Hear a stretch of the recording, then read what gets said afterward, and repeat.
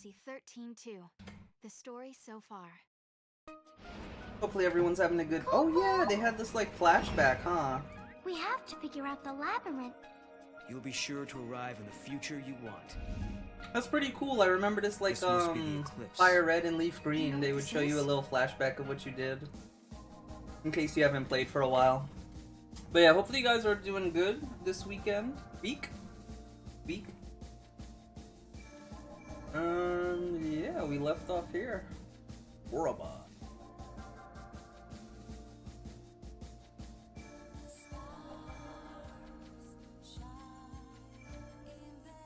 Although I think we might go back to Brescia Ruins because I know what's gonna happen in Orba, and I don't think we're ready for it.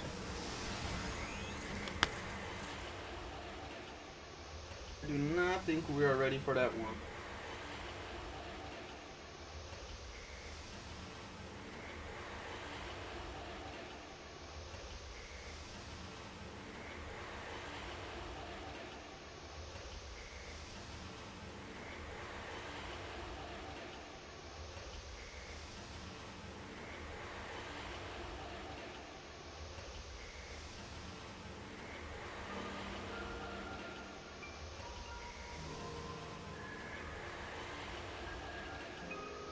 Wow, the load times were horrendous, huh?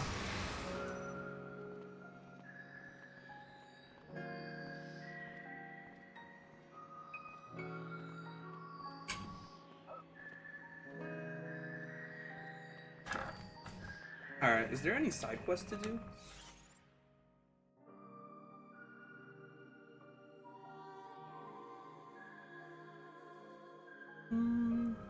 Doesn't look like it.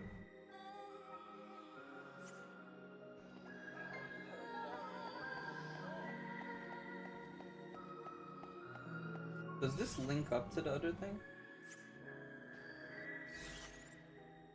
I go through the tunnel. Yeah, it does.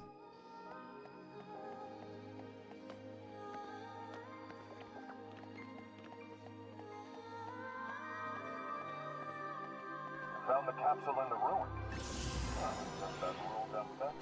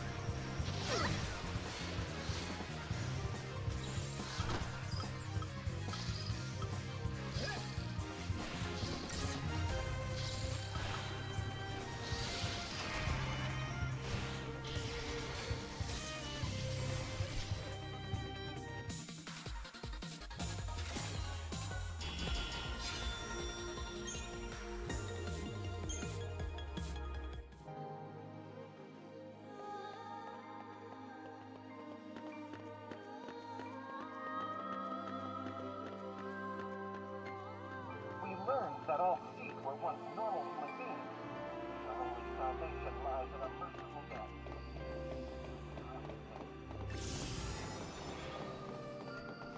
Now we're coming here because I believe this is what the game wanted us to do. At least what I remember in power progression.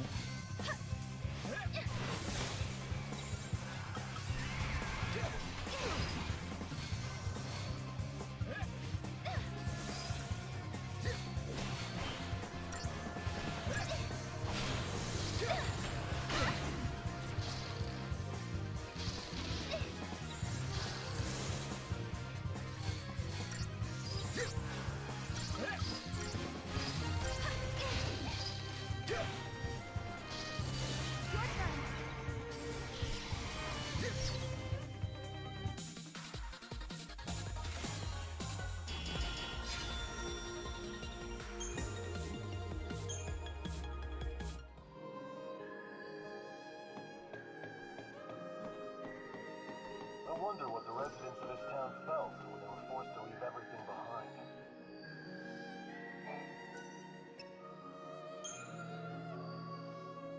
I'd assume it's probably close to a natural disaster.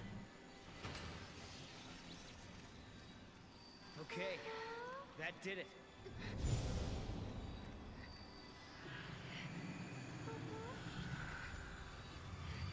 Sarah, tell me you're having visions. Oh, no. Just staring into space. Well, okay then. Let's get going. Bad liar, huh?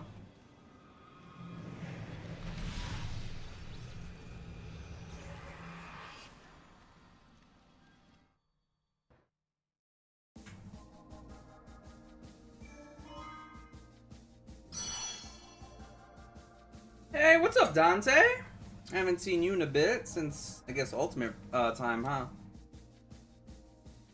Yeah, I finished up the Fantasia. We didn't 100% it, but I beat the base game. And the end game was a little ridiculous. Because you normally beat the game around, like, level 60. But the end game that I got to was level 80. And if you're under level the enemy, there seems to be a big accuracy issue. So you have to be close to the enemy to hit them, like level wise. And then after that is level 99. So I would have had to grind a bunch, and yeah, I feel like it would have just tarnished my experience with the game. Overall, I enjoyed it. One of the best turn-based games I've played in a while, difficulty-wise. And it has such a cool system. Like, you could literally swap your party members in the midst of combat. So even though there's only 3 out on the field, you technically use your whole roster when you're, you're trying to optimize and stuff. It's kind of like Final Fantasy X swap out, but there's no cooldown on it. There's no penalty where you have to, like, swapping a character is technically the turn, you know what I mean? Like, you could swap and still do an action with the new character. So it's actually really good. Nah, sometimes the game just drops. I tried my best doing all the patches I've had on the community for this game, but yeah, it's just not really optimized well. Even as upheavals transform the world of man, nature tirelessly weaves her tapestry. But what are you up to now that you're, I guess, free? Amidst the decaying cities of Cocoon. This was once a protected wilderness zone, and even without the Fal'Cie overseers, the landscape flourishes. Yet amidst the teeming growth, the seeds of destruction are being quietly sown. Our man Snow!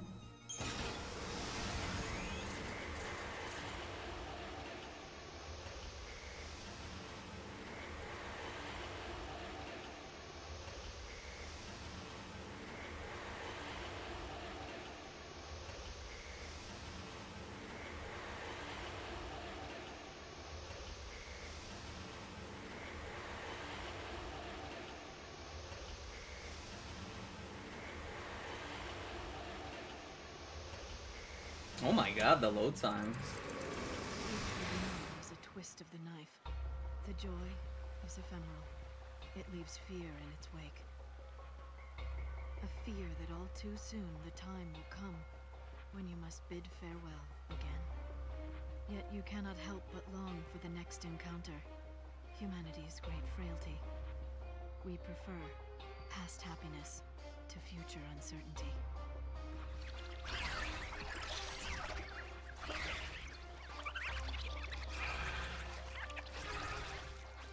So this is what the end of the world looks like.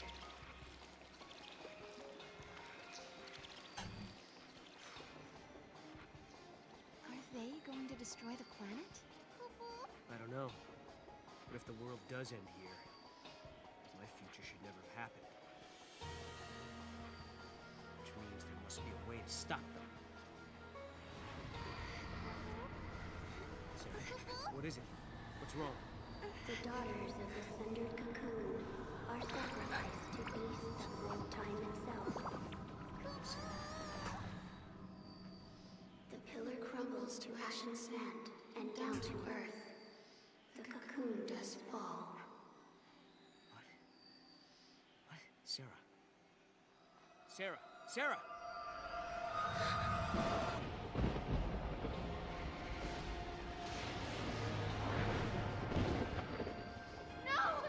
Yeah, like right there, I don't know what's up with the shadow on her eye. It looks really bad. What did she see? Was it a vision? Does Sarah have the same power as Yule?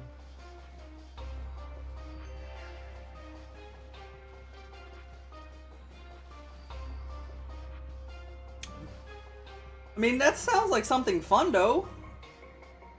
Wait, are you going somewhere for Christmas? Because I know you said next year you're going to Japan for the cherry blossom season, right?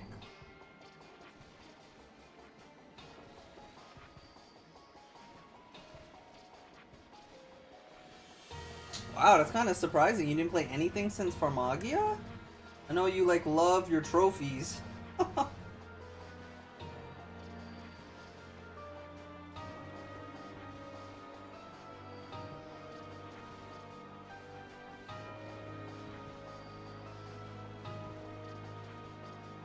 Duality? Wait, what was that supposed to be about? I don't even think I heard about that one. Oh my god, you have to do 3 Hoyo gachas for him oh Jesus. So he plays all 3, Genshin, Star Rail, and Zenless Zone Zero? Or Honkai the Third? I mean, thank god he's not doing all 4, right?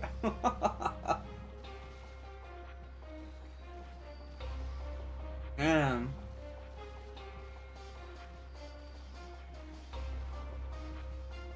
I'd imagine that's probably like at least an hour and 30 of your day every time, huh? Because I remember when I was playing Star Rail Crazy, yeah, those dailies took up some time. At least 2 gachas I was doing. I felt like every day that was 40 minutes I had to put away for them.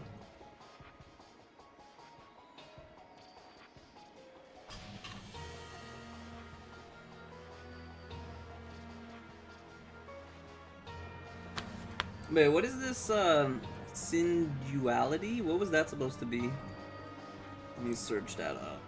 Because I didn't hear anything about that.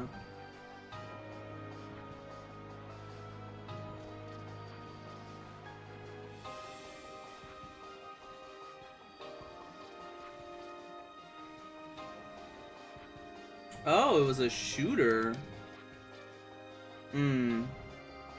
Okay, that's probably why I didn't hear much about it. Yeah, I'm not that big into shooters anymore. Well, guess you got to try it out.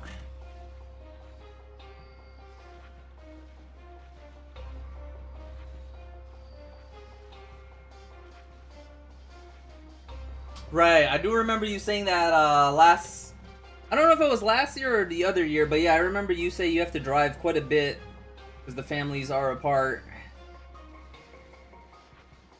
One of the fun joys of the holiday, right?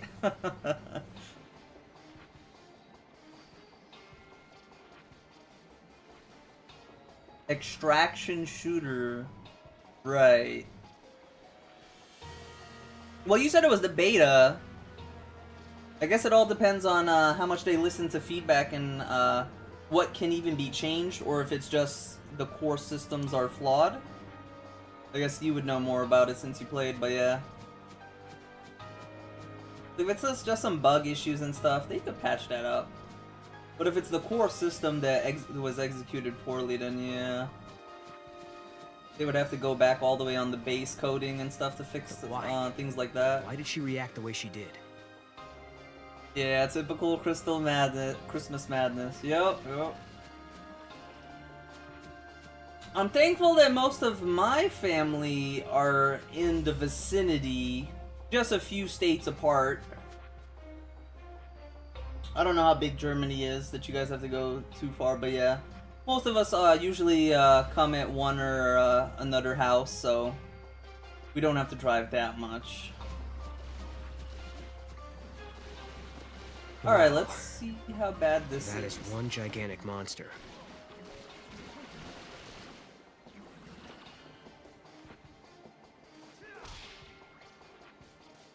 See, like, the game looks fine right now. It's when I go into some of the cutscenes that are heavy on the engine, I feel like starts to act up.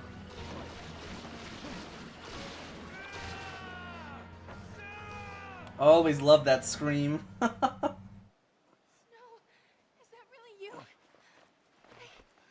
can't believe it.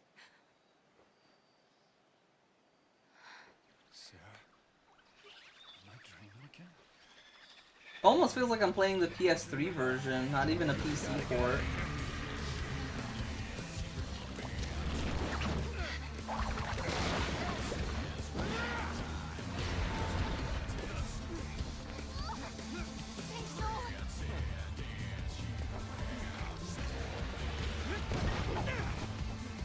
I'll give you a hand. No, I'll hold it off. You get out of here.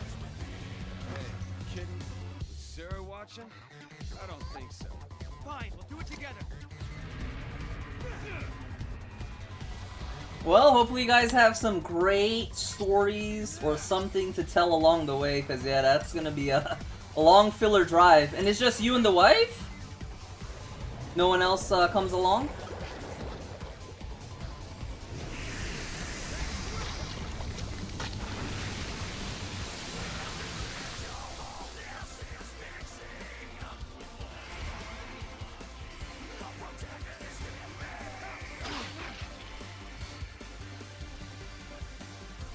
Oh damn, I need to heal already.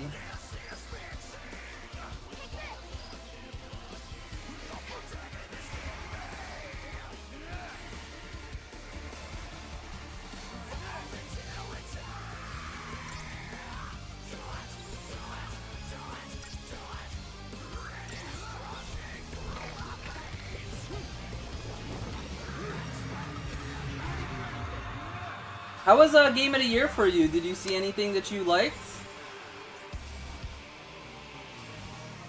Yeah, I feel like I'm playing the game in slow motion. This is really bad. Huh.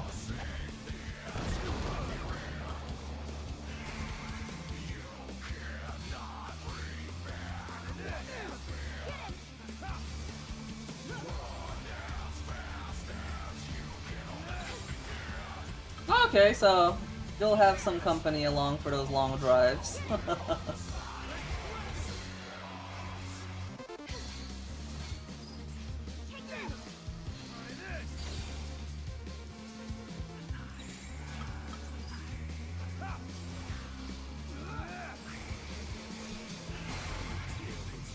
Yeah, for me, all I really was excited about was Slay the Spire.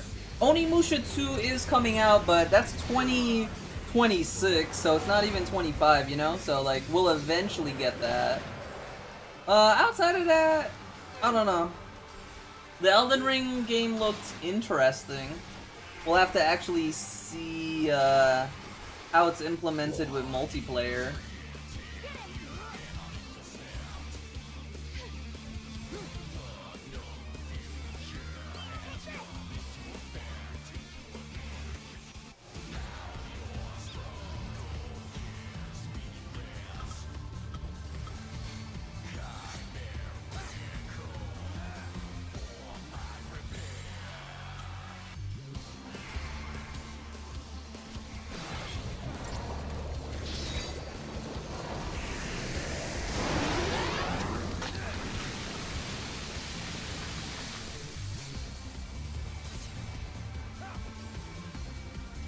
Oh, just you and the wife. Okay, yeah. Yeah, I meant like if you had company on the drive there. But if it's just you and the wife. Hope you got some good tunes. Get close, I'll cover you. Don't be a fool. Come on, trust me.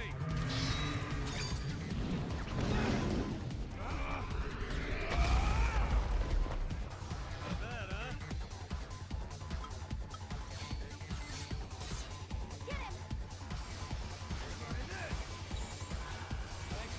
Oh yeah, for sure. You deserved everything.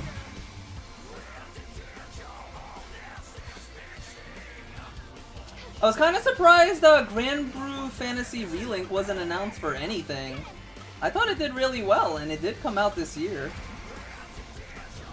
Like, it didn't even get mentioned at all for anything. Like, I knew my Unicorn Overlord wasn't gonna really get anywhere because it came out around Rebirth and got overshadowed, but Grand Blue Fantasy, it was like basically its own game in January. At least for, I guess, our RPG players. I don't know what else came out in January for everyone else, but Yeah, like Grand Blue did really well in my opinion, but not even a fart.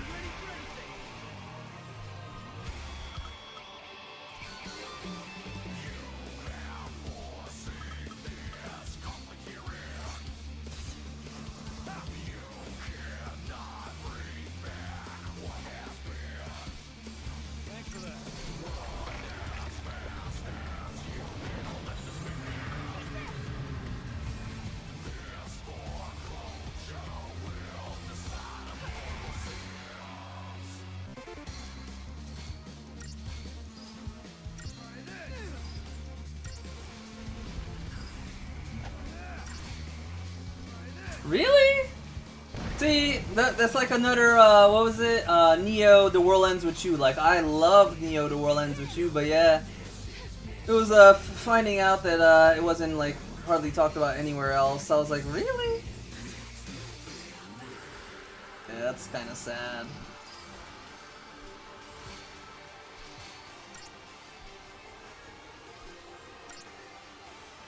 Yeah, man. Like I said, it only really happens for the boss fights. Like, regular trash and stuff, it feels fine. I don't understand why it's this bad. I applied 3 fixes I saw on Steam, and this is what I got, so I could only imagine how much more infuriating this must have been before those changes I added.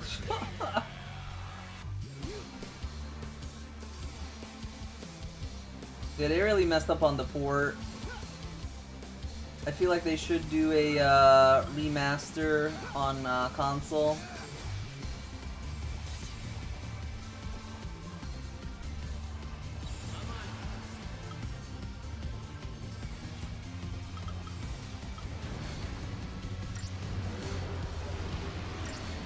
Well, I guess the good thing that came from this year with the games we played.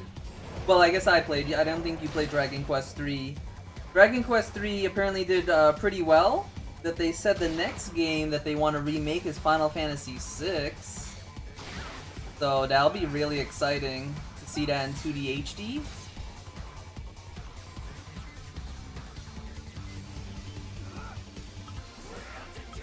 And then obviously Metaphor is apparently getting an anime.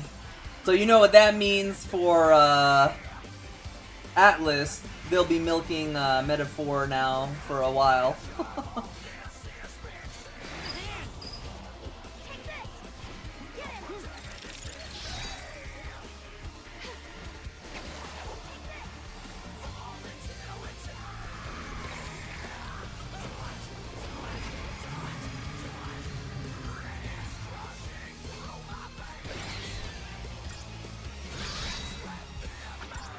Yeah, at this point I just have to memorize what the inputs are because you can't even see them. By the time you see them, you already would be like failure.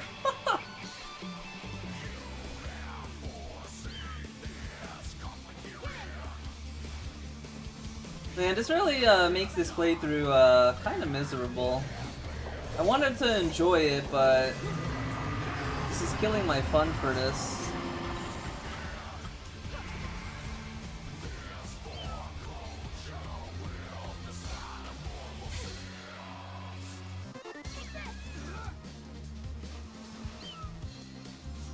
Also, there was no games announced from Square Enix for the Game of the Year. And rumors has it that Square Enix has some games planned for the Switch 2. Like I was saying, like I was hoping a Bravely Default 3 would be coming. Since Square Enix and Bravely Default 3 are together, one would assume that we're getting a Bravely Default 3 this spring will be announced with the Switch 2, since Square Enix had nothing to say. Cause yeah, it will be 3 years. Yeah, no, 2025 will be 4 years. Yeah, it'll be 4 years since we last had Bravely Default 3, so that's a good time to announce it, right?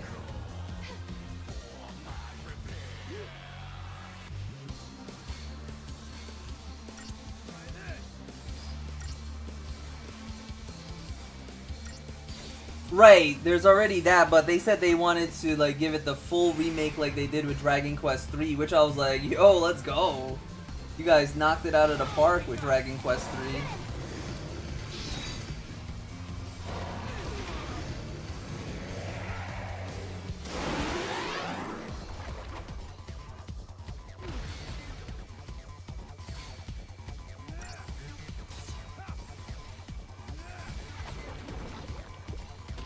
Alright, we managed to do that in slow motion. Ticking me off. Come on, all together. Now, with you. Oh wait, up.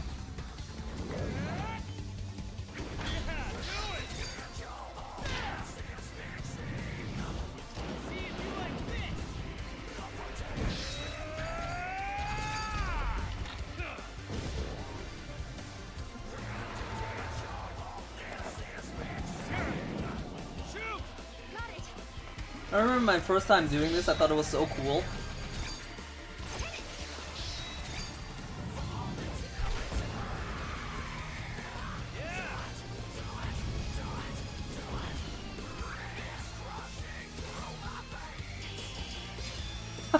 We managed to get a 5-star through that? I thought it was terrible. Whatever, I guess we take those.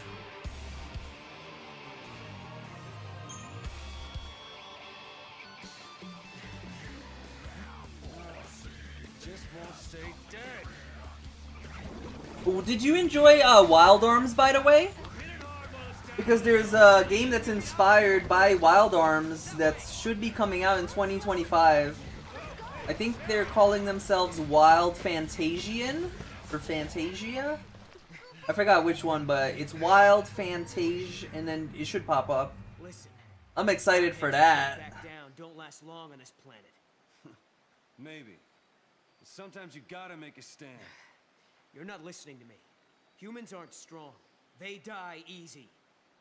Well, some of us are tougher than others. Anyway, thanks for the help. Got a name? This is Noel. And this is Snow. We're getting married. It's on hold for now. You know, somehow I didn't expect you to be such a hothead. All I hear is what a great guy Snow is. And look where you are, all the way in the future. I'm sorry, who's the hothead? What were you thinking bringing Sarah out here? Listen, Snow. Guess what, Lightning? I found Snow again. He hasn't changed a bit. Still as reckless as ever, still doing his own thing. To think I spent all that time worrying about him. Stupid me. Guess I'll never learn. Wait, what? There's a Shadow Hearts one? I didn't hear about that. Now it's your turn. What are they calling the game? Leave Sarah. What are you doing fighting here in the future? You really want to Oh know? shit, dude, a Shadow I Hearts? asked, didn't I? Oh man. Lightning appeared in my dreams too. Can you believe it? You saw lightning? She told me I had to protect Cocoon, so I started jumping through time, checking things out. I learned that the giant jelly bean back there knocks Cocoon down. You mean the Flan we just fought? Uh-huh. According to the stories I heard back in my own time, Cocoon was brought down by war. Well, there's more than just one cause. Did you see what it was doing, that Flan? It's melting the crystal of the pillar, bit by bit. But Vanille and Fang, they're inside it. Yeah, so Cocoon starts to get unstable, people feel the tremors and begin to panic. Next thing you know, everyone's fighting each other. It's consistent with what I know, sort of. I can't believe lightning appeared in your dreams as well. She told you to protect Cocoon's pillar. So she must want you to save Vanille and Fang. Like I said, sometimes you gotta make a stand. I don't have a choice. My mission is to stop that thing for good. I like how all three games Snow gets like a different iteration of himself. Meanwhile, Fang looks the same in all three, Vanille looks the same in all three. Sarah gets an outfit change in all three of them. But it was just so funny. Hope also changes in two of them. He goes back to his regular self in the third one. But yeah, out of all the characters, Snow gets the best changes. I think I like this version of Snow versus Lightning Returns one, but those Lightning Returns and this one are like the best. The first one's just like, you know, it's the default Snow.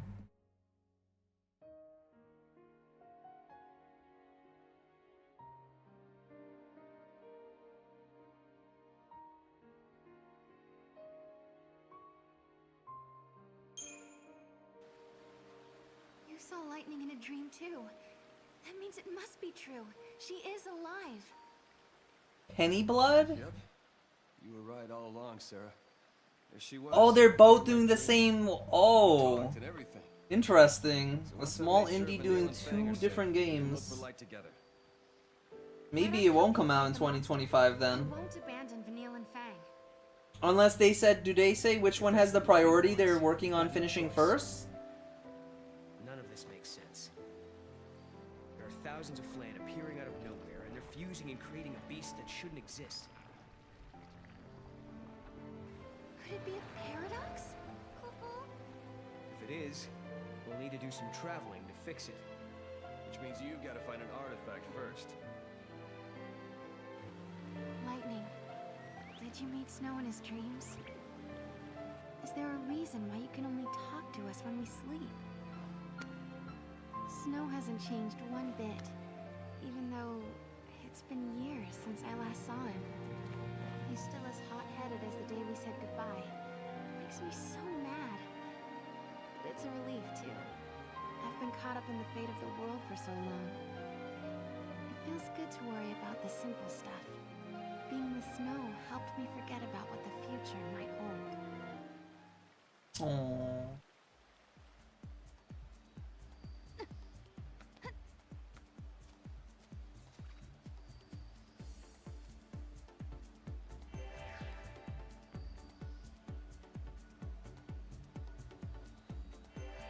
Oh yeah? Huh.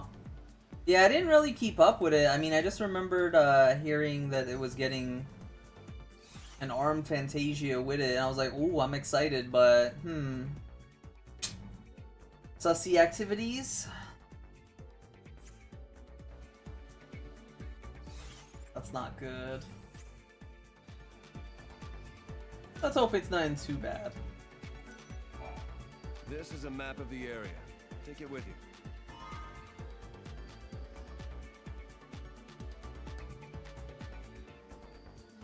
Oh, that's it?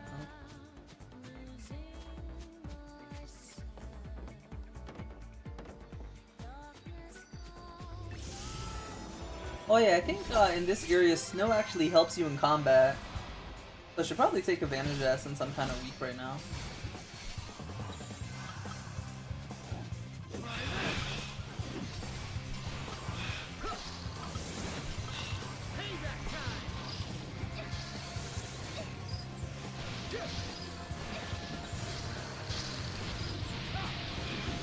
Oh shit, what the hell's going on? He almost died.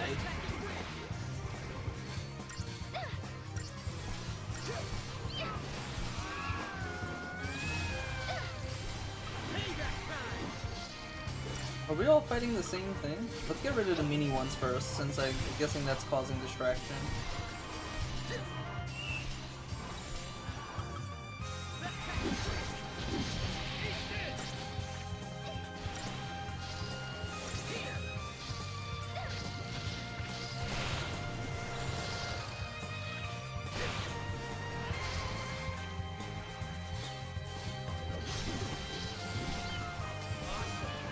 Oh yeah, what do you got on your list? Because for me, I have a few RPGs I'm looking forward to, but all of them say it's either Q2 or spring, which basically translates to the same shit.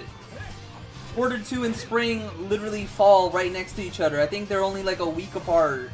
So it's like, great, all the games I'm looking forward to are coming out in the same season. Really sucks. Because I'm gonna have to drop one or two of them, I'm assuming. All I know is everything is getting dropped once Expedition 33 comes out, though. But I would like to play the other games before or after Expedition happen. But if they happen around the same date, well, nothing I could do there. What is this one? A Rav? Ooh.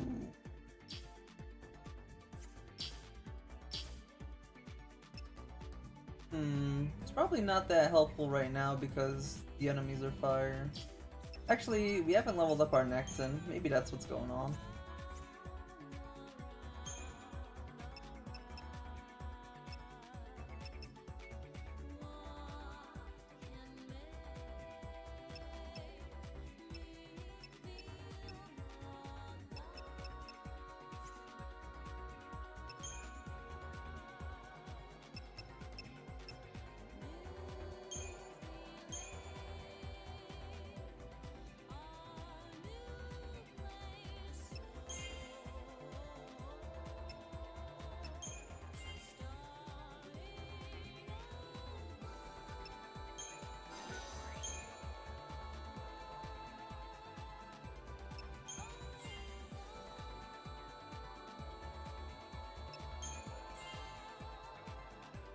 Damn, the monsters get insane stats.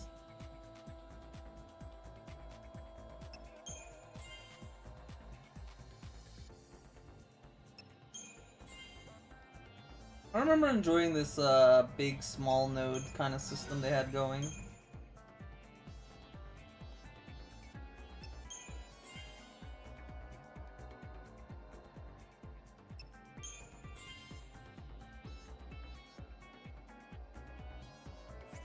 Alright, level it up a bit. What does it now have? That's it? Didn't learn anything else? What the fuck? Well, I guess it does more damage now, and it got overwhelmed. Oh, that's actually really good. Yeah, we always target the same enemies, though. Okay. Got some things.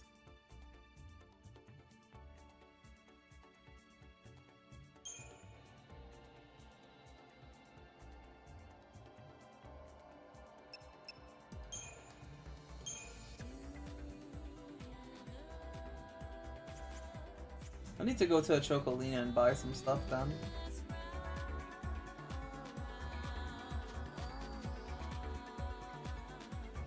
Oh, you didn't play the PC Woowa? Right. I know you like your Yakuza. I figured that was one of them. Oh, you played the Civ games? I didn't know that. Okay. Right, Monster Hunter Wilds. AY.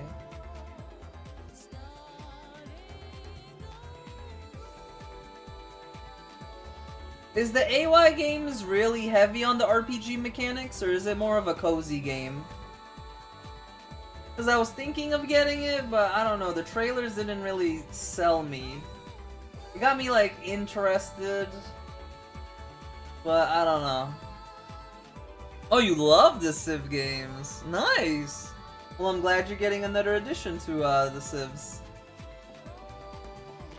And I believe AI Limit is, I think you said like a visual novel or something?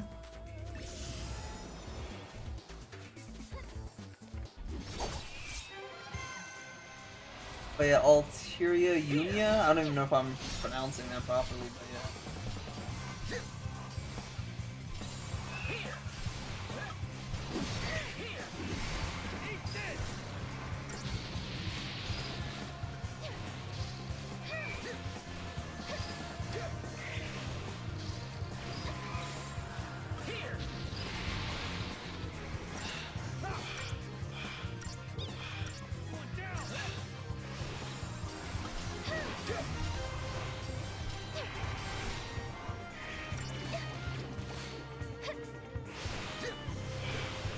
Yeah, this went by much smoother. Nice.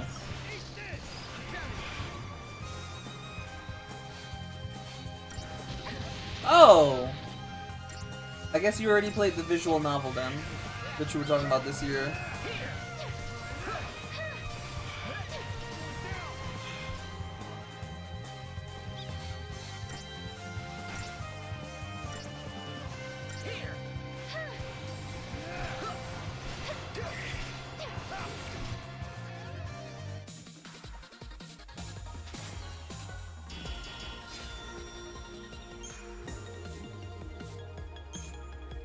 Alright, we're getting a decent amount of silvers in this area. Probably should farm it.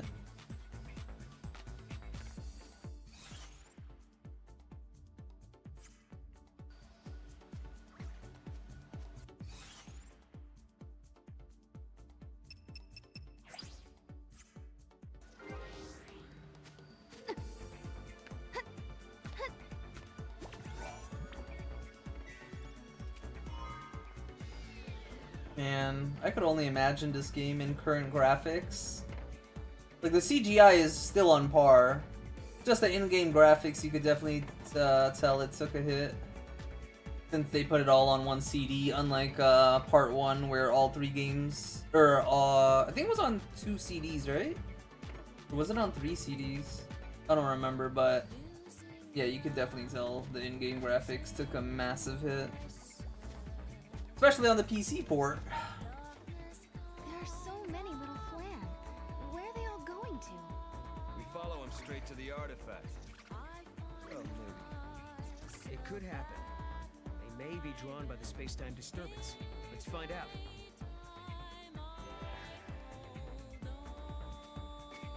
My novel is buzzing, Kupo. Speaking of Souls-like, Come on, Mom. Kupo!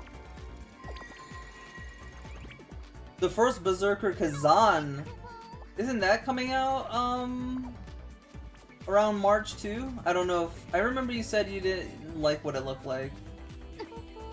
But there's also a demo of that coming out sometime in January, so Must be that definitely want to give it a shot to see if it's gonna be better or not. across. Got it. If we get stuck, just look for a vine. Wait, why was the Moogle glowing then? I don't see any.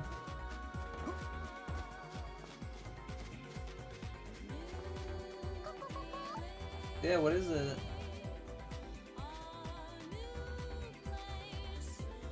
I'm missing?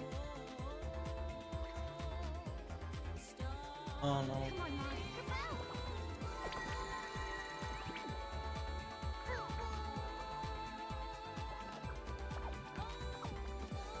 They're right here. Come on, Mom. Oh. Come on, Mom. Bad luck, Kupo.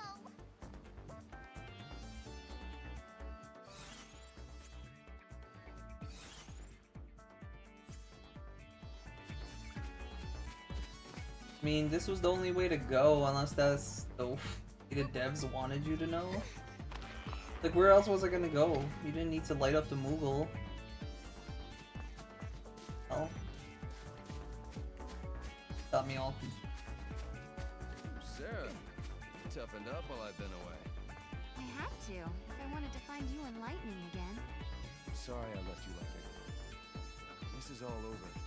I'll help you find Lightning, okay?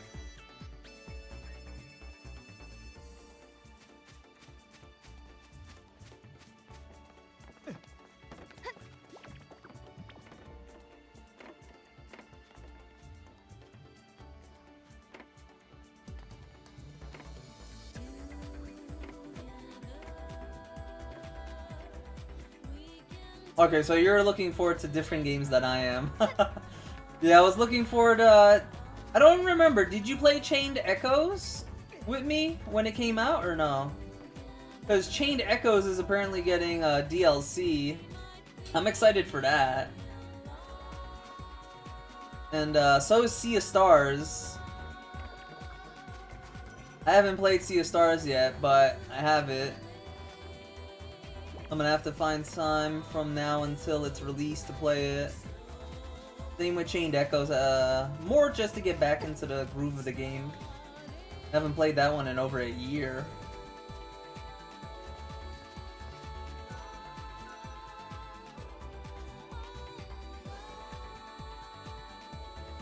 I had some other stuff on my list, but yeah. I can't stand to even think about flan. They're slimy and gooey and sticky and goopy. So gross. Hey there, I'll sell you some great stuff, so in return, I think you should take care of the giant flan. You know what I mean by take care, right? I like Chocolina. I enjoyed their sense of humor they went with her in this game.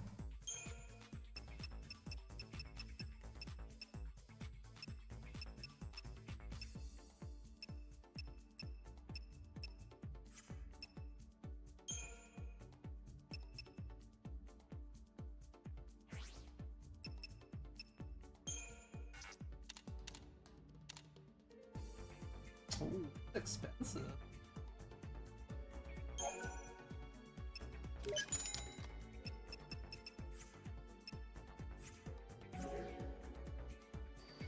Oh, thank you, thank you, thank you. And don't forget to take care of the flan. You promised.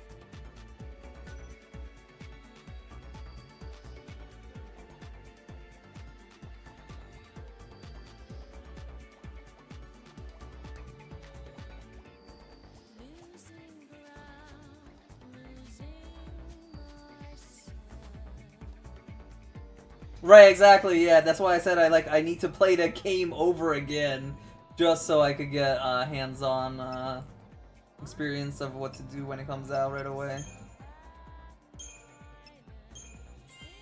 I mean, to me, that's normally how DLC should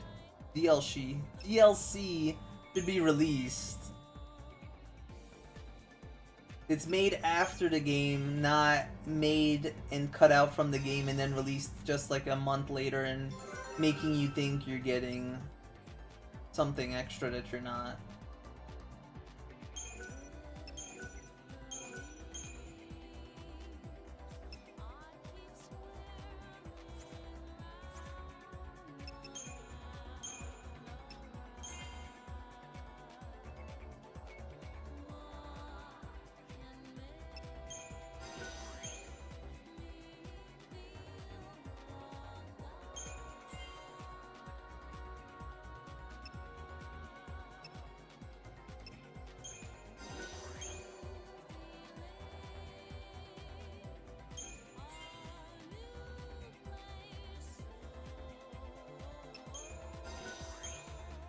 Oh, it didn't have Asuna before. I thought it did.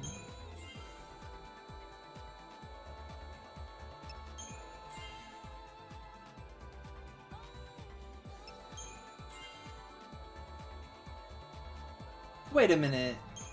You said you got a review code for it? You write journal articles or something? I didn't know about?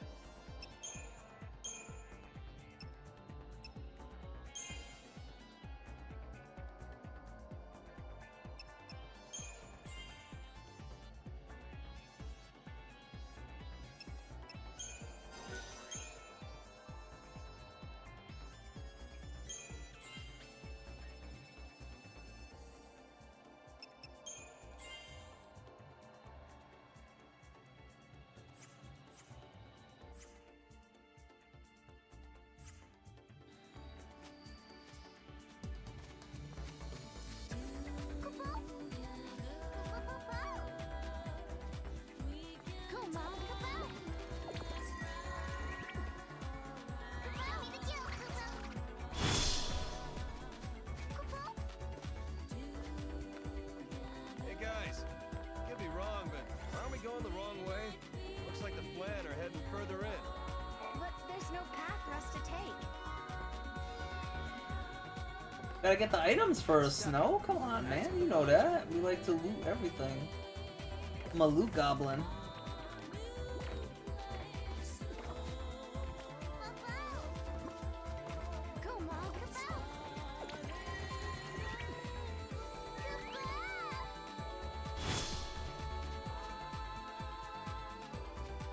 So no, you haven't told me why you're traveling through time. Long story short, I'm trying to save humanity. Save humanity? Why? What happens to us? I lived at the end of days. I've seen how it ends. And I'm the only one who can change it.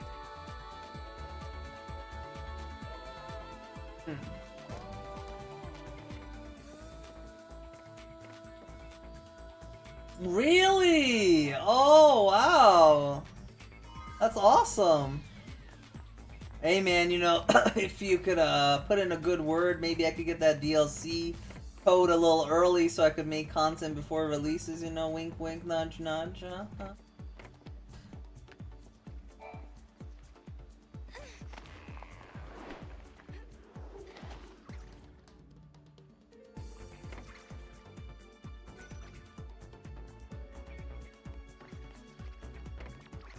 Wait, was there anything to go at the bottom?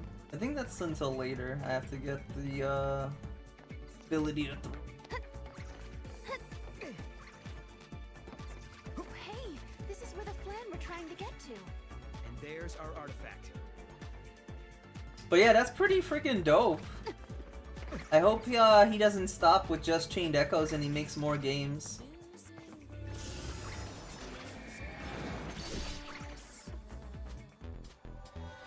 Yeah, I mean, I'd greatly appreciate it.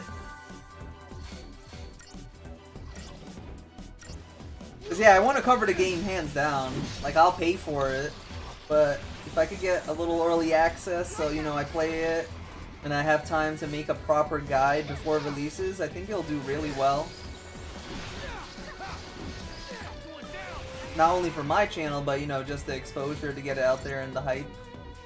Especially the new character, I mean, come on. When there's a whole new character in an RPG game, that's super hype.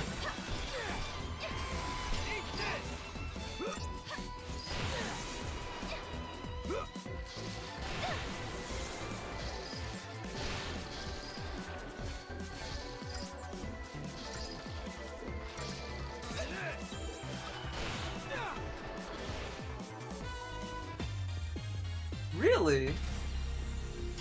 I thought that went really well. Oh well. Got a mini flan from it.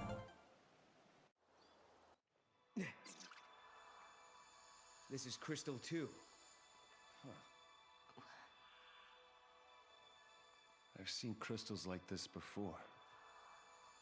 Right, Sarah? You remember, don't you? I remember I cried a crystal tear. Yeah. Sarah, you know what it's like, don't you? Being turned into crystal. Yes, I know.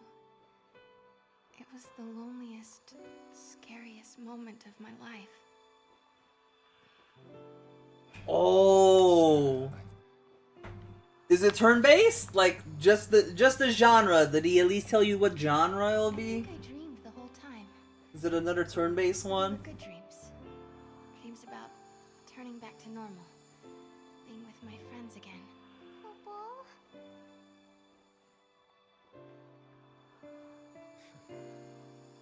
I hope that's true. I hope Fang and Vanille are dreaming right now. I hope they're happy in there.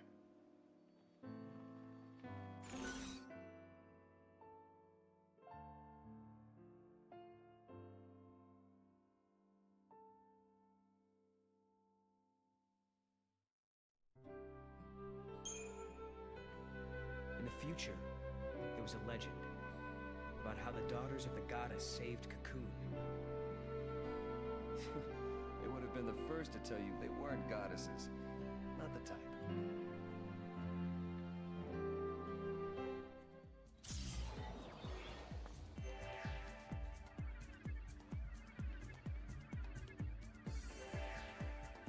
Oh, dope!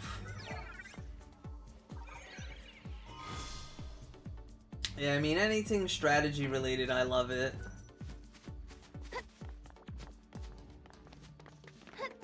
Awesome, so I'll be playing 2 of his games back to back then. Whenever that comes into fruition.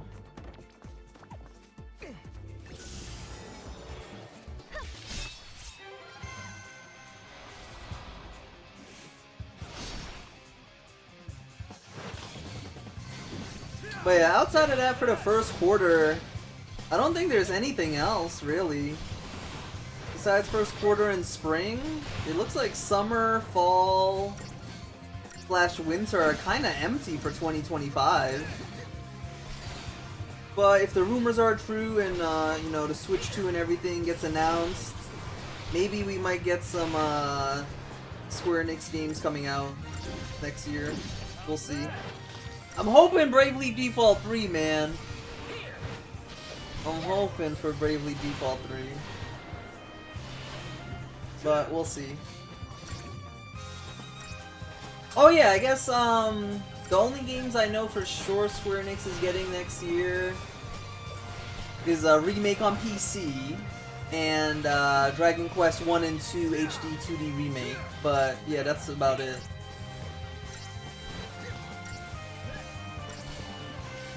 Hopefully, Kingdom Hearts Missing Link. Hopefully it comes out on PC and mobile so I can play it. But yeah, other than that, Square Enix is kind of having a slow year, which is fine if it means 2026 we'll have good games to play from them.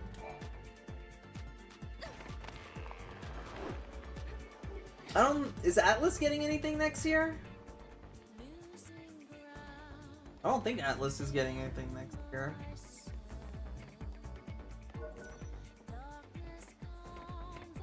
Yeah, not that I know of.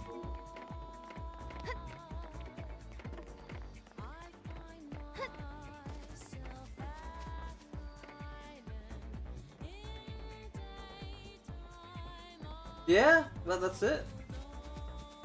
So, I guess it's a decent thing, though. I'll have a bunch of backlog games I could play. As I do have a big backlog, and it just gets bigger every year. I could finally play some of those.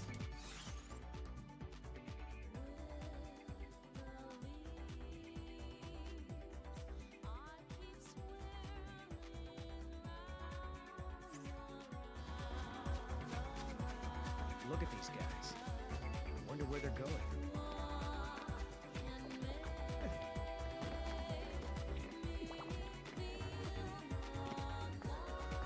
Yeah, I guess that is a game that they could make, just not one I would End of the play. road.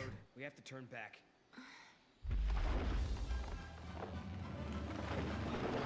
Come on. No way we can take that. Hey! Snowball! Over here! Don't encourage it. Hey, big guy, we need to get through this valley. Mind giving us a ride? I don't think it hurt you. No answer. Guess I'll take that as a yes. It'll swallow you whole. Well, let's find out. Bouncy. Is it angry? I think so. I think he actually likes it. Hey, just had an itch that needed scratching. Come aboard. Help me out. Okay.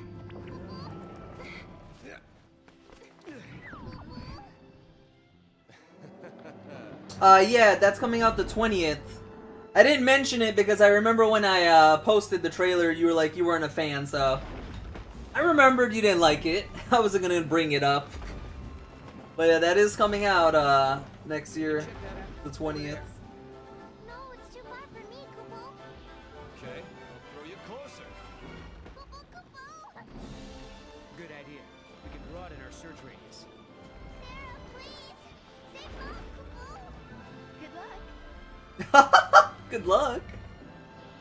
The way she said that.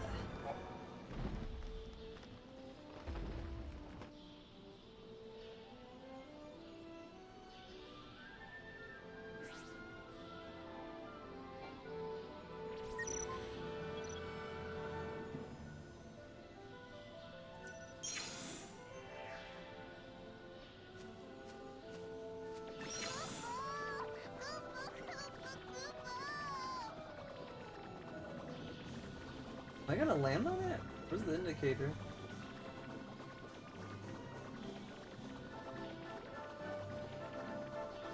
Think so?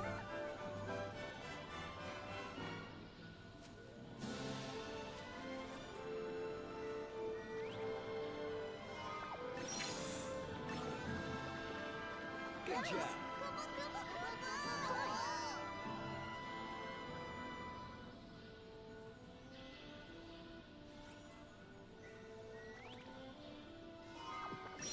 Oh, a silver bangle for free? Nice. That's my mom.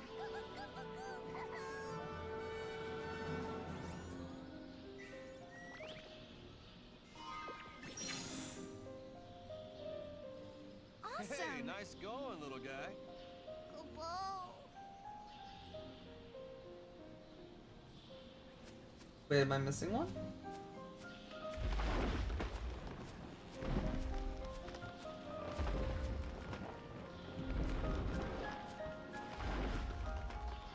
I think he's in a good mood.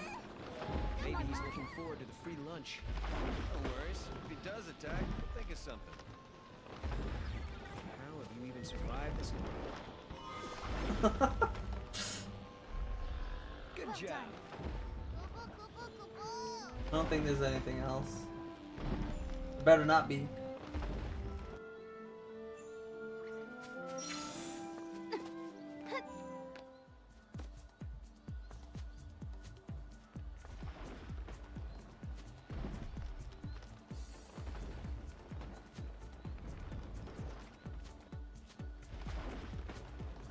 Wait, really? You think they would cancel Dragon Quest XII? Isn't that one of their best series? It's gone so long? Oh. I mean, I would love a Dragon Quest XII. I want to play one when it's new with everybody. All I've been doing is play catch up since I'm so behind. What the fuck?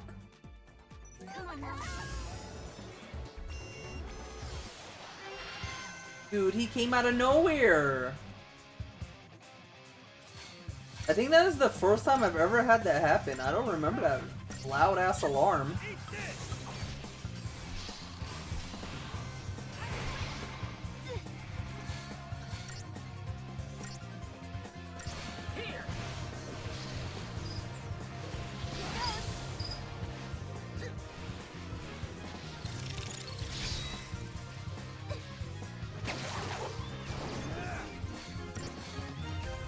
Oh, I mean, I guess that's the same thing with Kingdom Hearts 4, right? We haven't heard anything from Kingdom Hearts in 2 years, going to 3. But we all know they're working on page 4. It's just a matter of time until we get it. But yeah, I don't know how they are with Dragon Quest. I know they like to announce Kingdom Hearts early and then not tell you anything for a good while. Yeah, you would let me have to know how they do that with Dragon Quests.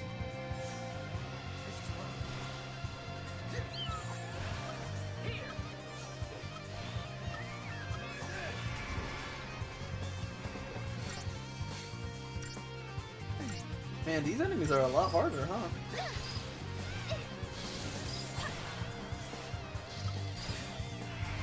Oh yeah, I did get a free silver bangle. I should put that on after this fight.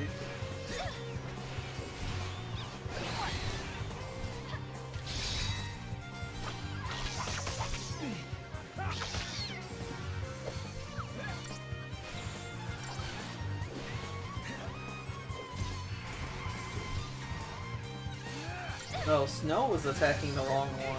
Okay, yeah, that makes sense. I'm like, did our damage really drop that much, or is this enemy that hard? We just had split targets.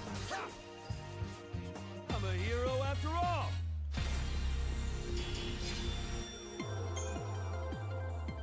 Damn, we didn't get anything. Alright, let me put on that silver bangle.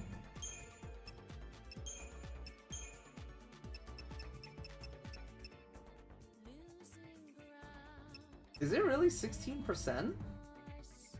Huh. Such a weird number. Usually it's divisible by 5s. Oh.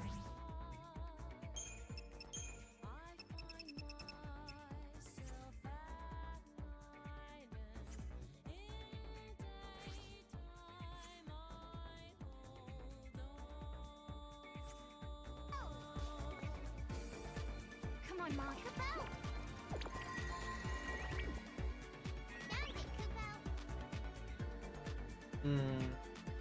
Where am I? Oh, you find an alternative route there.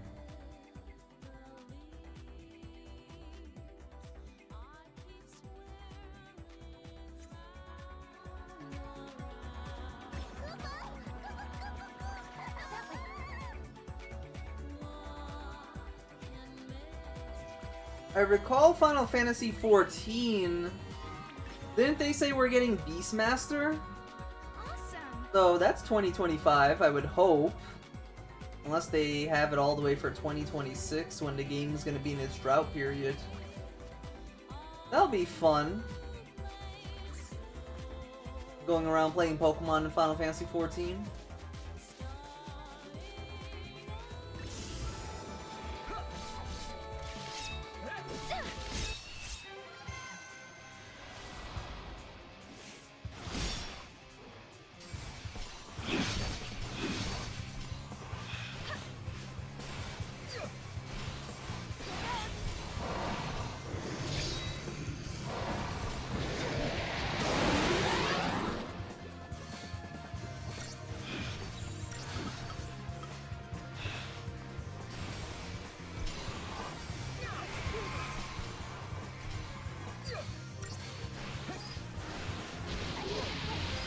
Oh, Jesus! We almost died there. Guess I got double focused.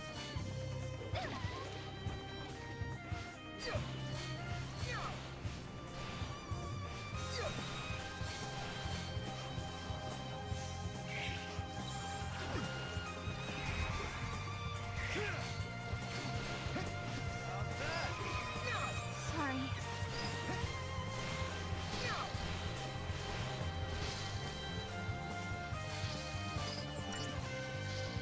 Right, and I want to be there for when it's broken. Because, yeah, I didn't touch Blue Mage until last...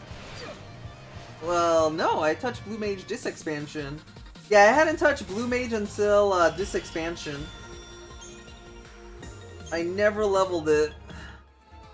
So I don't want to make that mistake again. I want to get my Blue Mage, and I would... Yeah, this expansion they increased Blue Mage too, because it's still 80, it's not even 90 yet. So yeah, you get Blue Mage and Beastmaster content. The Flan are headed in that direction. Let's go.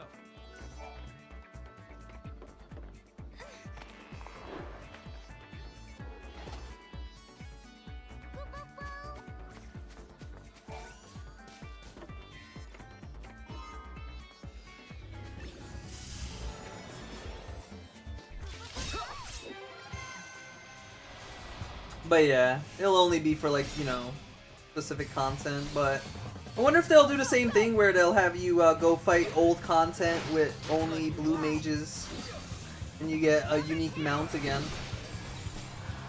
Sorry. I mean, if there's one thing I know from Final Fantasy XIV after playing it for a decade, they don't like to deviate too much. They're pretty predictable, so that definitely seems like something they would do, right?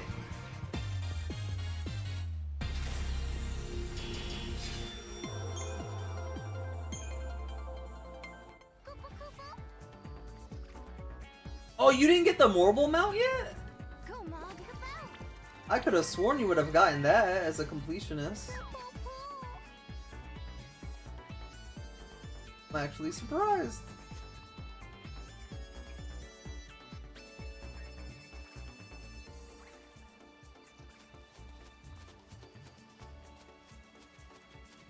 Probably the whole MSQ thing where it wants me to go again.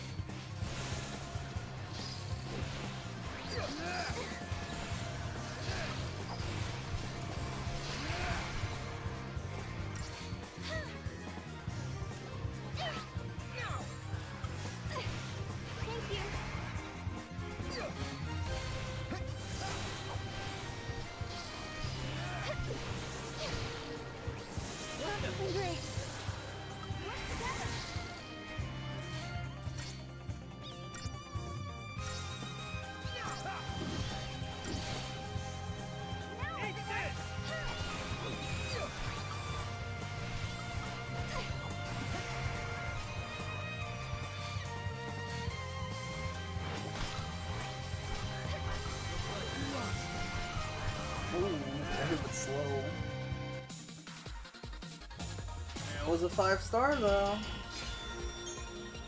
There we go. But I don't think that was the one. I think that's the frog, isn't it? That's the frog. I don't know.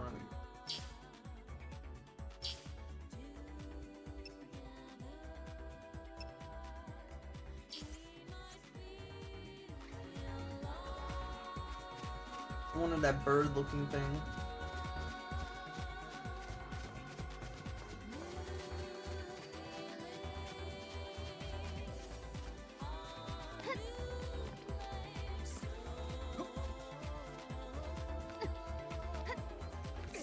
Look at these guys. They sure know how to stay in line.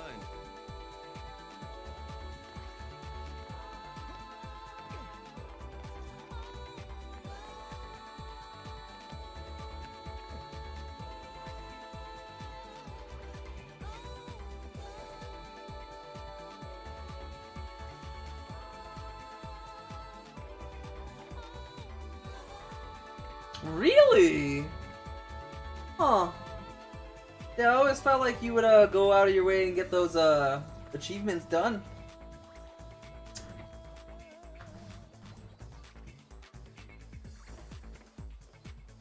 Hey, what's up, Trankus? I haven't seen you in a bit, buddy. Hopefully 2024 has been good for you. But yeah, I mean, I'm sure there's probably a Discord or something you could join to fill that out quicker, Dante.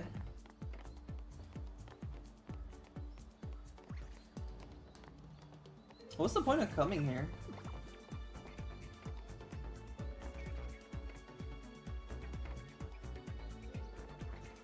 I don't see an invisible item anywhere. Weird.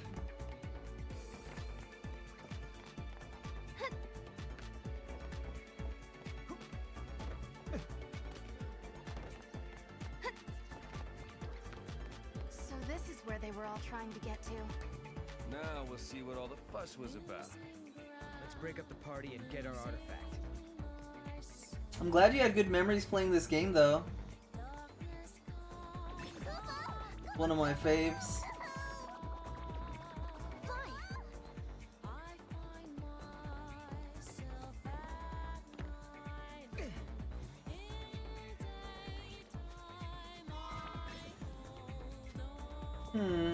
That's my mom. I wonder if I should be using the rings instead.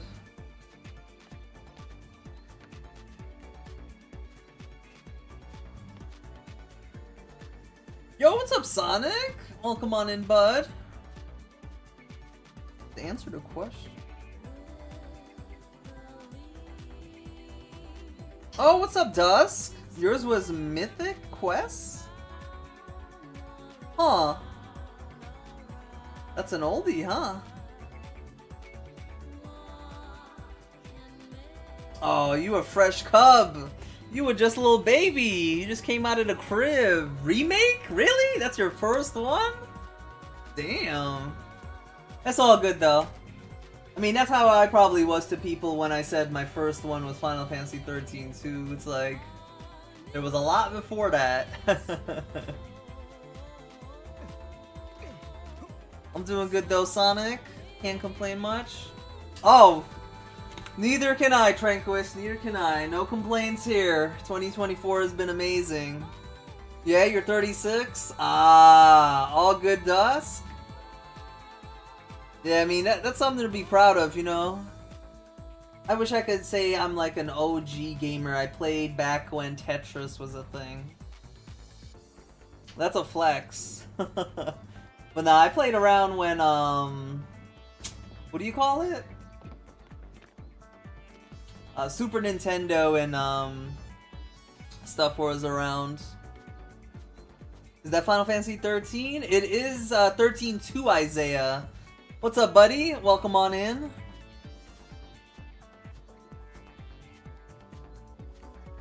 Yeah, one of the biggest things from 13 to 13-2 is right here. I don't know if you remember, but if you have two commandos in the team and there's two targets, the commandos would attack separate targets. But sometimes, you know, you're trying to kill one specific enemy before you hit the other one. Boom! They fixed it. all you gotta do is this. So yeah, they I like the changes they did. I don't know if they listened to feedback, or maybe they just couldn't implement this in the first game in time or something, but yeah. Just this simple inclusion is chef's kiss.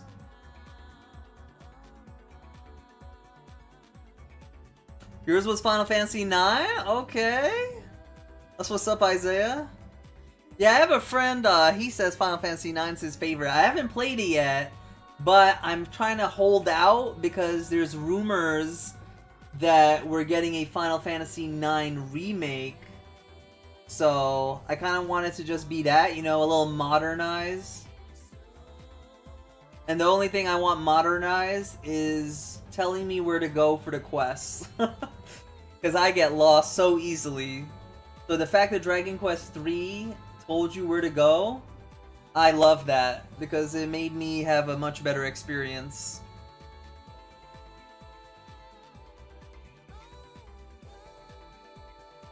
Really? No interest prior at all? Huh.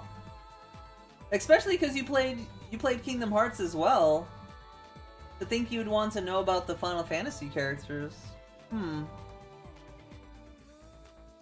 Oh, yours was 8? Dude, all I gotta say is Final Fantasy VIII is a card game with an RPG on the side. Triple Triad is probably one of the most fun side games, or I don't know what you call it. Is it a mini game, a side game? One of the most fun things you could do in a Final Fantasy game. Triple Triad. Oh my god, I love that so much from 8. Currently playing Bravely Default 2. Nice! Yeah, I just mentioned with Dante, Bravely Default 2 is going on to 4 years in a month, I think. 4 years it's been out and we haven't had a Bravely Default 3, so maybe with the Switch 2 announcement, we might finally get a Bravely Default 3.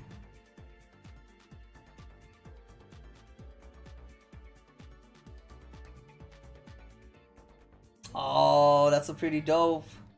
Your mom knew you would love it.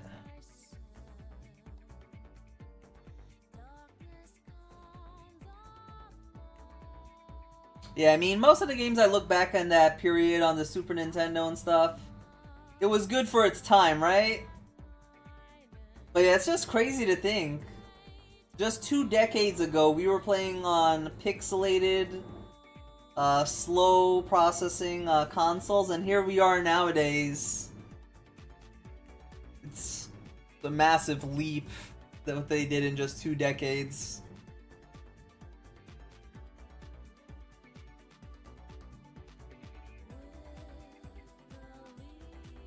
Oh, 9 is your favorite as well, but you can't pinpoint it? Maybe it might just be some of the memories attached with the game. Because yeah, for me, it has to do with this game because it's a creature capture. It had the RPG elements. The graphics in 2011 were mind-blowing. The story was kind of you know? Especially since I jumped into this one. I didn't play 13 and then play 13-2. I just jumped in on 13-2, so it was kind of a jumbled mess. But then I went back and played 13, and then it made a little more sense. But yeah, it was also just the period I was at in my life when I played this. So yeah, had a lot that connects with it.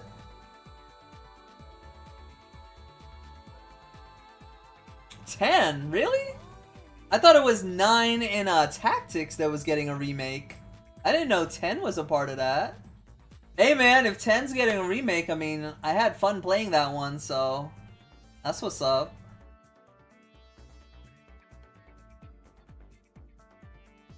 Huh. So you were basically like me then, Sonic. Cause yeah, it was around, I think my early 20s that I played my first Final Fantasy. And that's like kind of where you're at too. Cause yeah, before that I was like you, all I did was play handheld games and Pokemon. So yeah, we could definitely relate there.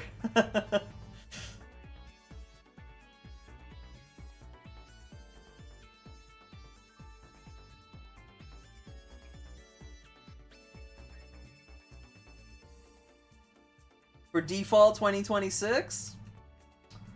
That's good news. As long as we're getting another default, I'm more than happy, because Bravely Default's one of those job RPGs that just did it really well.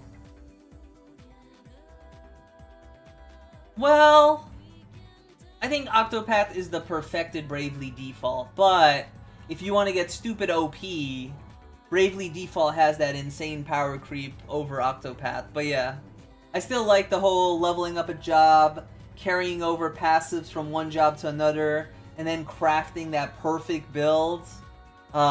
Bravely Default. I think it was 2014 the first one came out, right? Or was it 13? One of those 2 years, but yeah. The first Bravely Default was amazing. Interesting, I didn't hear about that leak at all. Oh. You had 100 hours just on Blitzball alone? Nice.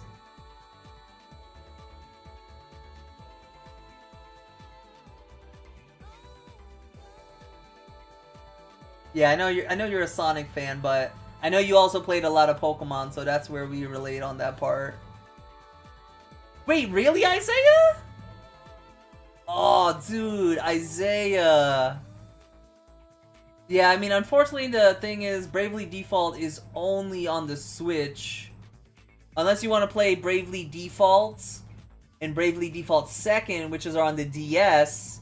And if you have a good PC, if you know where I'm going with, you could play it on the PC for free.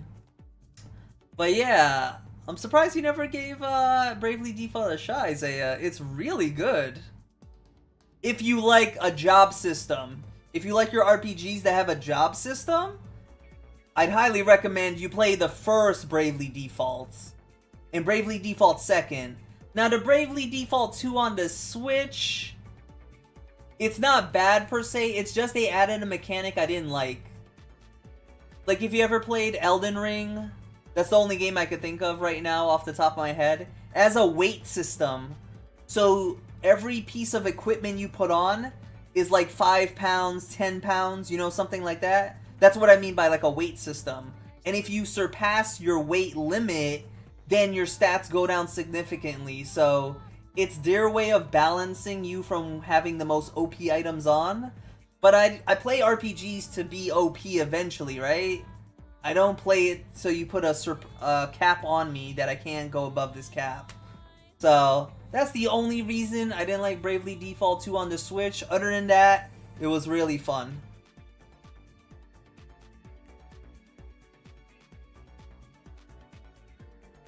Yes, that's what's up, Sonic. Wait, really? You hated Blitzball? Oh. I mean, I guess, you know, to each their own. I only heard great things about Blitzball. I played it slightly, so I can't really form an opinion on it. Oh, all good, Dusk. Have an awesome day, and I'll catch you around, man. Oh, you do have a Switch. Okay, that's what's up, Isaiah. Yeah, if you ever get free time, I definitely would say give it a shot, Isaiah. Thank you for dropping in, Dante. Have a wonderful holidays if I don't see you. And, yeah, maybe I'll catch you next year.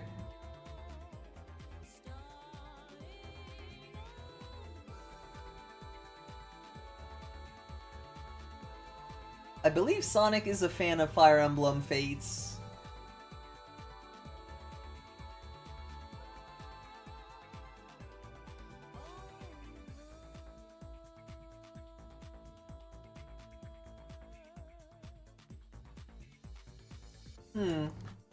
Yeah, I haven't played the Fire Emblems like that. I'll let you guys talk about that.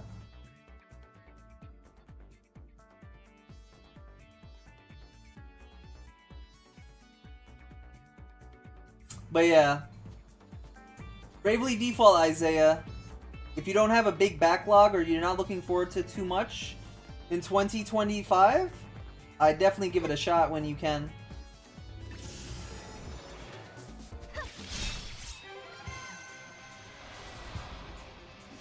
Seven! What's up, Famran? How you doing, brother?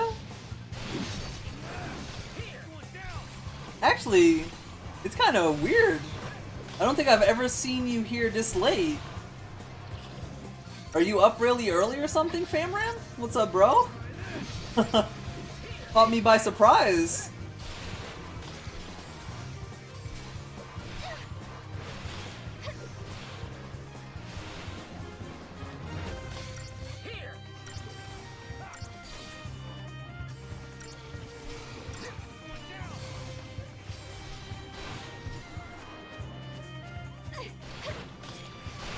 Fighting Star Ocean's second story R? Okay.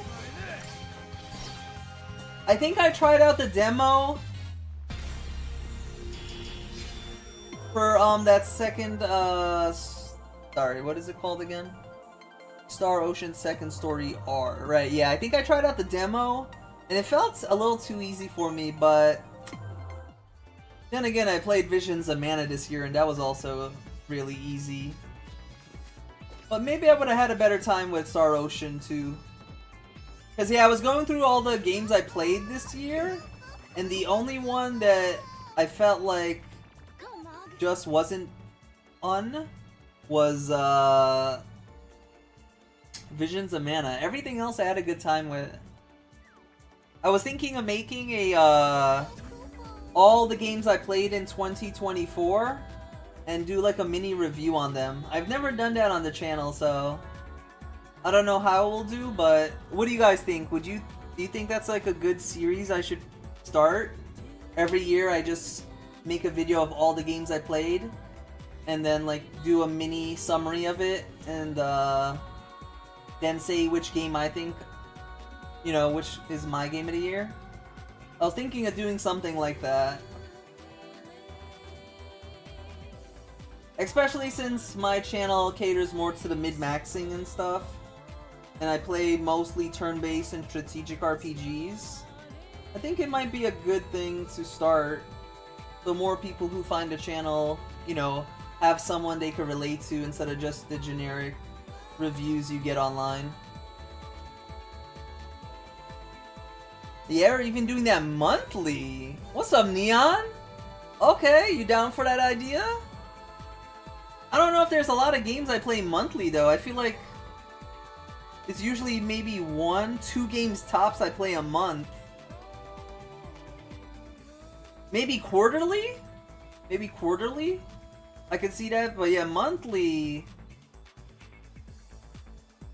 I get by maybe 1 or 2 games max.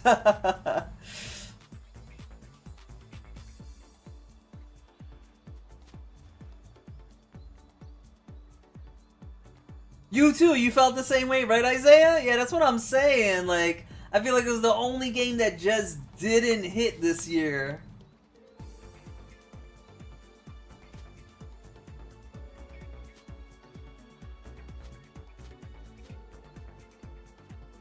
You been training the whole day? Oh, what you training for? Like, you talking about like workout training, or you got like work training?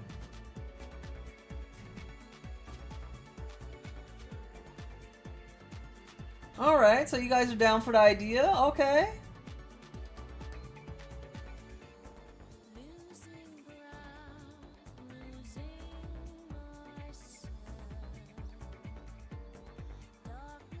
Wait, what is DW Origins? The only thing I can think of is Dragon Wars Origins? Is that it? But yeah, I heard Tales of Grace is getting a remake, so that'll be dope.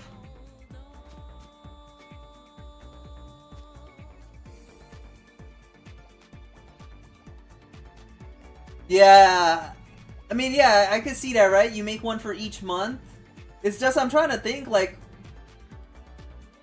okay, let's go this year. January, I did Grand Blue Fantasy Relink, and that was it.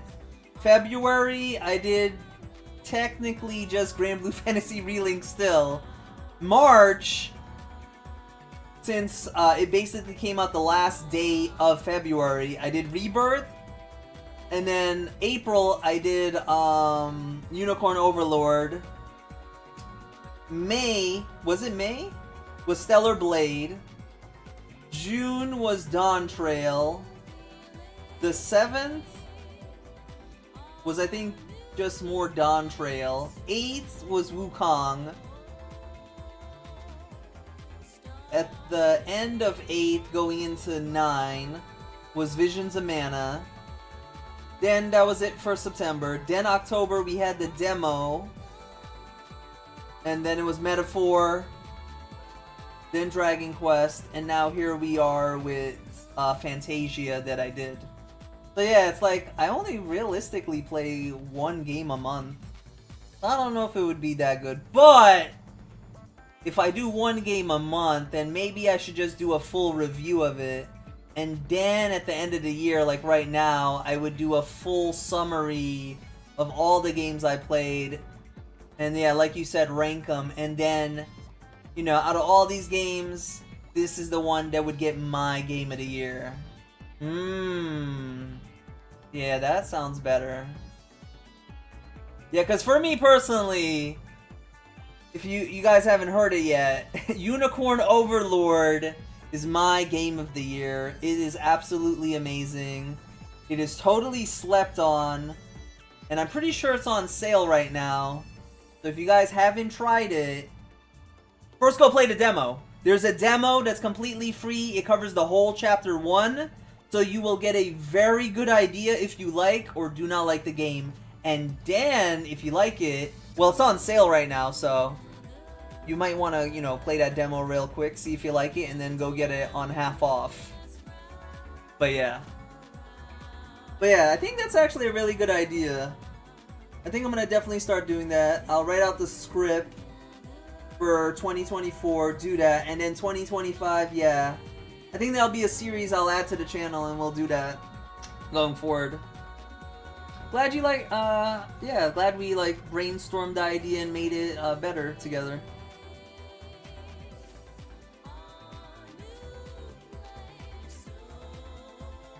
Oh, it's okay if you didn't complete it all the way, Neon. It's always like, what's your first one that got you into the series, right? And then you kept playing more. So yeah, 10 got you in, and then you played 15, and you played that all the way. Nice. I like we're just having a chat session.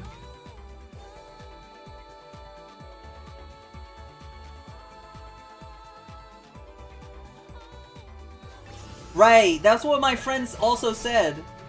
When he was selling me the game, he's like, oh, he liked Visions of, or Trials of Mana, sorry. That he was thinking that this one was going to be great too, but it didn't end up that way.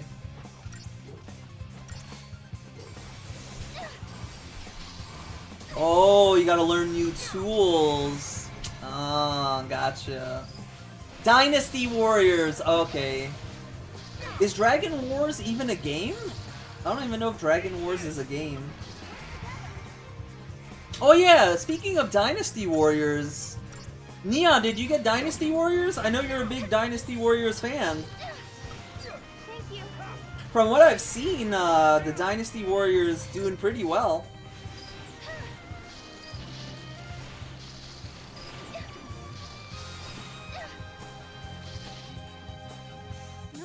Right? What about XIII-2? XIII-2, I believe the full game comes out next year, but if you're asking if I played it this year, yeah, I played it. That's the thing, like, how do you guys feel about that? Like, if a game's in early access, do you count that as you're playing the game? Because I feel like judging the game in early access is kind of a bad thing, because they have a lot of stuff they have to work out, patch all the bugs and stuff, or not all, but most of the bugs before they actually release the game. So yeah, I would hate to judge XIII-2 on its early access state. I played it, I beat all the content the game had at the time. I thought it was good.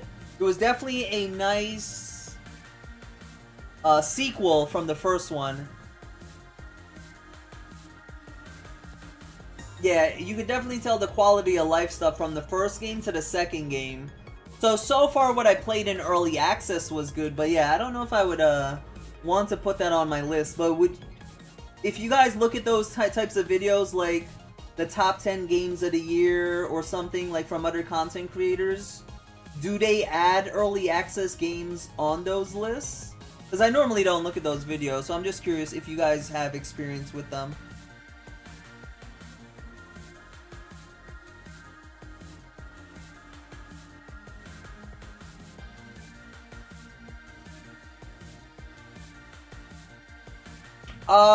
Digitally, Sonic. It's on sale digitally, but I'm sure Amazon probably has it, physically on sale. Wait, what do you mean? Oh, you mean like New Game Plus where you could carry over your units? Because yeah, there is a New Game Plus exclusive difficulty that adds more replayability, but yeah.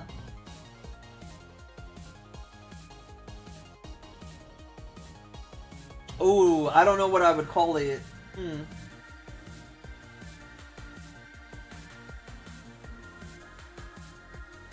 I mean, I feel like it's just something niche to the channel. I would just call it like, I don't know, Naz's Game of the Year? I don't know, I guess it sounds kind of corny. But yeah, I can't think of anything really unique, but yeah.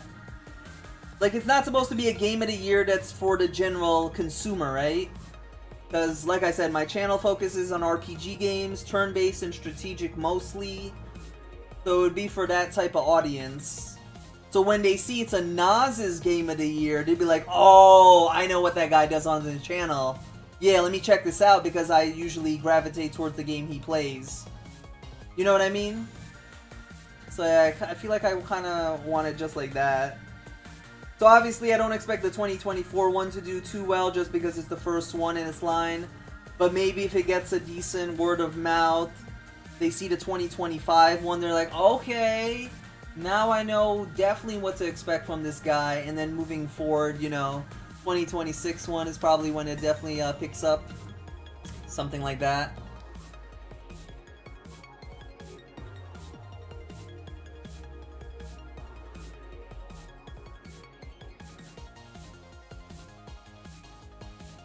I haven't played it, but I did try out the demo Famran, Romancing Saga. I thought it had an interesting system. But yeah, I don't know if I have time to play that one, because I want to get ready for Chained Echoes and Sea of Stars for 2025. But, like I said, 2025, after winter/spring, the summer, fall, and winter for 2025, for me, as an RPG fan, it's kinda empty, so it's gonna be all dependent on what games gets announced and shadow dropped and stuff. But other than that, 2025, the second half of the year is looking empty slate. So I'll have a bunch of time to play some backlog games. Is Unicorn a strategic RPG? Yes, it's definitely strategic RPG. Think of like, did you ever play like an auto chess, like the League of Legends auto chess? It's like that, but it's on the map of Fire Emblem. Like it has the strategic tile set that you would have on a Fire Emblem game, but the battle system works as an auto chess with a team of 5. I know it probably sounds a bit weird. I thought it was weird because I like controlling the combat when I go in for these games. But when I played it, and I was like, wait a minute, I actually like this. And then I finished the demo and everything, and I was like, I really like this. And then that's when I got the game. So yeah, like it sounds weird, but if you have time, the demo's free. Give it a shot. And maybe you might end up liking it too, like I did. Because, yeah, just hearing it, it sounds weird being described. Because it's like, almost like its own unique thing. You could only try to compare it to other games and what they were like. But yeah, it's like its own unique thing.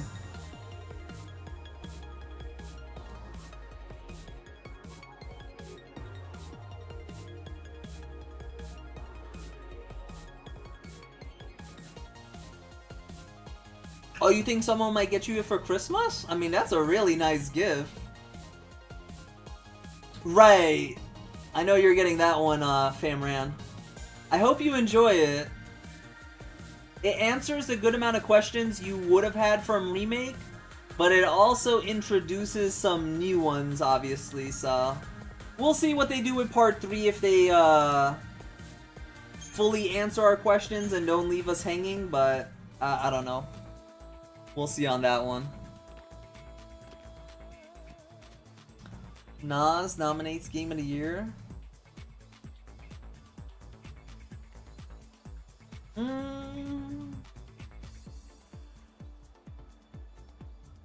I don't know.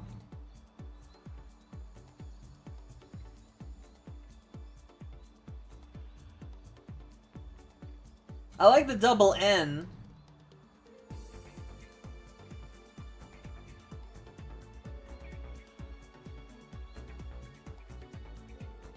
You think so? I'm thinking 2028.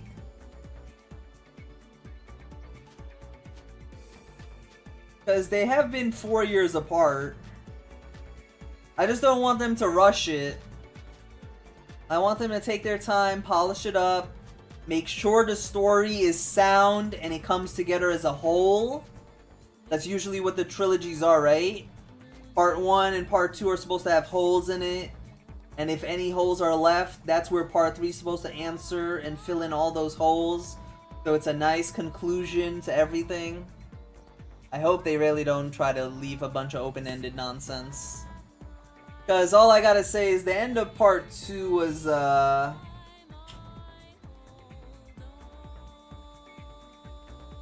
definitely questionable. It just came out of nowhere.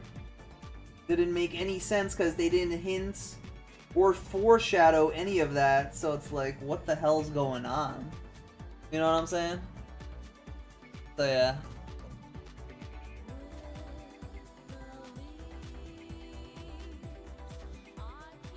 As soon as we get a Switch 2, I'll be more likely to play Xeno Chronicles.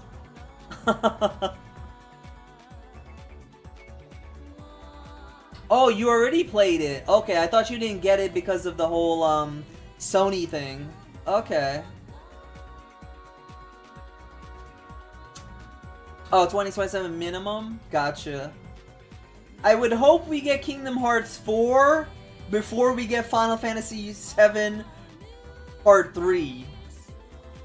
I kind of hope they put Part 3 on a little back burner and get some of the people on that team to help finish Kingdom Hearts 4. Because they said when they were done with Rebirth, they would focus on Kingdom Hearts and then go back to that one. So, you know, I would really like to play Kingdom Hearts 4.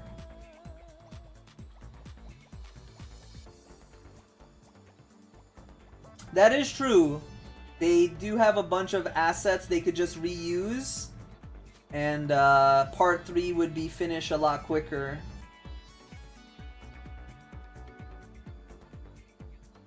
Yeah, I guess it all depends on what they plan on adding that's new. That makes it still feel like a fresh, fun, new adventure. And it doesn't feel like a copy and paste from 1 and 2 since they have a bunch of assets that they did reuse from Part 1. So, yeah. Notorious? Notorious? No. No, I don't want Notorious in there at all. Like, they're not supposed to be bad. They're just supposed to be underappreciated, like, titles most of the time.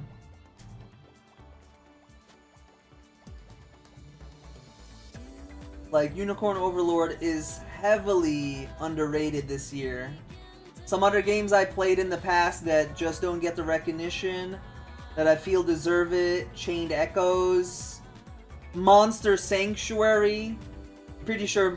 Does anyone even know what Monster Sanctuary is? Like, those are the games I'm talking about. Like, those ones that'll go under the radar. I feel like they definitely deserve way more love than they aren't getting right now. Apparently, Neo: The World Ends With You. That one was a good game, but that didn't do well. Yeah, stuff like that.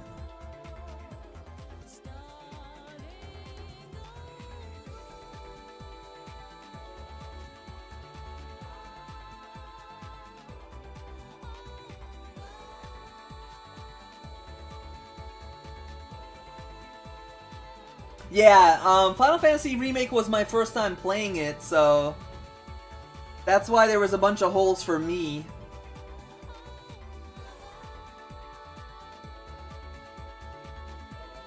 But yeah, I mean, if you're a hardcore 7 fan, I guess there wasn't too many open-ended stuff for you, huh?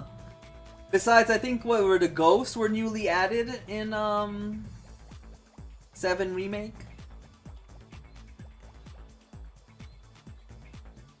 Exactly, that's what I'm saying, Neon. Like, it's a heavily underrated game.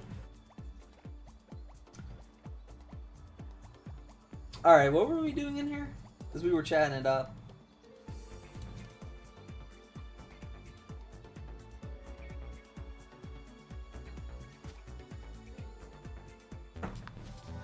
Oh, it's a battle. I thought we were gonna have a cutscene.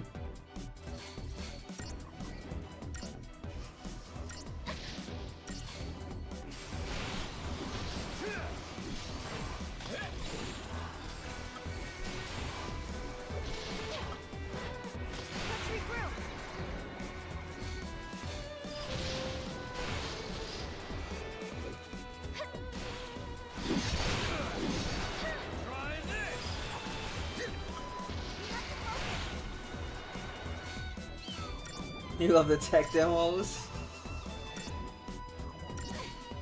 Well, after 16, do you guys think the next Final Fantasy will finally go back to turn-based?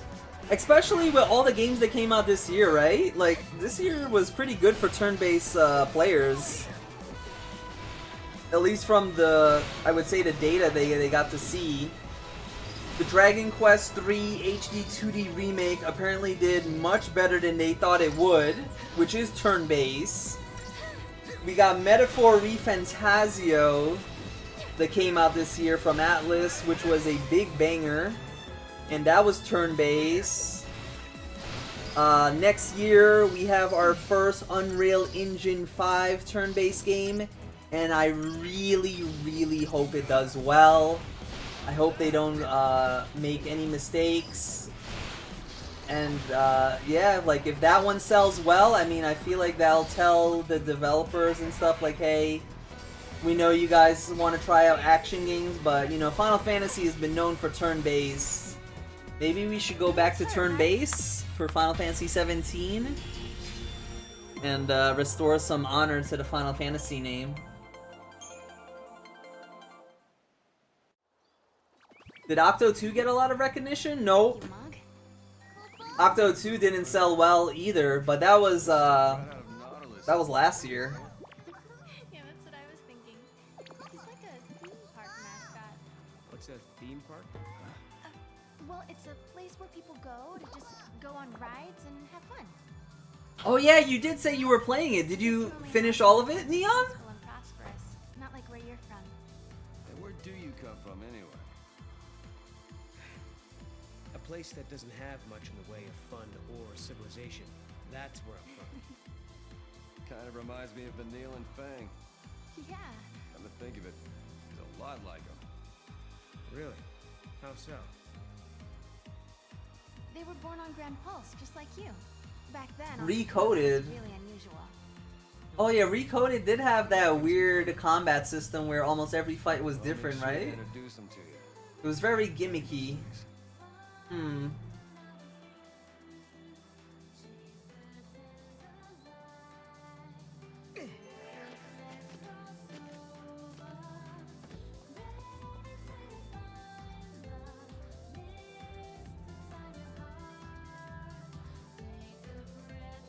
Hmm.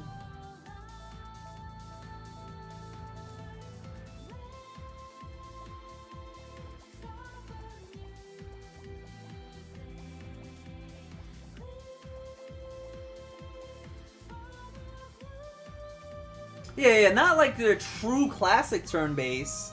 I just meant going back to turn-based, because that's what they're the majority of the fans miss. Because yeah, after 16 and the whole remake series hasn't done well for them,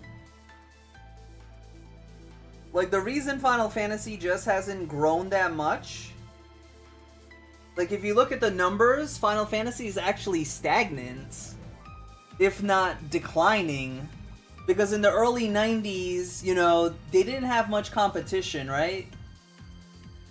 It was Final Fantasy, and you had some other titles there, but Final Fantasy was dominating it. Almost every other year you were having a new Final Fantasy game, because back then it didn't take that much production cost to make a new game, plus a lot of it was reused assets, kind of like what 7 Remake, Rebirth, and Reunion will be, right? Like, I'm pretty sure we all know the third part of the game is going to be called Reunion.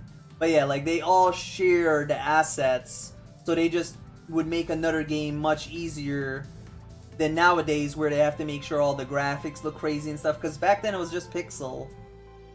And yeah, they didn't really have much competition, and they were just churning out the games. But that was it, though. They didn't improve upon the combat system too much that you'd be like, oh, dude, this one and this one's so different, but it's still true to the turn-based RPG. And then they did, I think 10 was like their peak for turn-based systems. Then we had the Paradigm system, and that's where the whole controversy came in. I thought it was fine, but that was because it was my first Final Fantasy. I could see why it could have been a little,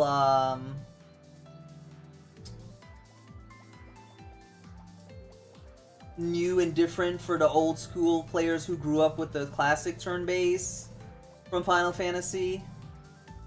And yeah, that was it, though. After this game, Final Fantasy wasn't turn-based anymore.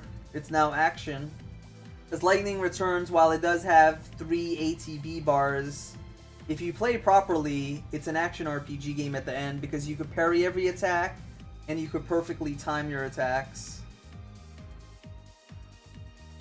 14's an MMO, 15 was action RPG, 16 was action RPG, so yeah.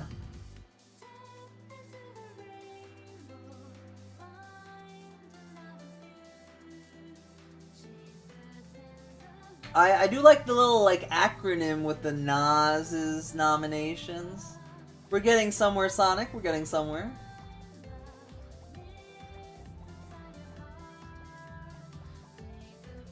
All you care about is the beautiful people?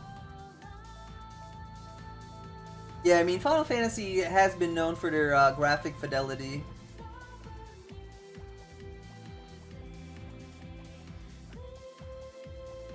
Oh, okay, so you're like right next to the end. Nice!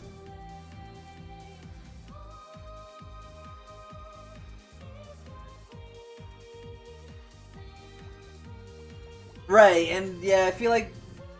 I forgot what it was. I was reading some kind of article. They locked in the exclusivity with Sony. And I feel like that... The exclusivity and shifting to action RPG was just a gamble at a time, right? Because they figured, you know, when I think of Final Fantasy, I think of they were always ahead of the competition graphically.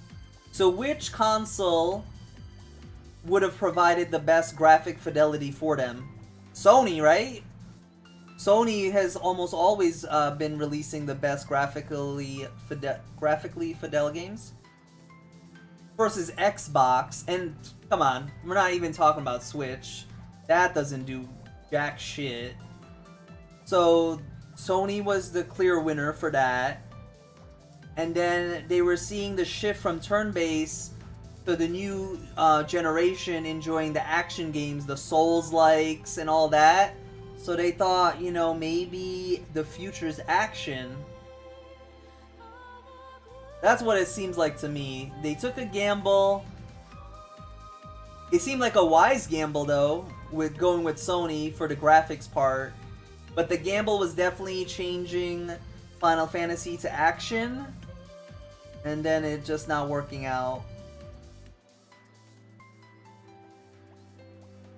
I think it would have been a better gamble if they gave more resources to the IPs that still do turn-based for them. Dragon Quest, Bravely Default, and Octopath.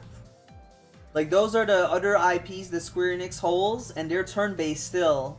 So if they would have gave them more budget to make them come close to AAA, so you know, the fans that don't like Final Fantasy that's going in the action direction, at least they were giving these other IPs a good enough budget that they could still stand close to them. And then you feel like you're getting a still quality game, and like, hey, if you guys like turn-based, we got these IPs for you. Go play those instead now. Or, you know, if you like action, well, this is what Final Fantasy is becoming. But they didn't do that. They kind of went all in on the action, and they left their turn-based IPs to just get, you know, the AA treatment. That's how I feel like where they messed up. They didn't give something for both consumers. They gave them like one product, and that's it. If you didn't like it, well, you're out of luck.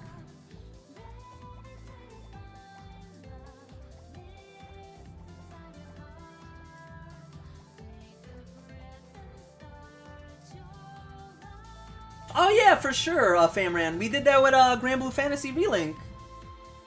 You were there. We did some farming with the slimes and stuff.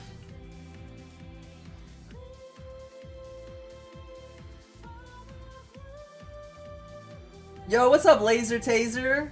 Yeah, I know it's like a controversial one. You either love it or you hate it. I'm a part of the love camp too.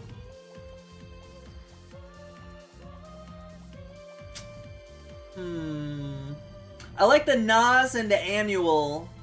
I don't know about the... Oh yeah, we were appreciating some hidden gems kind of thing, but yeah.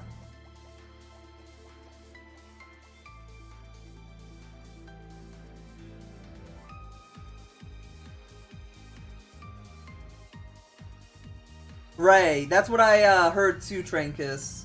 Yeah, they locked in a while ago with them.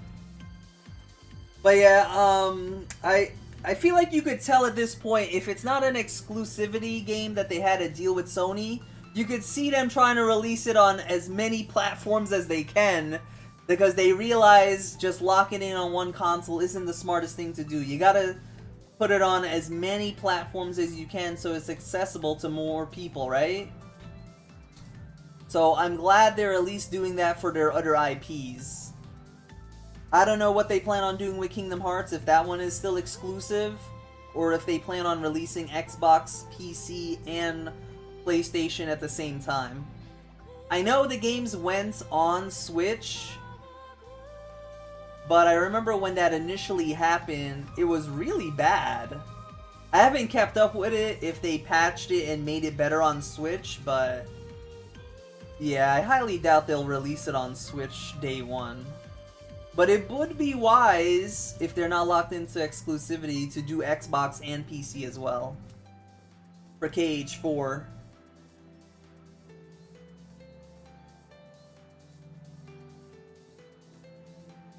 Yeah, I really enjoyed the, was it an alpha or a beta? I don't know what the hell they called it, but yeah. The 3 days that we got to play of Wilds, that was really fun. I enjoyed the bow class a lot.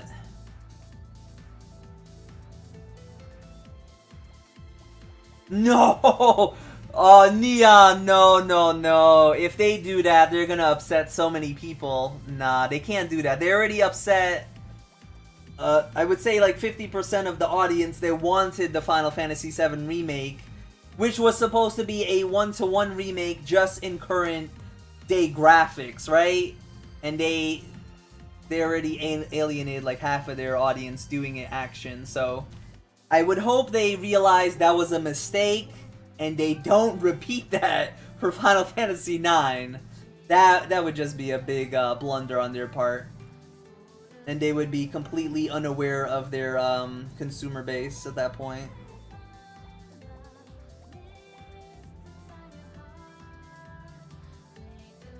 Right. Yeah, it's a shame you didn't get to join us in co-op, Sonic. It was fun back then.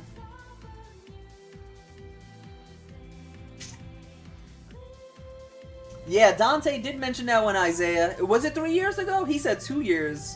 So that's even worse if it's 3 years and we haven't heard anything, right? Maybe they'll shadow drop it this year. Copium.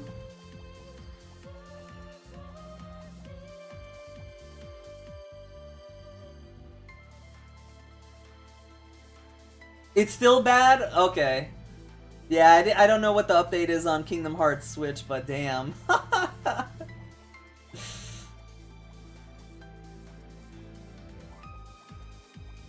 Yeah, I mean, I think it's just what? Oh, yeah, I guess with what you said, it's actually, I think, exactly a month. Isn't it coming out on the 16 or 17 for PC? So yeah, actually almost 1 month from now, you will finally get Rebirth on PC. But yeah, I don't know how they do the sales. Like, do they combine the sales even though it's a year apart?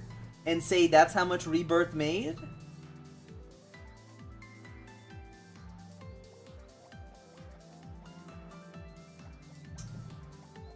I don't know, I'm not feeling the Zeluous. I'm not feeling that one. The Naz's annual something nominations. Yeah, we gotta find another word for the Z. Or maybe it doesn't have to be like the exact Z. Maybe it could be like, you know, an S. Because Z and S kind of sound the same. But yeah.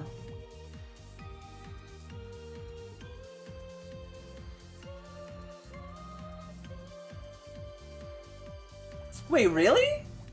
I feel like Grand Blue have gotten a sale a few times already. Huh.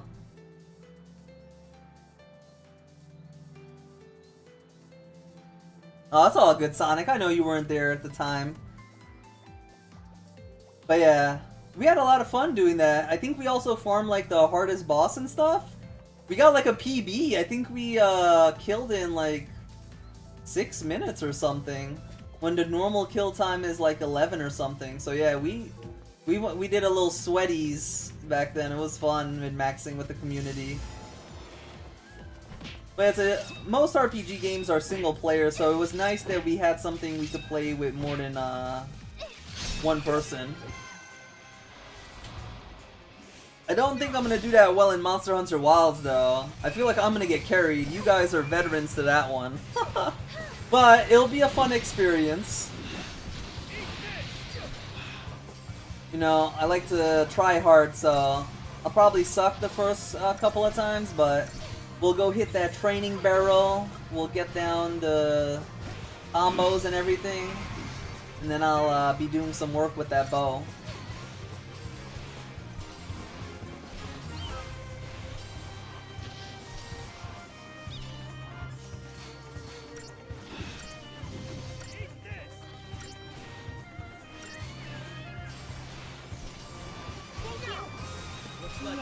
Yeah. What's up, Thomas? A 1 or 4? Ooh, okay. I'm going backwards. Oh, really? You got the midnight release and the guidebook back then. Oh, dude. Speaking of guidebook, they haven't done that in a while where they release games with guidebooks anymore, huh? Dang, yeah, those were back in the days when they also had guidebooks for their games.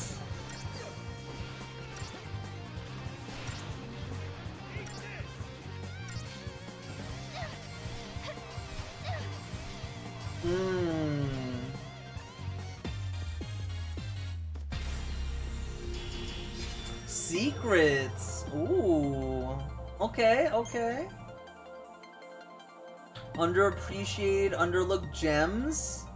Yeah, that's like what the list will mostly be, so... Okay, we're getting somewhere there.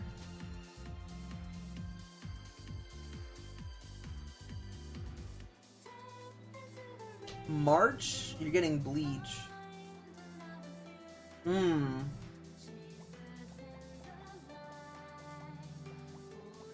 The only games I know that's coming out in March is the first Berserker Kazan and Xeno Chronicles X. You don't plan on getting those?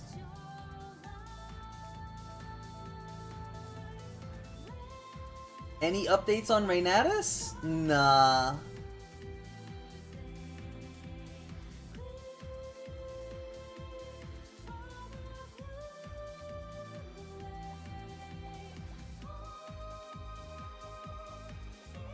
Yeah, I remember I used to get the Pokemon ones. I used to get the Pokemon guidebook, so yeah, I definitely know what you're talking about, Thomas. And there's nothing wrong with being old, man. That's like something you gotta wear with a badge. As a gamer, to say you're an old school gamer, that's a badge. These young generation, they don't know what good games are. They just know microtransactions and DLC. They don't even know that you used to get games that are the full thing without any DLC. But can you imagine that? This generation, they don't know what it's like to pay $40.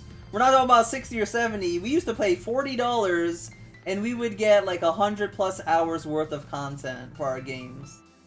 They don't understand that, man.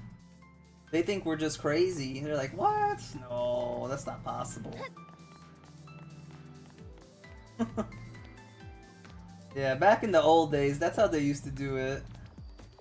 Good stuff. Bleach is your favorite manga? Oh. You don't have to say anything else. I totally understand. If it's your favorite one, you're getting a game for it, yeah, you gotta go enjoy that, man. That's gonna be some good stuff.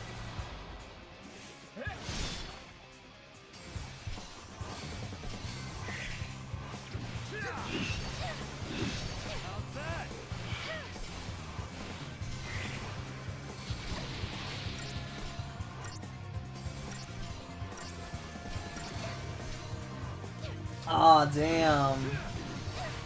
I feel that though, Thomas. The older you get, the less time you got to put into the games, right? What are some games you played recently that you said would have a good time with then?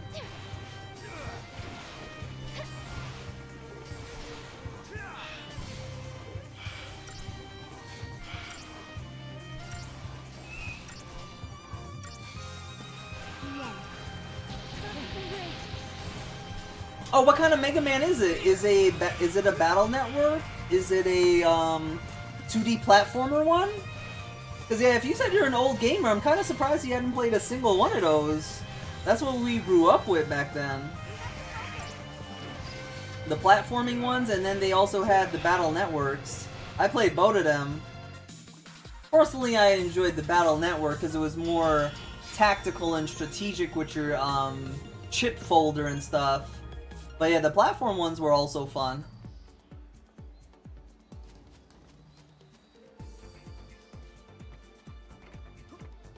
The Z games? Yeah, there you go. That's the ones I was thinking of. The Mega Man Zs. Come on, Mog.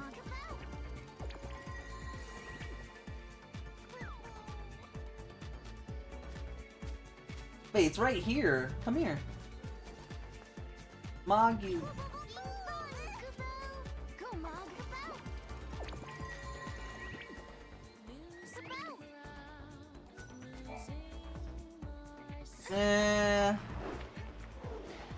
Maybe I'm thinking about it too literal, but yeah, Zillion just doesn't fit it.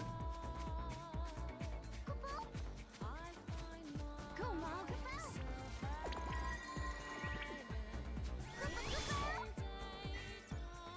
But yeah, maybe it'll just be like Naz's Hidden Gems. It's unfortunate we couldn't find an acronym for it, but I like that one, Naz's Hidden Gems. And then like the thumbnail will just be like 2024, 2025. And whenever you see that, you'll be like, "Ah, I know what I'm getting in this video."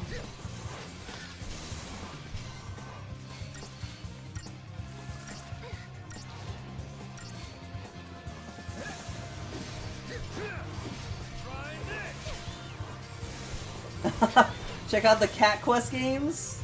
I have seen them, but I didn't have anyone vouch for them. So you would recommend the Cat Quest games? And yo, that's so cool that you're having your daughter play games. Yo, those are good memories. That's a cool dad right there. Yeah, my cousin, he just had, I think his second kid. And he said he'll definitely have them grow up as gamers too. I was like, yo, that's so cool.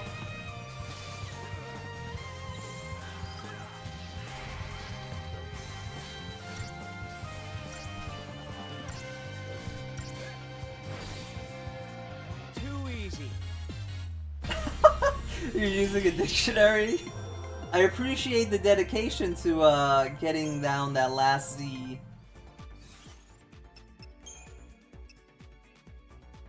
Oh, what's this?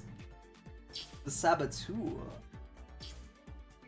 I don't even remember seeing it in the fight. He must have died really quick.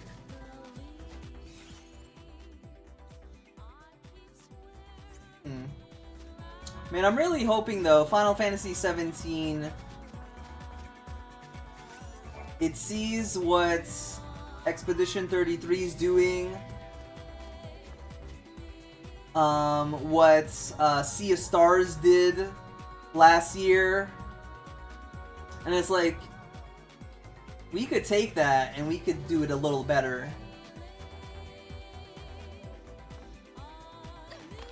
Because yeah, that was like the one thing that's missing in turn-based games that I haven't seen in a while. Having something to do when it's your opponent's turn, instead of just sitting there and puckering your butthole and praying you live the hit, you control whether you live or not by being able to dodge the attack, parry it, or just block it a little to reduce the damage. I feel like that's a beautiful twist to the turn-based genre that'll make it fun and unique again. Recently I played Neo Fantasian. That's another game I feel like will be a very underrated game for this year. But it had probably one of the coolest mechanics. You could swap out, like you have a party of 8, right? So just think of your typical RPG game with a party of 8 or 6 or whatever. But you could only use 3. But you could swap out a party member without any penalty and bring in the next party member, and there's no cooldown where you have to wait until they act. So some games that do have that mechanic, the act of just swapping one character to another is the action you use that turn, which uses up that turn. But this one you could swap the character and then do an action right away. Like, it sounds simple, but it was done so well that it made the game so fun and unique. And a lot more strategic than I thought it was going to be.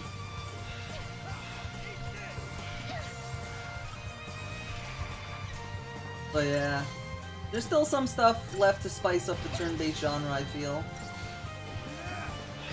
They just have to take some inspiration from some other games.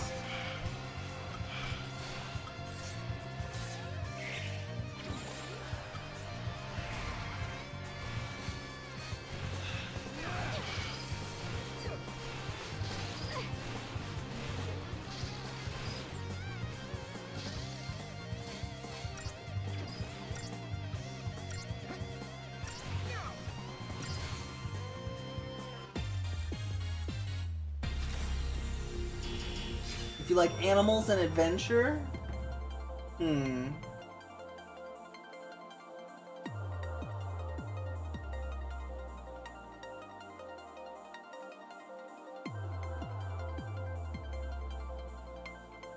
Oh, dude, that's so adorable!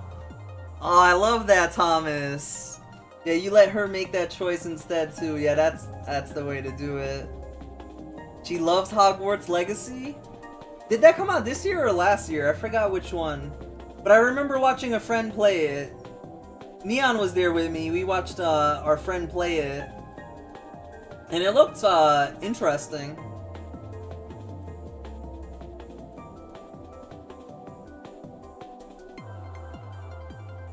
Ooh.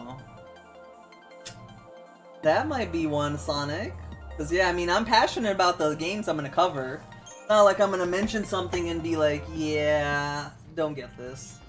Well, I will mention Visions of Mana wasn't for me, but, you know, maybe other people might enjoy that one. But yeah, everything else I played this year I liked a lot. I feel like every game I played this year at bare minimum gets a 7 out of 10.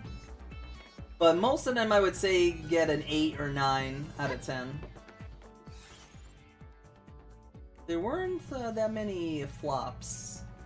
Unlike 2022, oh god, 2022 was bad. I still remember that one. That's like the worst RPG year I had.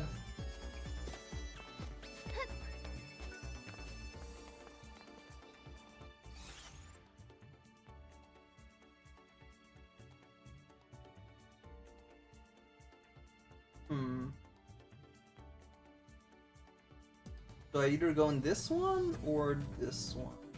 I guess we'll go to the one I'm closest to.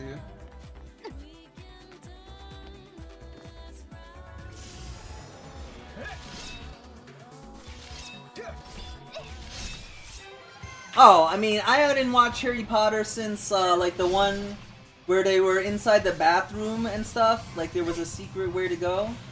So, like, yeah, I've been out of touch with Harry Potter. But just what the game was, like, for the fans and stuff, I could definitely see that they appreciated it. I mean, it looked cool.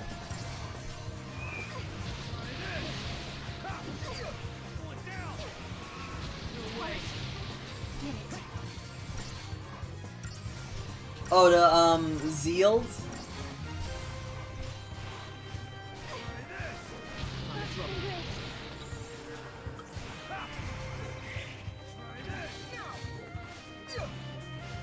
Yeah, I mean, if it puts a smile on the kid's face, that's a win.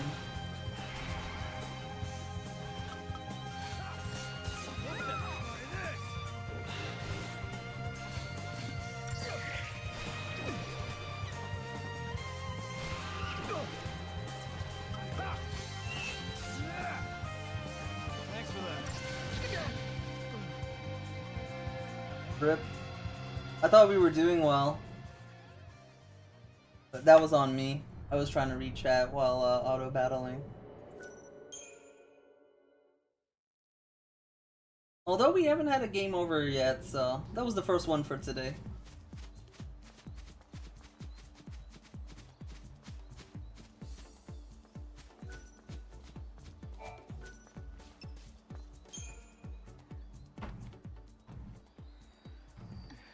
All good, Thomas. Thank you for dropping by. Hopefully you have an awesome rest of your week. And you make some more memories with your daughter. Playing games. That was really wholesome reading that. If you know what I mean. Yeah, maybe you're right. Okay, let's do this. If you want to try, be my guest. What do you mean? Something like that, Sonic. Road, there's a different gate. If you try to use a gate that's meant for someone else, well, see? Does this mean Snow can't come with us? So how did Snow get here, though? Because he said he was time traveling. Which one did he take? And don't you do anything foolish behind our backs, like trying to take on giant Flans single-handed. Yeah, you behave yourself or else. You got it? I'm serious, Snow. I'll be good. And back to business.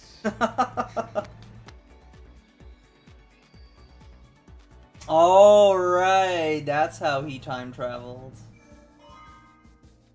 I forgot about that one.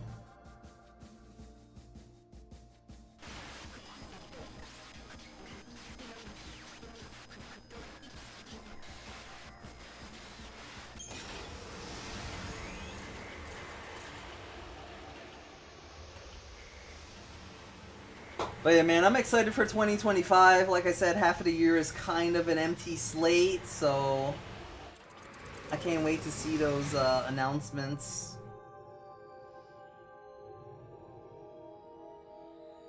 Nintendo Direct, PlayStation State of Play.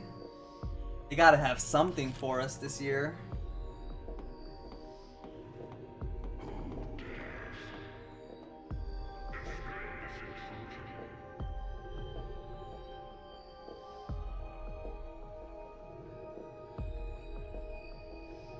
Oh, you can't see the top of the dome.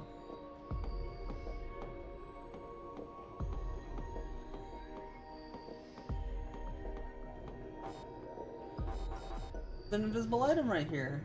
Alright. At the entrance, there's an invisible item.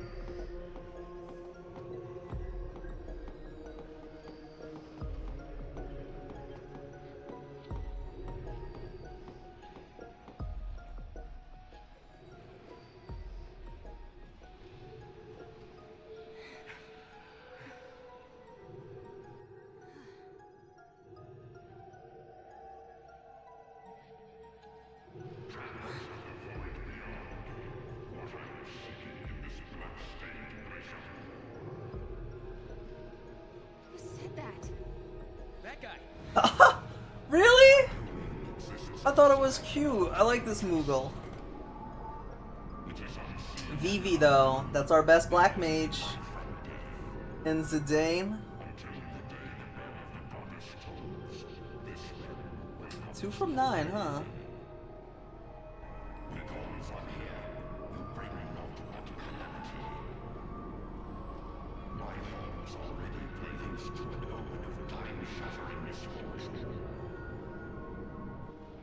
An omen of misfortune. Something that doesn't belong here. Okay then. We'll make you a deal.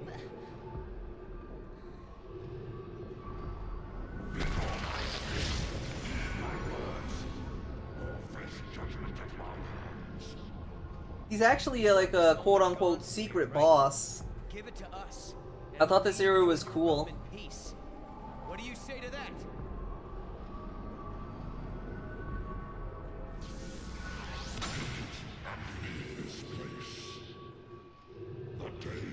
Unfortunately, it was locked behind DLC though. Whoa, whoa, whoa. In the base game, you don't actually fight them. Job well done, I guess. Yeah, and Snow will be waiting. I hope he's still okay back there. But I bet he won't be waiting by the gate for us. No, I suppose not. He's just like my sister. Always just charging ahead. Charging ahead into an early grave. He acts like he's everyone's boss. Just marches ahead and never thinks how much danger he's putting himself in. I unfortunately never got to play 9, but Same. I do know a friend that holds it highly. It's their favorite too. Somehow save everyone.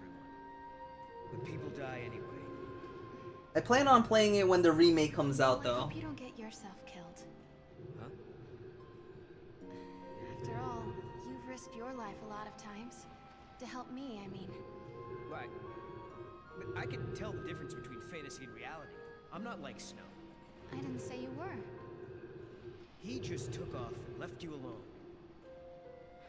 He did what he wanted. Didn't care who he left behind, or who he hurt. I understand why Snow made Noel so angry. Once upon a time, someone Noel loved left him behind. It hurt him almost more than he could bear. It still does. Ooh, read him like a book. He didn't have to tell me. The pain on his face made it clearer than words ever could.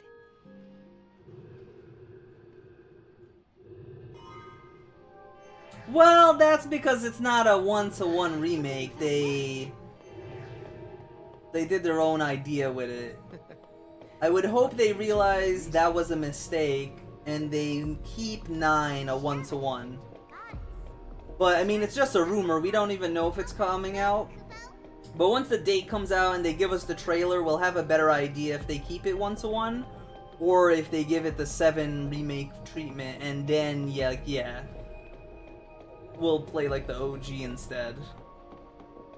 But I want to have faith that Square Enix listens to the feedback. They clearly see the numbers, because they always post about their numbers on sales and stuff, so they can't be that ignorant to notice what's doing well and what's not.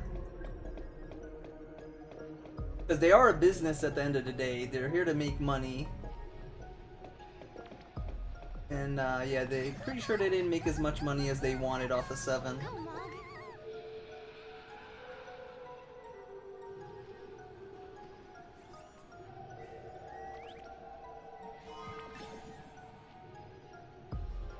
Nice. Well, since I never played, is that akin to what 9 is? Like 9 is open world with all of that, or are those added features you want to see in that?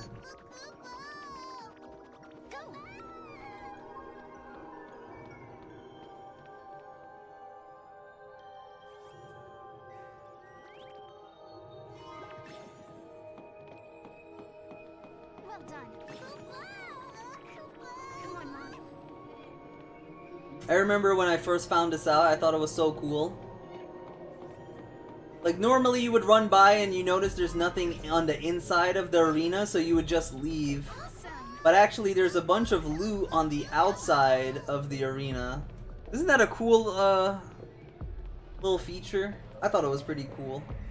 Now, at the time when I first played this blind, I completely missed it because I didn't expect anything out in the void.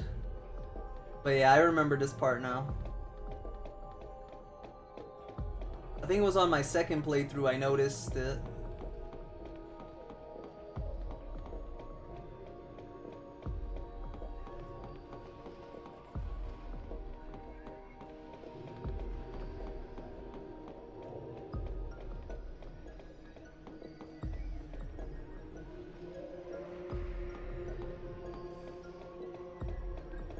Oh yeah, then hopefully they give it that. But you want the Dragon Quest XI style? You don't want like the Unreal Engine style they have going?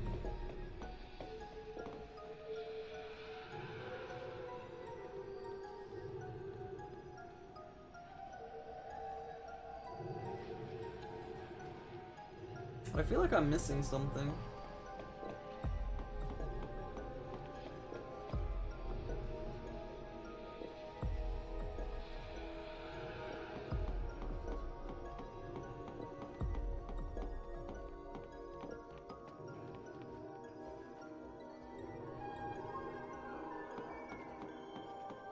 Maybe that was it.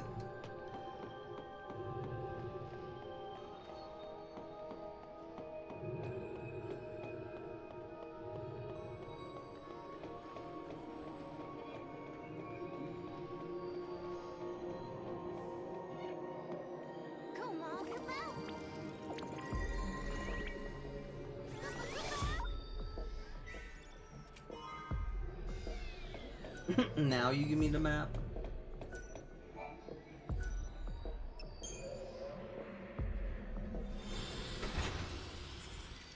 Fortunately, that was it for our new area.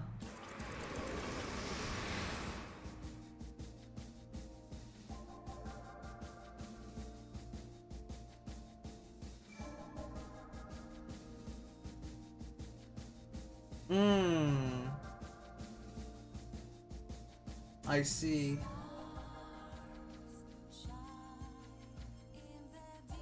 Yeah, I'm just trying to think. I mean, the only two games I know they do that art style with is like Dragon Quest, of course, and it feels like Visions of Mana. I feel like almost all their other IPs, they try to make it as realistic as possible, so yeah, I don't know.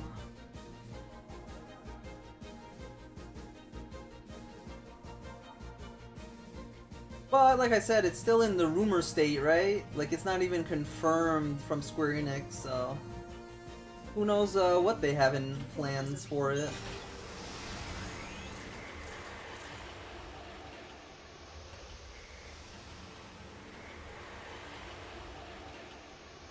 All I know is the easiest, biggest sale they could have is an HD 2D remake of Final Fantasy Tactics. And that shit will sell so well. That's all they need to do is just make it HD 2D, have it modernized with the net coding so it's not that choppy, and boom, they got an instant winner. Starting to slow down. But those small flan keep coming and coming. They're pouring out of Pulse knows where. Do you think there's still another paradox? Possible. Double paradoxes do occur. Let's check it out.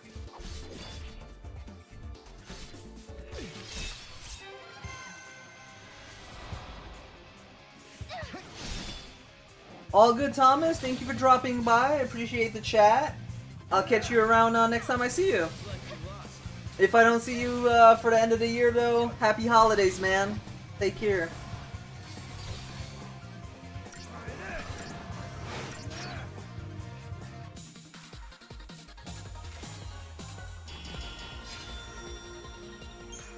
Speaking of the holidays, is anyone doing anything special?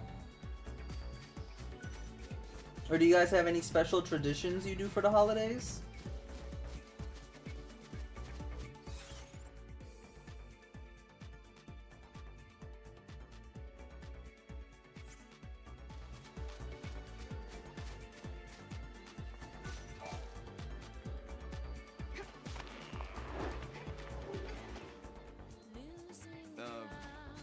a sec. Haven't we been here already? Well, yeah, we have to go here to go back to the other spot to get it. Talking about snow.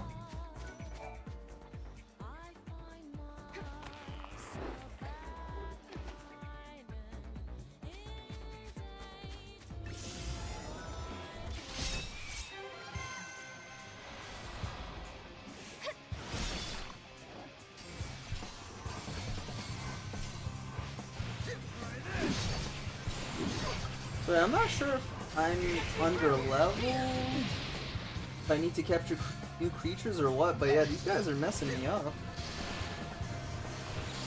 I don't have a tanking monster though, maybe that's why. But it does feel like the enemies are hitting me harder than I remember.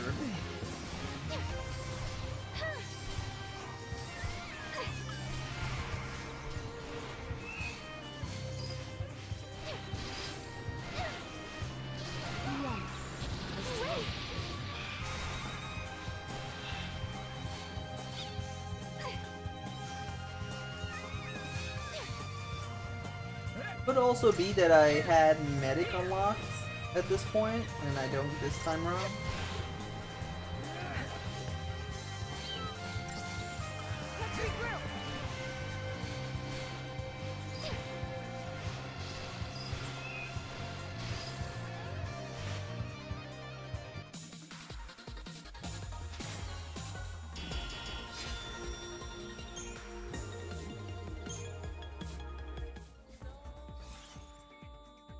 We got 5,000 points. Let's spend some.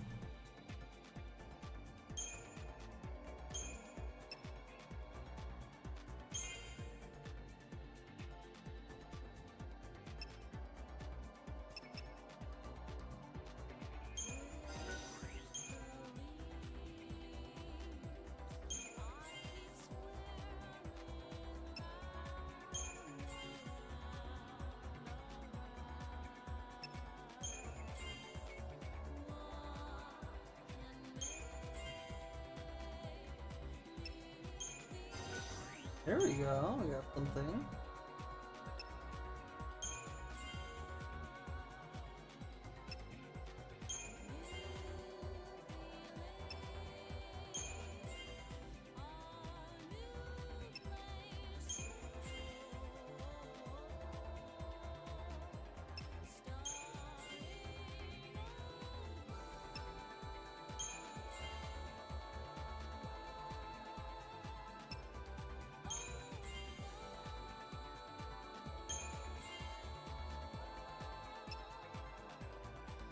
Ooh. Okay, we got a few more HP.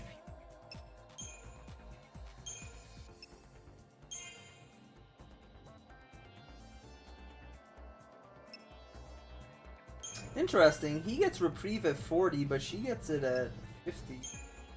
Wonder why such a big difference.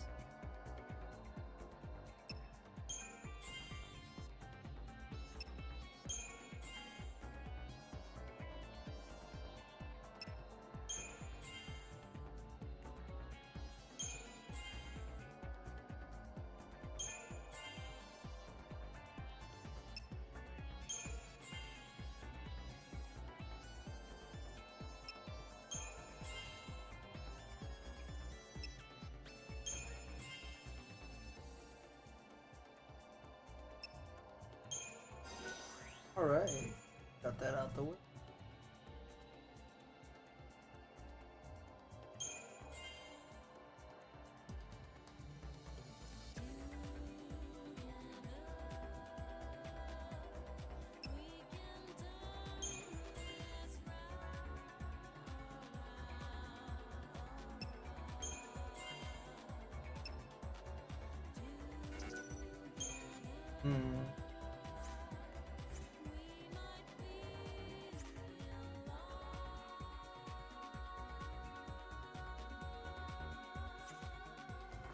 Let's see how we do now with a little more step. I'd assume it should go by much easier.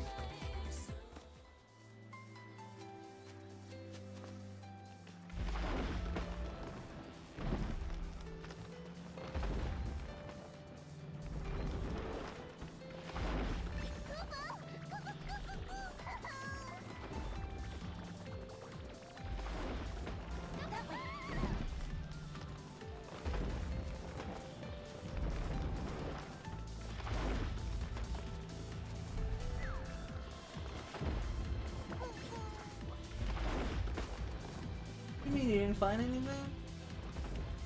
Oh, I don't have the feature unlocked yet. Okay, never mind. Oh, there's an item over there.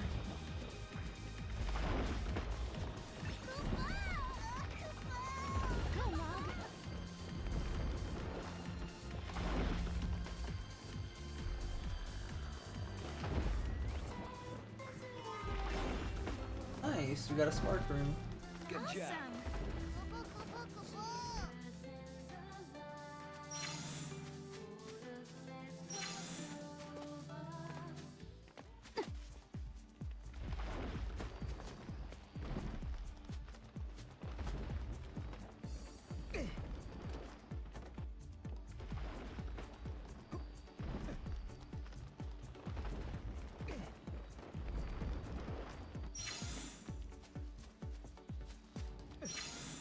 I like that sound effect. Come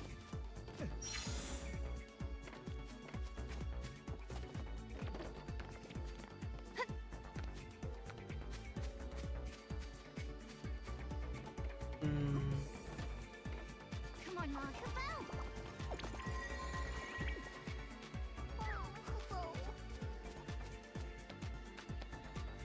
This can't be right. I can't say for sure, but I don't think the artifact will match this game. Nothing's happening. I guess we don't have the right artifact yet.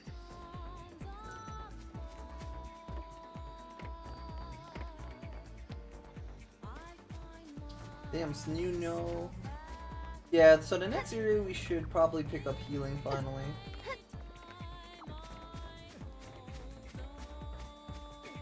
Because it doesn't seem like the creature we have can heal us by itself.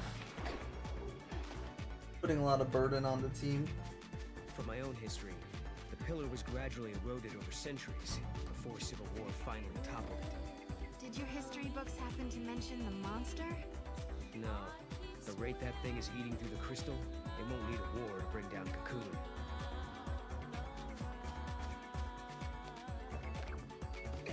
I like the little dialogue they have. It's just creatures could pop up while you're running, and then it ruins the dialogue because you could get into a battle and it doesn't finish, or it doesn't pause. So when you come out of battle, they finish what they were saying. You just like would miss that piece of lore. That's why I stop every time they start talking. In case anyone was wondering.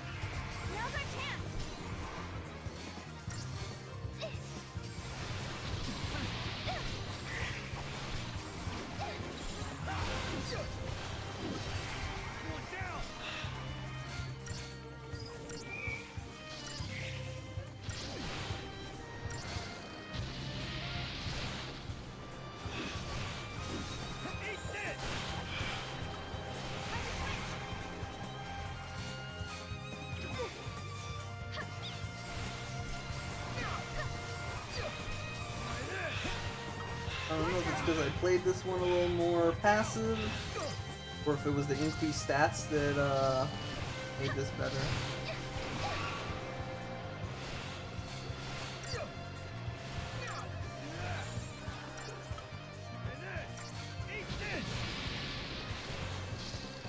Let's do this.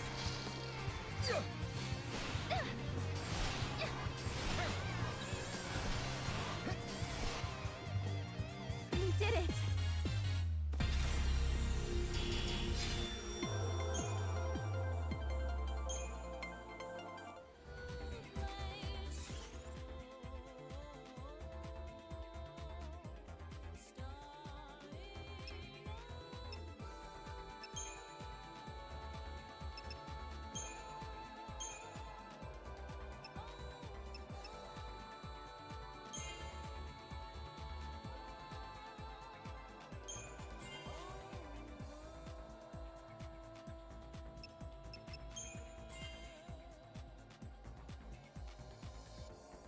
Hmm.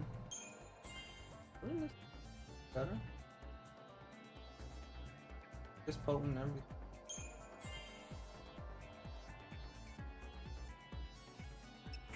Ooh, Curasa.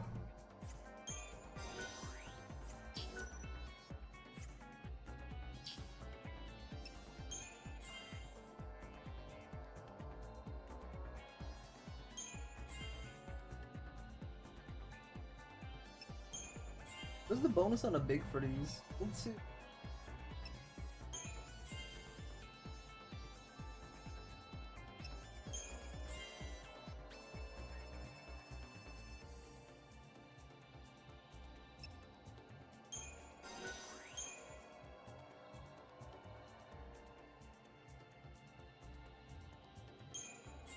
What the hell? It costs us 5? Jesus.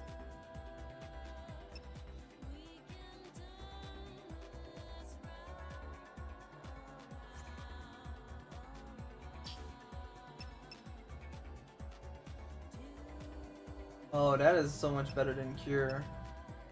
So the lower my health is, the better that is. Nice. Okay.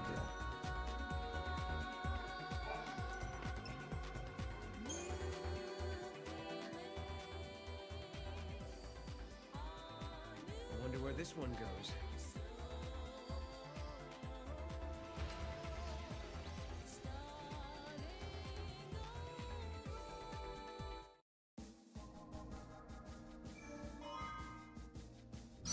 Oh, we don't get a unique animation for the opening?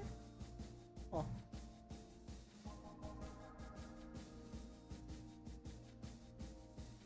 On the surface of Grand Pulse stretches a desolate grassland, a wild place where the rule of might prevails, and the weak exist only to feed the strong. A tribe of tough, proud people live off these lands, hunting monsters for their sustenance. But now, the hunters are whispering of a fearsome newcomer to the prairie that threatens to upset the precarious balance of their lives. I like what this game did. There's like a little summary of what's gonna happen when you enter the world, and then when you like stop playing and come back for a while, it has like a flashback of like what you did as well. I like that feature for someone who has terrible memory.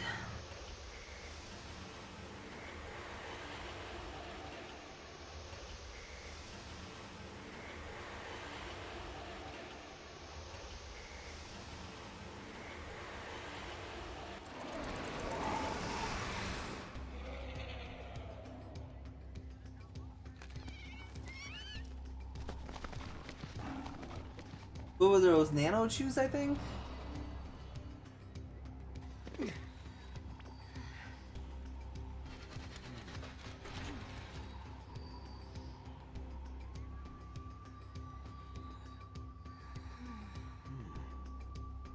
What? Look out! Blankets from the west!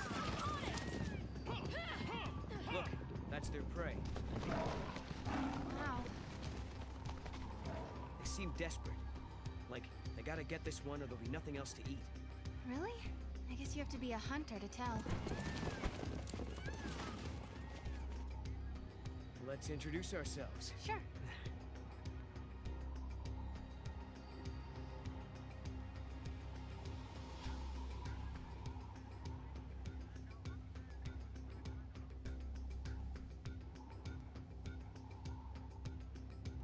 We should talk to those people. Maybe But they can tell us what's going on. first, we should Good get some idea. food. And let's hurry before those chocobos decide they need to stretch their legs.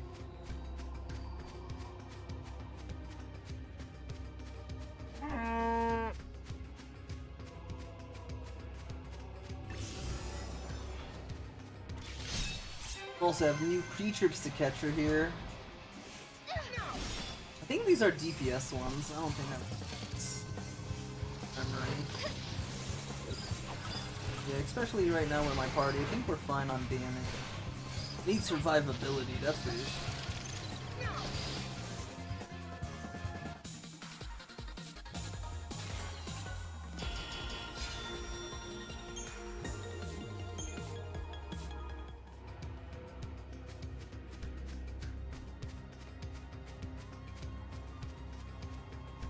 on, Moth.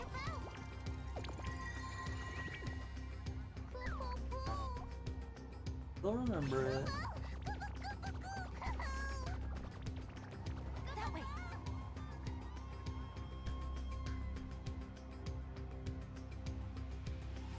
Yeah, they had some really hidden chests. You had to keep your eyes open the whole time to find those.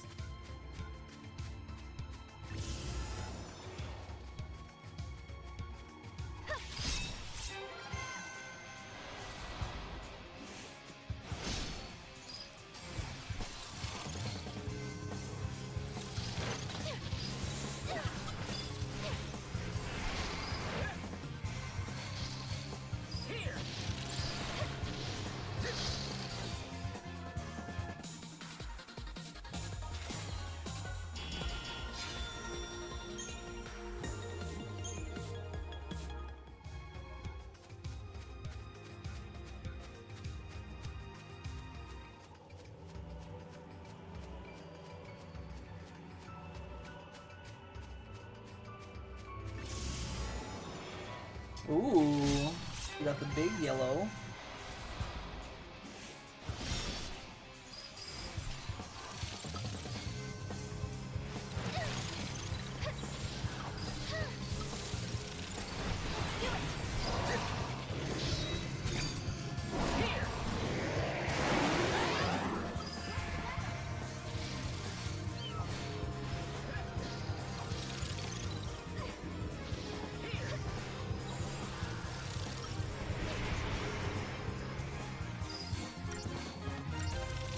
Uh-oh, are we in trouble? We killed these yet. Did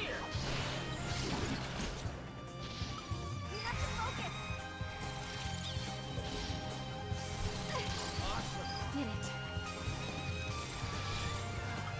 That's so interesting. I thought I said everyone focused the same target. He was attacking that dude by themselves, but that's kind of what I said.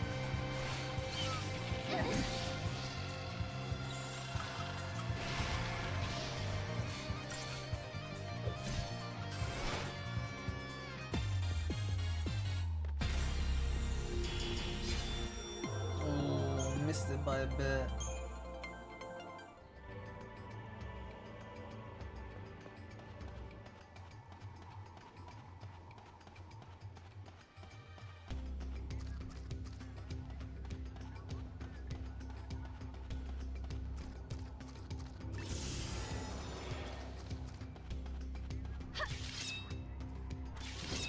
What the hell? How'd I miss? Was I not hitting it?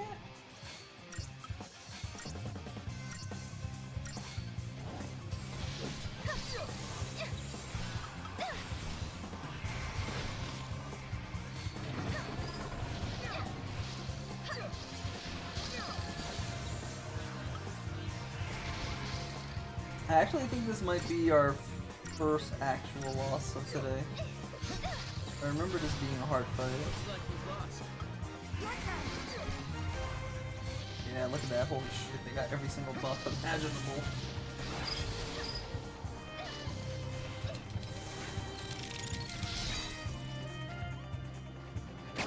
Stagger, stagger, stagger.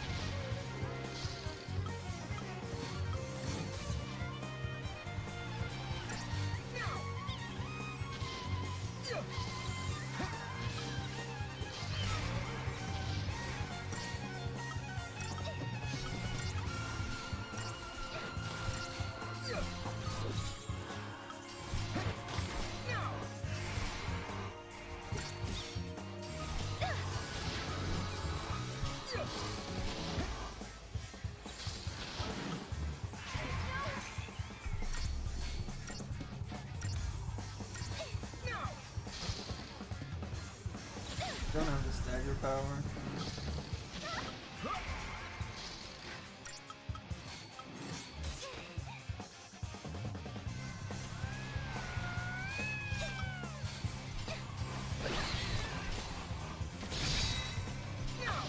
No way.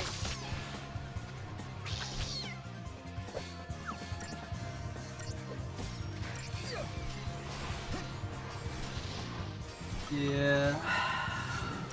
I used what, 3 Phoenix Downs in this fight? That's actually think about.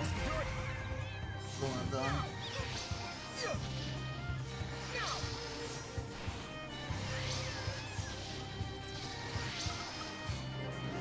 No way. Yeah. I just need to.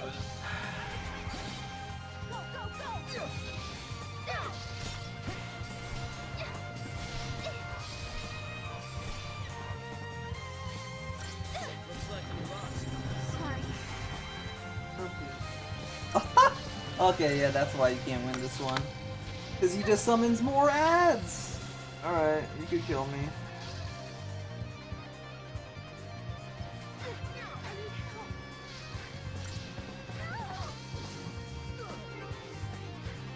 Yeah, this is like a mid-game fight. Not for early game.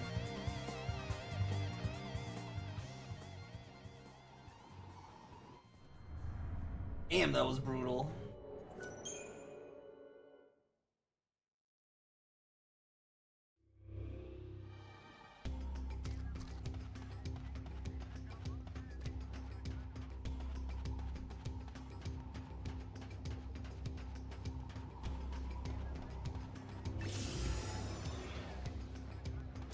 Nope.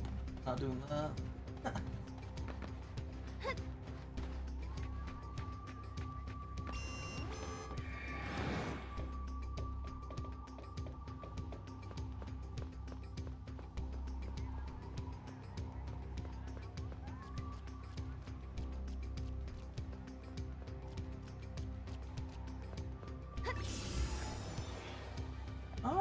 Maybe we could do this one.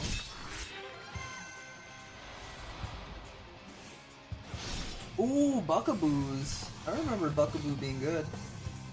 We could recruit one. This should be a boon to our damage.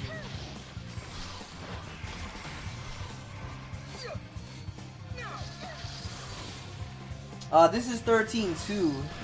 This one's like, you could capture the monsters when you defeat them, kind of like Pokemon, and use them on your team.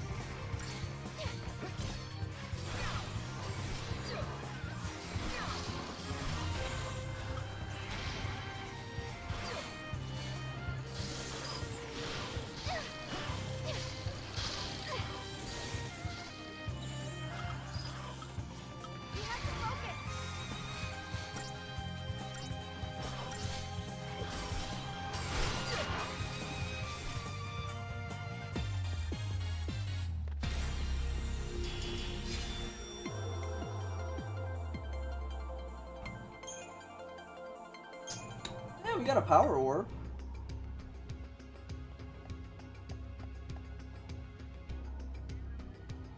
Come on, Cabell.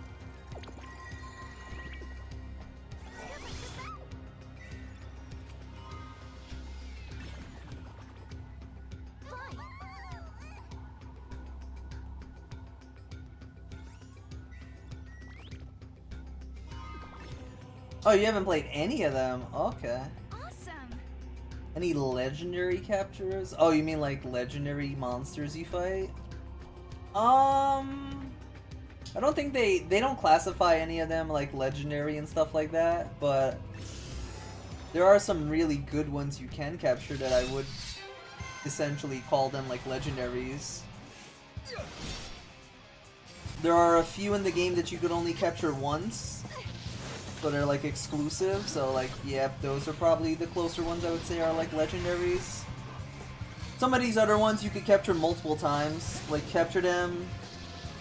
There's a system where you could eat them, basically, and you keep their stats. Like you keep half of their stats to make your other Pokemon stronger. But then you could go out and capture that monster you just eat again, to feed them, so... Like, the ones I have right now, none of them are exclusive. You could capture them multiple times, so yeah. I guess in that sense, there are a few that are considered legendary in the game.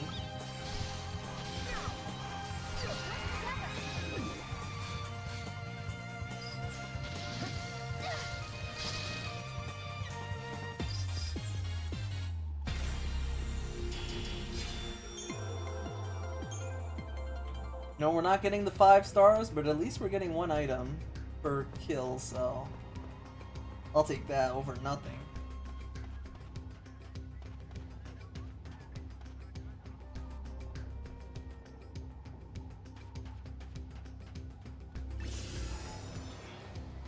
Oh! Is that the gladiator? Oh, it's the gladiator! That's probably one of the best tanks in the game. Oh my god, if we could capture one of these, that'll be fucking lit. That would probably be the best upgrade this team will get. Oh god, we're already dying. Why are we dying?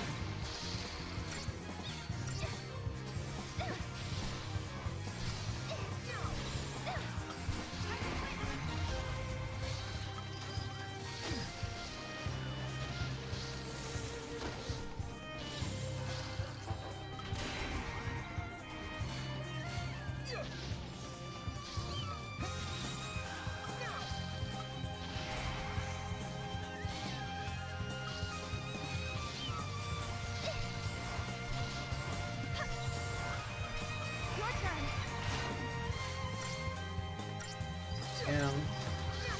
Give me a run for my... Let's do this.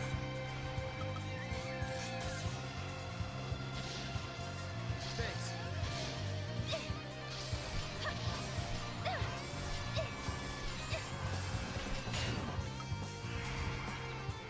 Come on.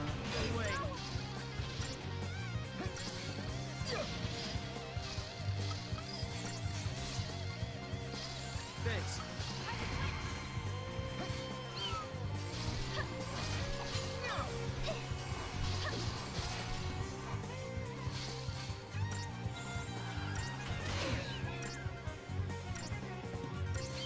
Come on, guys, come on.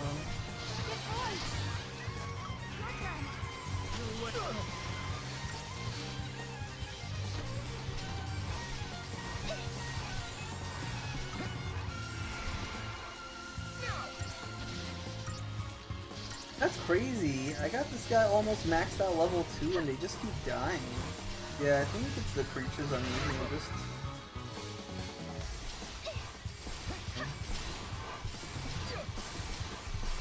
Oh, kill it, kill it, kill it! Sorry. One for me.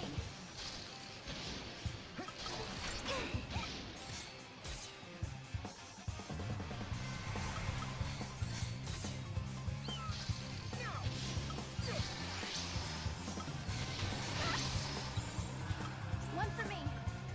Let's do this.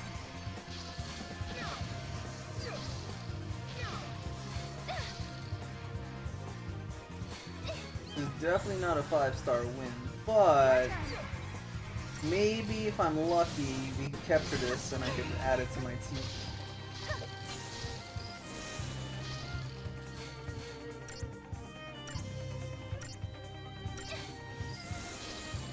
That's what, yeah, man, like, I believe the next Pokemon game that came out after this was X and Y. And yeah, like, I played this game and I was like, why can't Pokemon be something like this? Which eventually did become with Arceus, but it took them so long that I had long quit Pokemon since then. But yeah, that's what I was thinking Pokemon should have been. Like, its next evolution.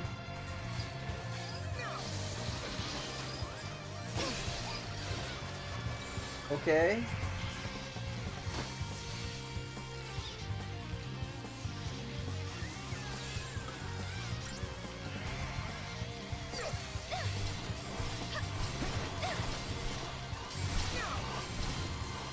Cause yeah, like this setting, it reminds me of when I saw a friend playing Arceus. Like the graphics don't need to be crazy, it's just the concept of how you fight the Pokemon and stuff in the wild, right?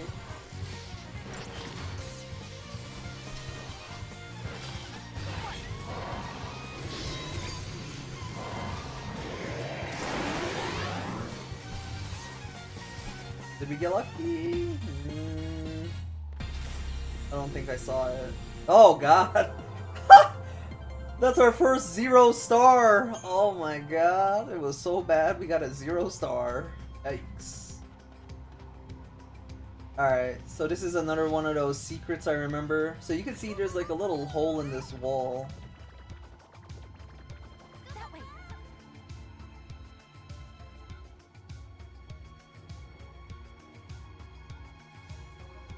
You heard that?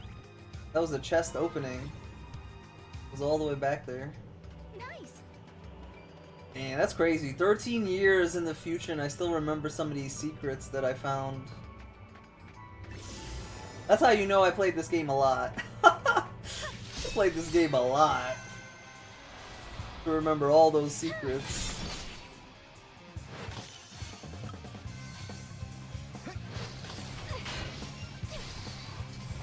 Neo Weasley, what's up? Yes! I wish they would too, man. I'm right now playing the Steam version, but if you know anything about this game on the Steam, it's a bit janky. We're struggling through it right now, as you can see.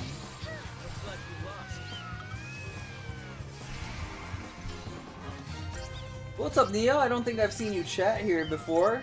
What kind of RPG games do you like?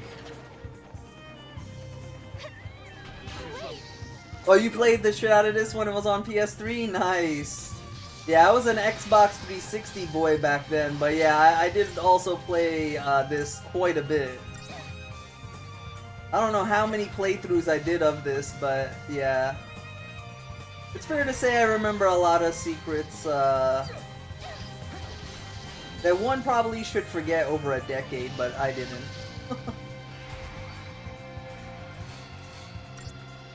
No, this is not on PS5. That's why, like, it's really sad. It's not on PS4 or PS5.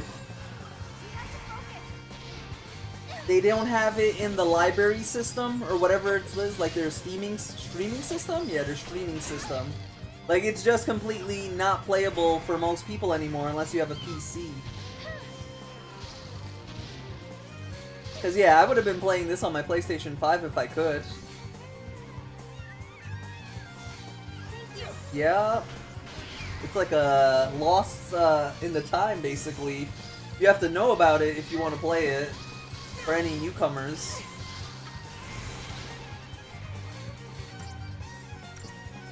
That's what I'm saying, bro. All of them need to be on one platform so we could play all the games whenever we want. Oh, did we? Okay, my bad. Okay, so we chatted on Dragon Quest. Okay. Oh yeah, I guess, yeah, after Dragon Quest I did Neo Fantasian. So yeah, that was a bit of a gap in between there.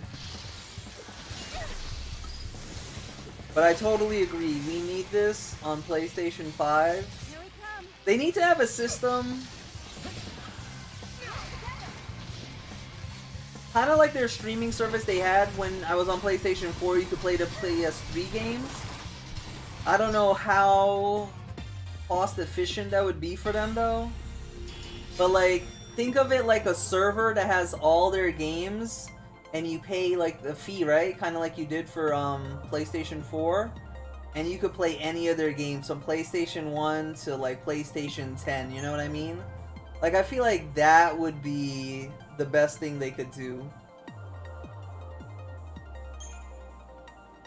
Instead of having to remaster their game so it's playable on their new console every time. I feel like overall in the long run, that would probably save them money. And make them more money. Because it would be such a massive library of so many games someone could play that it's like a massive value, right? It's kind of like what they have with the Xbox Pass right now. Like, people with the Xbox Pass can play current games that release, but also past games. That's what they need to do. Now I know it's probably going to take a lot of work to get that initially up and running, but most business, you know, there's a startup cost for it. The cost would be the time investment to make that work, but I feel like it would be well for them in the long run. The gladiator! Alright, let's see if we can catch one of these again.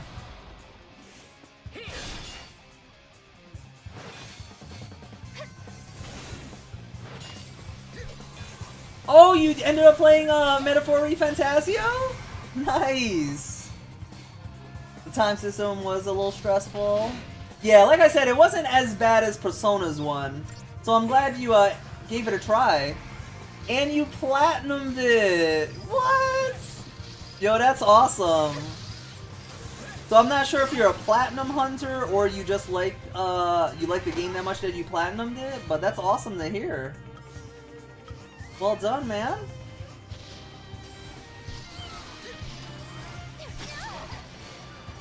Right? That's what I'm saying. Oh my god, we died again. Yeah, I don't know if I can take these on, actually. I really feel like my team's kind of weak at this point. We're getting clapped here.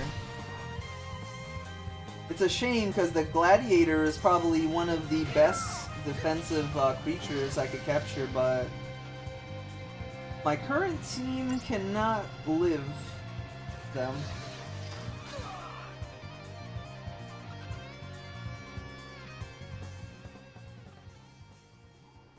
Okay, so you're like a trophy hunter. Okay.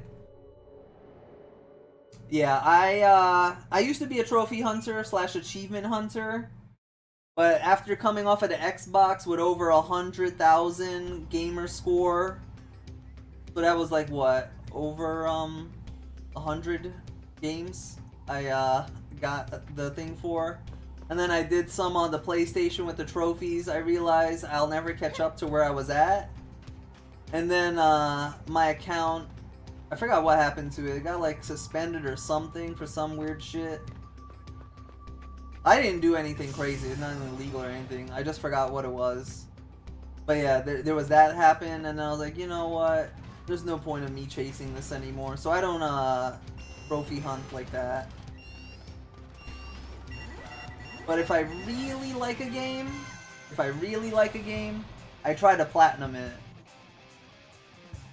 That's like my seal of approval now. If I platinum your game, you know I really liked your game.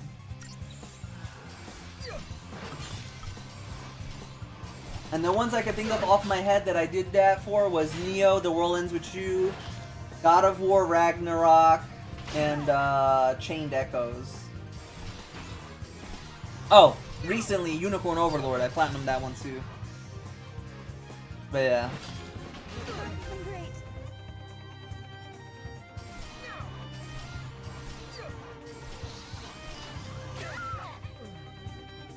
Oh, you were on Xbox before? Sorry, everyone. You were also a little achievement hunter? I think they called them back then achievement whores or something. That shit was funny.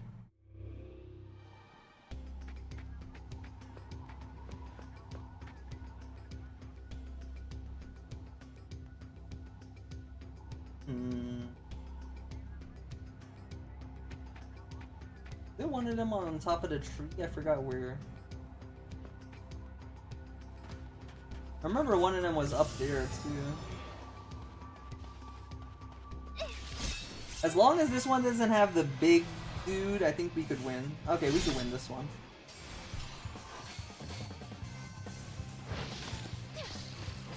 Oh, okay, yeah. Yeah, I'd say do it for fun. But that's the thing, like, what games are exclusive to Xbox that are like a must-play? At one point in time, I would say Halo, but Halo has fallen from grace. The reason I quit Halo is because 343 took over, and it looked like my decision of quitting wasn't dramatic or anything. Because 343 is killing Halo. So it's like, what else is on Xbox that's exclusive that you would want to get an Xbox for? Like, it's not a rhetorical question or anything, like, I'm legit serious. What exclusives are there on Xbox? Because I can't think of any. The only one I knew back then is because I played Halo there. But I'm like, I don't know.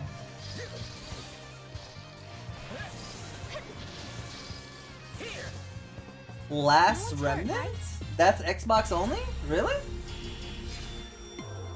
Oh.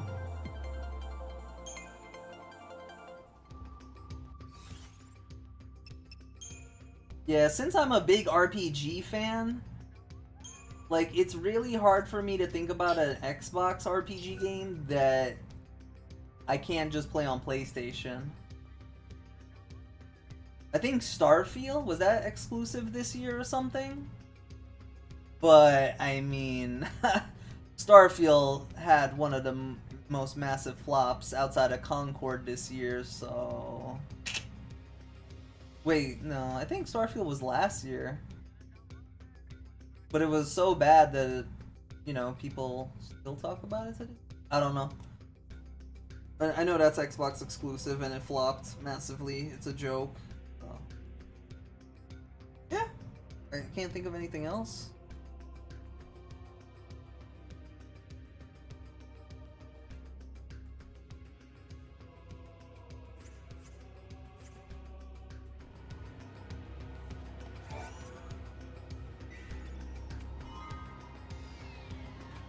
I could have sworn I saw Last Remnant on PlayStation, but maybe that's a different Last Remnant I'm thinking of. But if it's on Xbox, you could play it on PC then, no? Because of the way their Xbox Battle Pass or something, Gamer Pass works.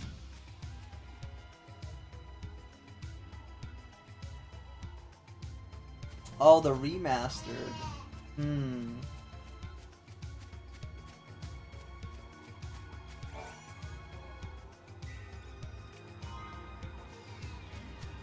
Yeah, as much as I love Halo, I can't go back to Xbox anymore. I just have too many RPGs that I enjoy on PlayStation.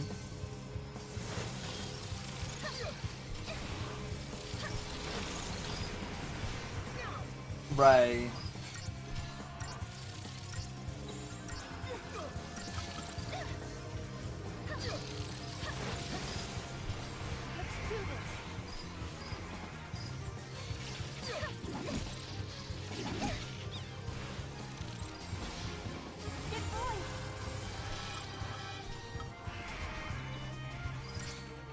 Yeah, I think it all comes down to what kind of a gamer you are and what games that system provides that you would want to play on it. Because the whole console war is ridiculous. I was a day one Xbox owner. That was the first console I actually bought and owned. But I'm not gonna defend Xbox.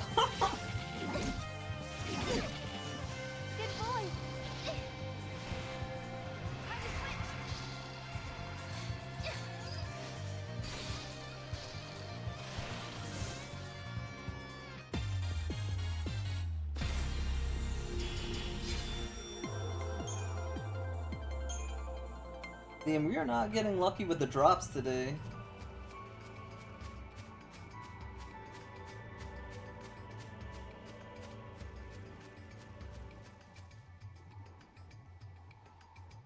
Oh, Forspoken becomes free tomorrow? Yo, that means Cheese is gonna play that. Ooh, I can't wait to see it. Have I tried Secret of Mana? No. I have tried Visions of Mana, and the game just felt empty. I know my friend played Legends of Mana, and he said he enjoyed that one, but from my brief research of Secrets of Mana, people said it was a flop, so... That's all I know about Secrets of Mana, and that's why I have not given that one a try. Like, my backlog is at least 40 plus games, so when I finally get free time, when there's not like a new game coming out that I could play, the last thing I want to do is play a game that's just okay or a flop, you know what I mean? So it's like, yeah, I could play it for myself and see if it actually is a flop, but usually when the vast majority of gamers are saying a game's bad, it's probably because it is bad, you know? Plus, it's not normally something I would play anyway, so it's not like I could look at it and be like, oh yeah, I'd enjoy that. It's like, it's a risk I don't need to take right now. Maybe when my backlog gets smaller and I have the time to play around with other IPs, I would think of looking at it, but yeah, I just don't see a world where that happens. Every year I add on at least 20 to 30 games to my backlog. So yeah, I just don't have time to play mid games anymore.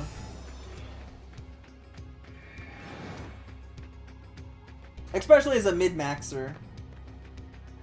When I get into a game and I really like it, I easily put 100 to like 200 hours into a game.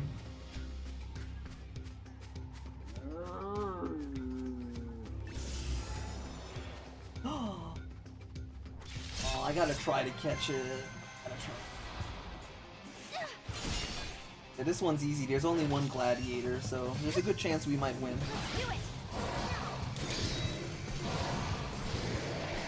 Do you min-max stats in this? Right now, I'm just casually going through the motions. But yeah, once I get to mid to late game, I will min-max stats. But yeah, right now, there's no point of min-maxing stats because... I'm assuming you played a Pokemon game, right? Like, there's just better Pokemon you could capture later that trump the ones you currently have, making it like a waste of time. Oh, alternating my orbs? Oh yeah, for sure. Yeah, I do that for sure. I remember when I found that out, I was like, what was the point of having big and small nodes on the Crystarium? And then I noticed I was getting a bonus on bigs, and I wasn't on smalls. And I think I was like 20 hours in. I immediately refreshed the game. I started a completely fresh file, and I went to mid-max it after that. So yeah, like you could definitely say I have a mid-maxing problem. Thank you.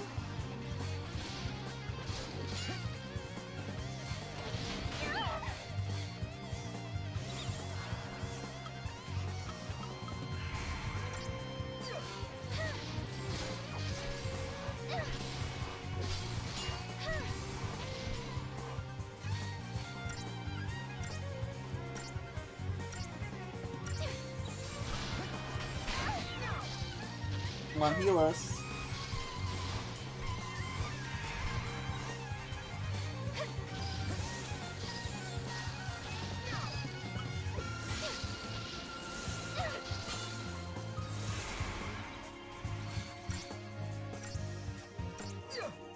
Omega or Chichu?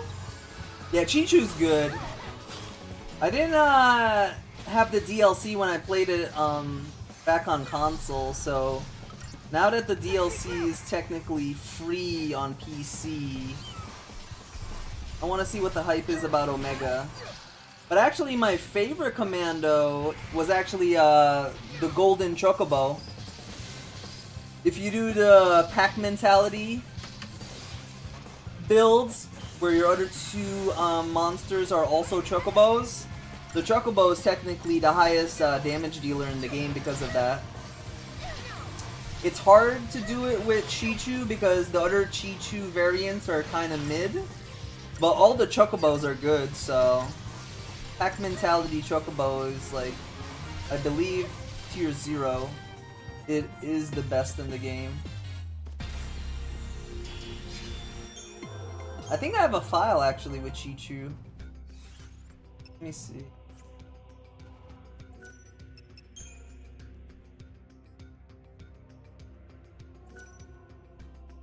Oh, the game just saves like that? I don't even know if it's saved.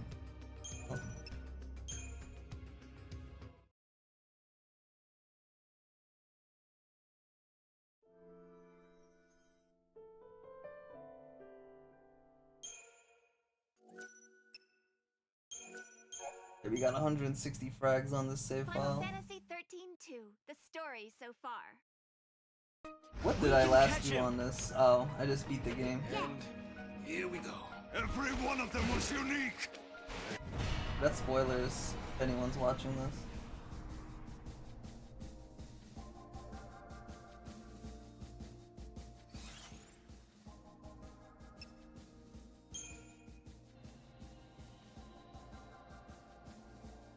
Yeah, I did min-max on this file. I got 1,000 magic for Sarah. Nice. Oh! I think that is the highest attack you could get for Chi-Chu, isn't it? Damn, I min-maxed my Chi-Chu.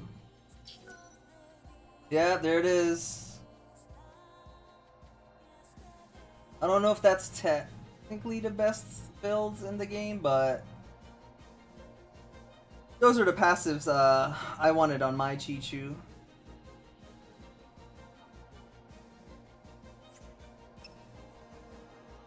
Cloudburst, the best Ravager because it attacks so fast.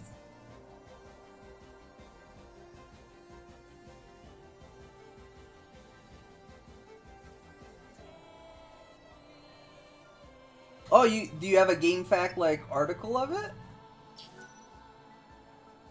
Like you wrote I forgot what they call them. A thread? Yeah, I think it's called a thread over there. That's all I used in this file? Oh, I guess I had a Dragoon temporarily.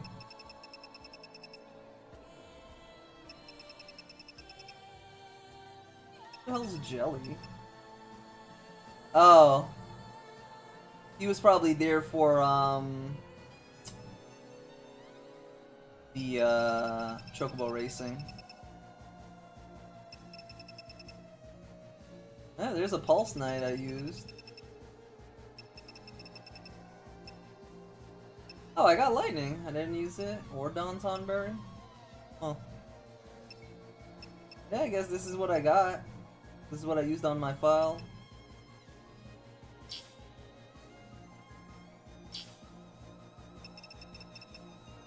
Oh, we even got the Jeopardize for it. Yeah, I'm pretty sure this was a mid-max file when I played.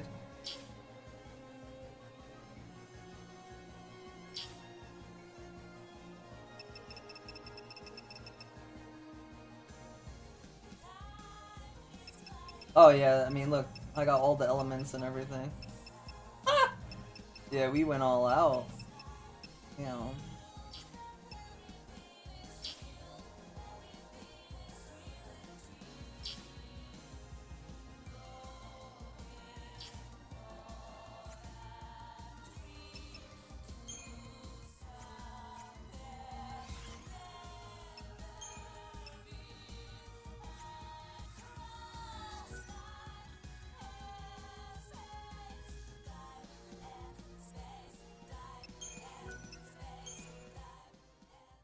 So what's like the you said Chi-Chu?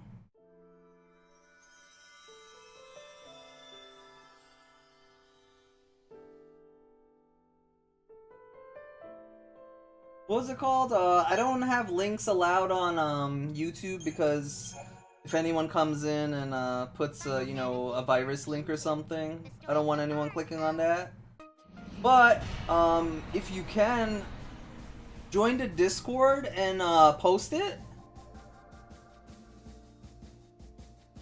Yeah, I have my Discord link in the description, or if you go on the channel, it should be right under like the channel bio, I think it's called. On the surface of Grand Pulse. But you could, if you join it, just message me and like link me it. I'd love to read that actually. But yeah, I mean, I definitely support the Chi-Chu. But I think when I was crunching the numbers, I could have sworn Chocobo was better. Oh yeah, Chocobo could also attack an enemy mid-ear. Whereas I think Chi-Chu has to do Rune or Runaga, which is a DPS loss.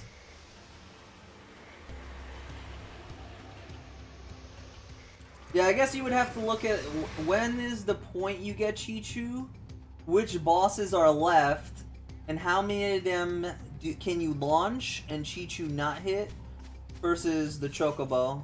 I guess that would be the real argument. Because both of them you can't actually make until mid to late game, right? So like that's where the actual point of contention should be.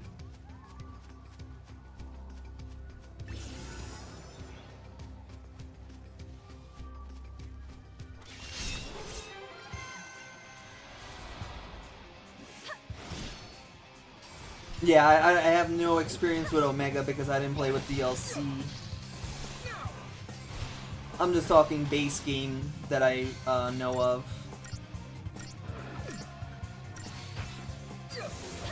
But the Omega can hit in mid-air and everything then? Since you're saying it has something to handle that? That's pretty cool. I can't wait to try out Omega then if it's that good.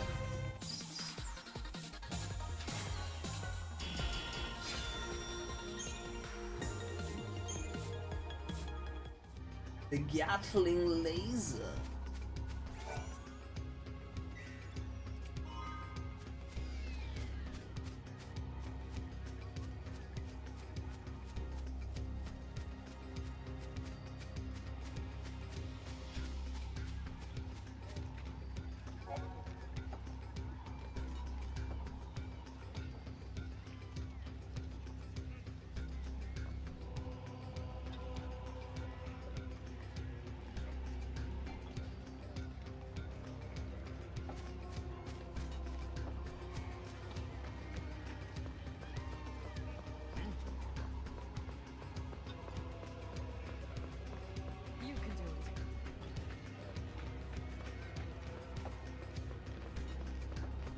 Without the chocobos, we can't hunt. We treat them like part of our family, because they are.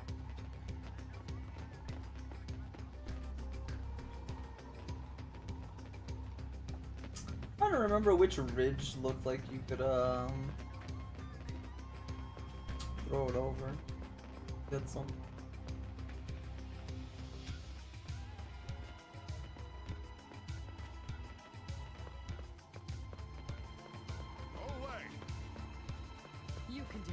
What about Ravagers then? Which Ravager did you enjoy? Because for the whole speed situation, like I feel like Cloudburst is at least base game, I guess. I don't know what they did with DLC. But Cloudburst was always my favorite.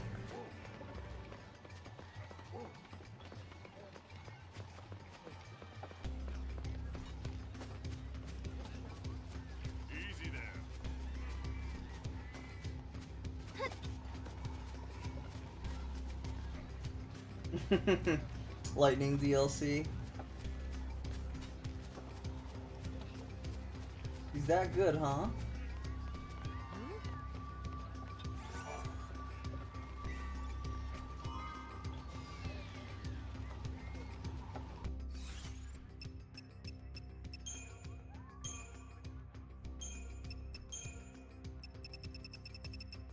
I guess that last one's up in the ear, huh?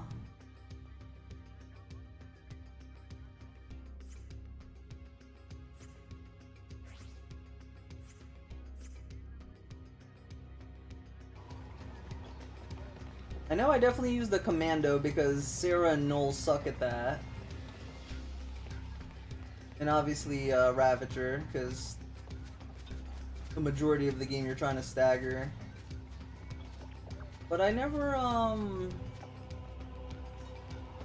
guess,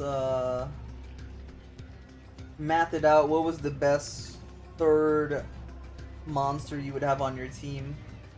It looks like my last time I did a run, I went with a Sentinel.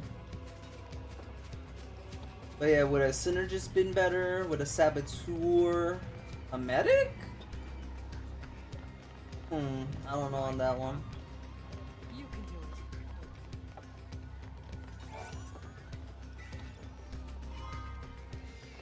it. Okay, cool. I'll check it out when I'm done streaming. I was setting up camp when I Thank you, I appreciate it. I look forward to reading that while I eat dinner. It's gonna be a nice nerdy moment. I'm actually really excited to read it. I have super low everyday prices, so no haggling, all right? But yeah, it seems like you have a good amount of knowledge in the game. What is technically considered the best third monster to have? You have a commando, you have a ravager. What's the third one then? What would did the community have a consensus on what's like the third best to have? Role wise?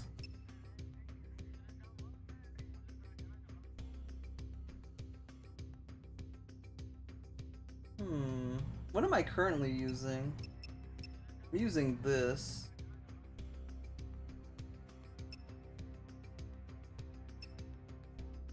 So these are just stat sticks right now. Oh.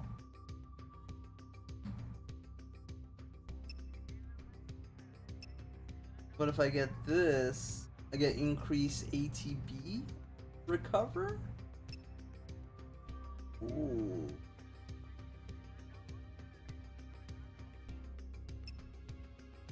Gotta go with the increased ATB recover rate. Everyone comes to me to stock up on their time-traveling goods. Oh, I said like what is the third monster you would use then? You have a Ravager, you have a Commando. What is the third monster role someone would normally use? What do you want? Would you use a Sentinel so you don't have to swap into defend?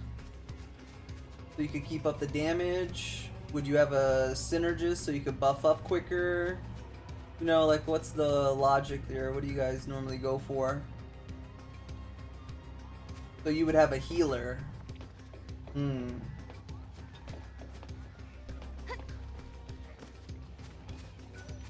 you hungry? Getting hungry.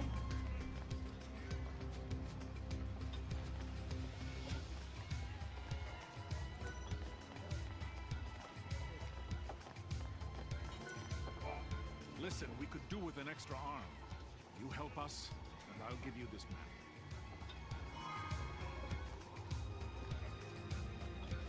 If you're here to hunt, find someplace else. You guys aren't exactly hauling it in. Prey getting scarce? Yes. Ever since that storm blew up, these lands were teeming with game before that. Friends went to investigate the storm, but they never came back.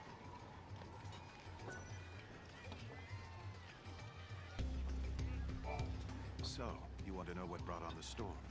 My friends are out there assessing the situation, but even if I knew, I wouldn't tell anyone that wasn't a hunter.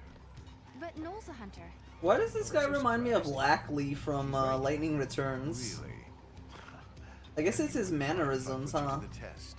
Let's see what you can They had do. the same ones for the We've been getting NPCs. harassed by a pack of monsters lately. Think you can get rid of them for us?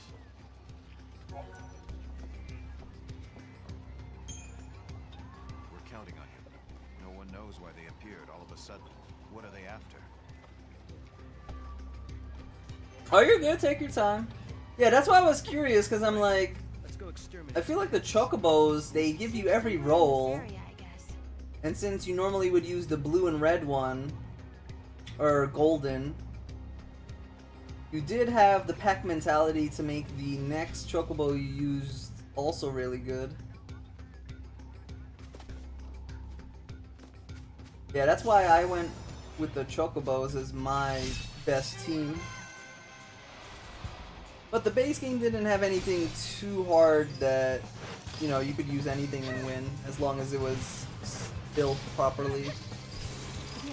But since I didn't do the DLC, I don't know if some comps can't do it while others can.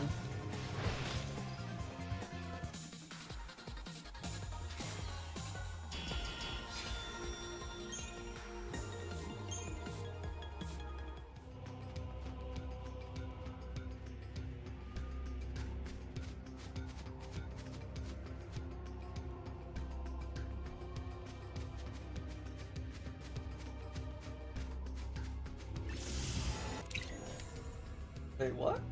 Oh.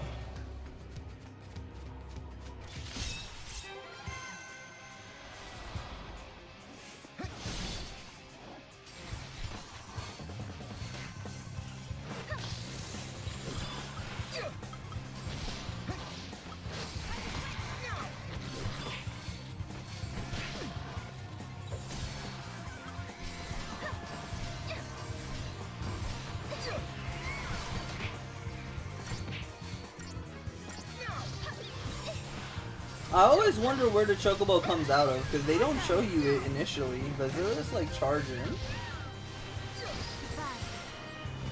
Hey, we got a goblin.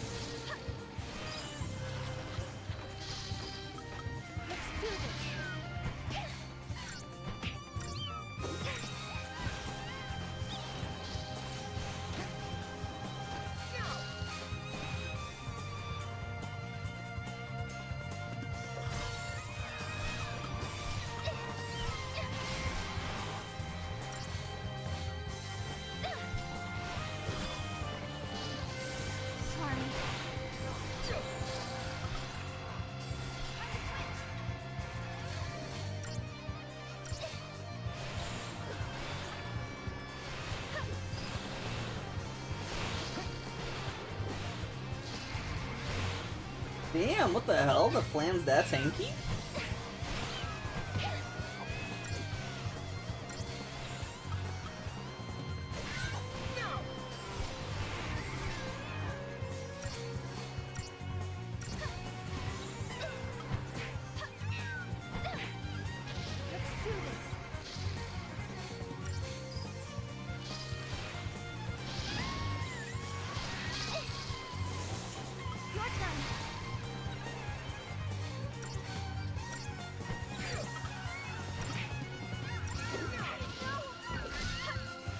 Oh god.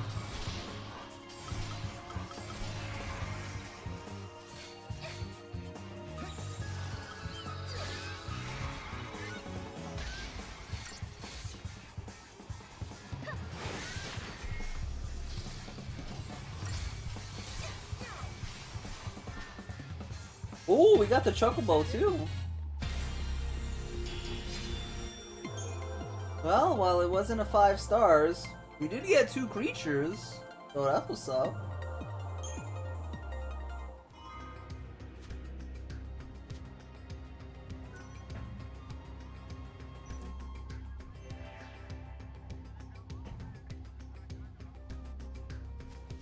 Oh, dope! Thank you, I appreciate that. Yeah, like I said, once I'm done here and I'm gonna go have dinner, I will definitely be reading and watching that.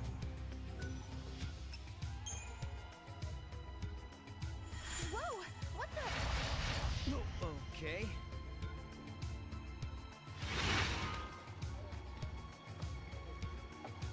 But this is the hunter's camp. How did we get back here? Wow. Back in a flash, huh? Bit unsettling, but I could get used to it.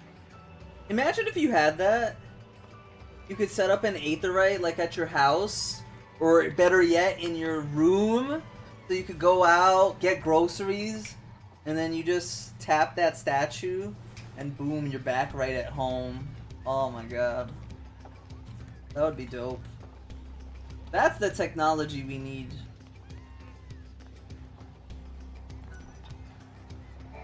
So, you took care of those little monsters.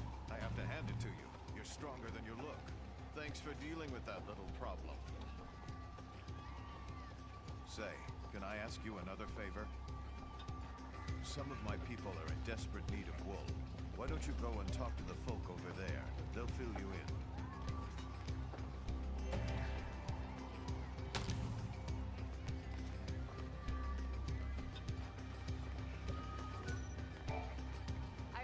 took care of our monster infestation problem. I'm impressed. Now that you've proven yourselves, I have another favor to ask of you. I need help collecting wool from the sheep wandering the plains. I appreciate whatever you can do to help. You'll come across some sheep bigger than the others. They're the ones you want. They have the best wool.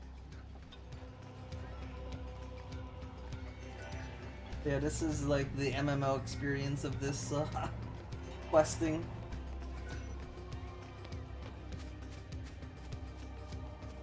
Where are the big ones at?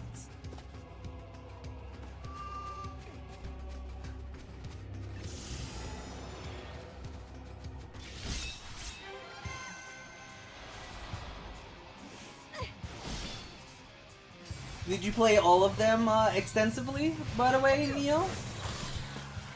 Or did you only enjoy 13-2 that much that you min-maxed it?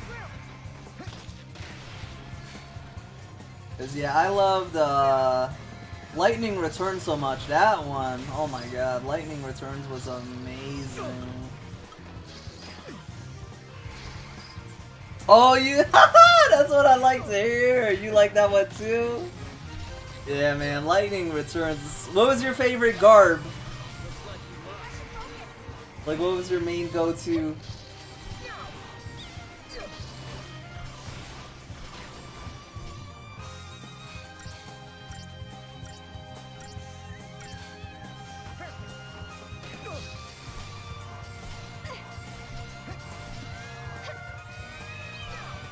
Oh, there was another one?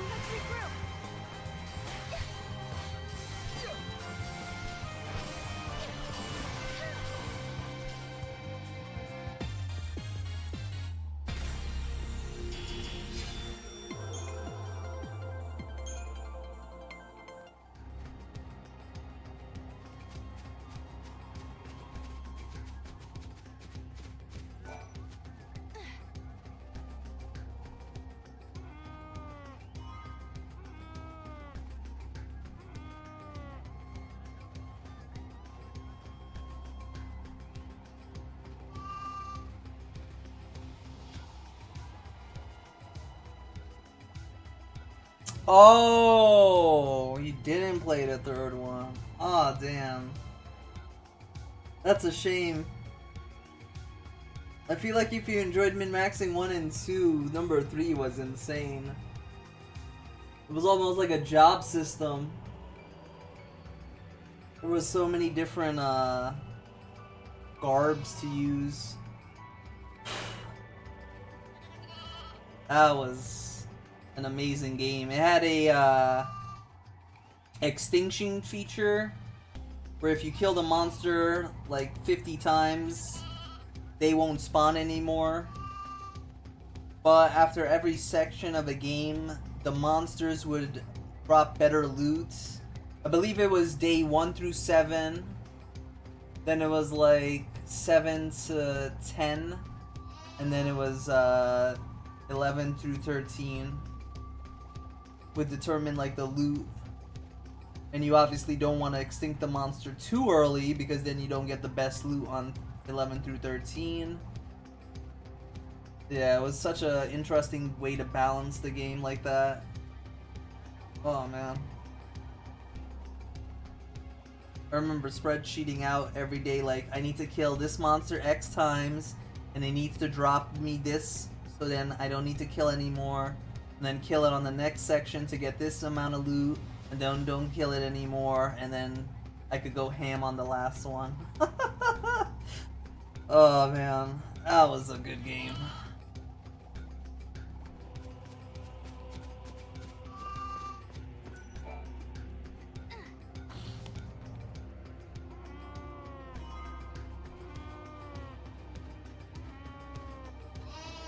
Well, yeah, if you like 1 and 2, I think you would enjoy 3, so...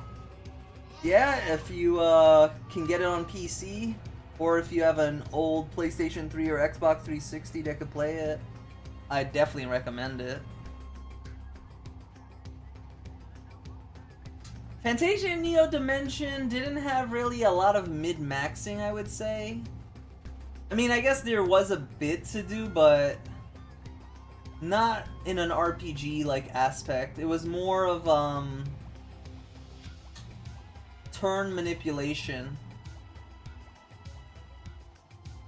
But even without min-maxing, the game's hard. Like, if you play it on hard mode, like I was saying, it's the hardest turn-based game I've played in the last decade. It is very hard. If you play the game blind and on hard mode, of course. Because yeah, if you use a guide, it ruins half of the difficulty because they're gonna ruin the surprises of each fight and how to handle the mechanics. But I guess that's up to the individual. If you enjoy figuring out a fight on your own, then it'll be a great game. But if you don't like that aspect, then you're probably not going to enjoy it as much as I did.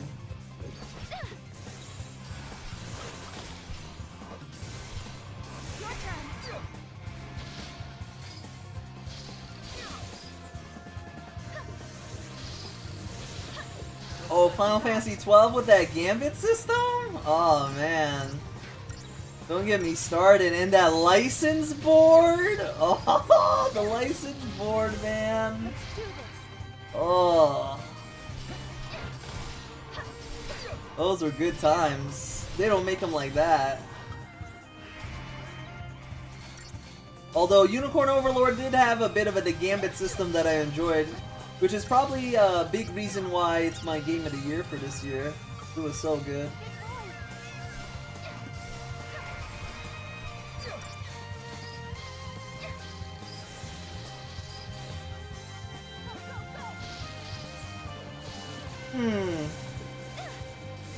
I take it you only found the channel recently then. I already played all those games. Yeah, if you go on the channel on the home page and you scroll down to blind playthroughs and you click view more, you can see every single game I've played. They're all there. Yeah, but I'm assuming you're just new to the channel and you didn't see when I covered them when they were when they first released. Oh, you started watching then? Then yeah. Yeah, that explains it. But yeah, if you're curious on all the games I've played on stream at least, I obviously wasn't able to make content for a while because I just didn't have the equipment. So there's a good amount of games on there that I've haven't streamed, but I've definitely played. But yeah, I played Remake, Rebirth, and Crisis Core.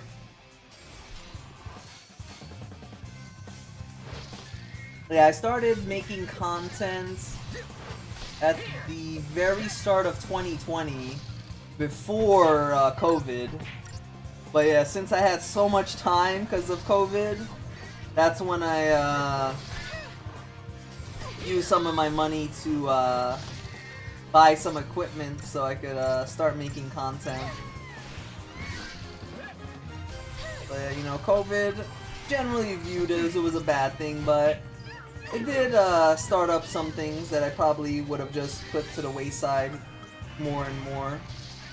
And yeah, I'm glad I started making content on YouTube. Really fun. Especially moments like these when you find gamers that you normally wouldn't come across, you know? Like, you found my channel because of the Dragon Quest, and I believe you said you started playing Metaphor because of what I told you. And you found out it wasn't as bad as some people were making it out to be, which is good. What do you mean, where am I from?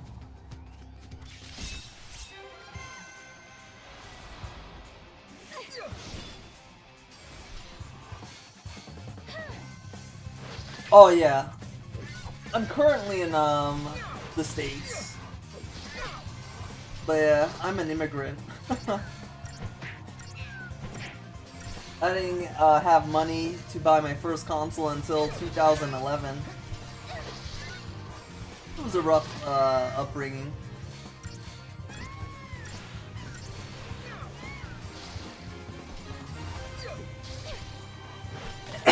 Ooh, bless me. That came out of nowhere.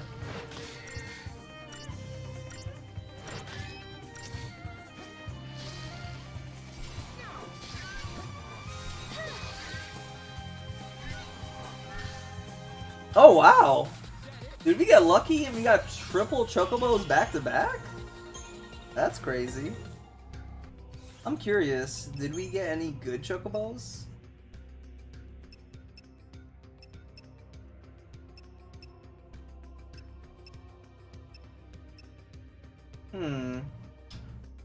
Let me look at this real quick. What are the chocobo stats that you could get?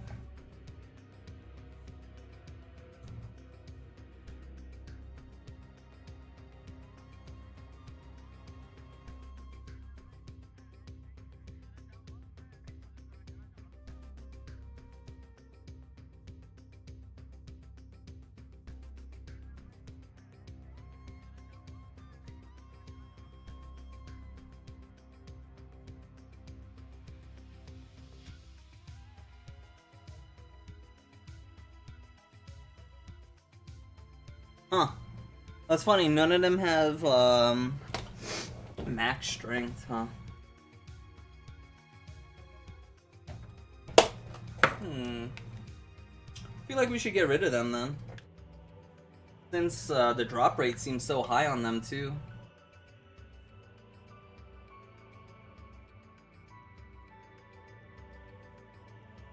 So what are we looking for? 76.55.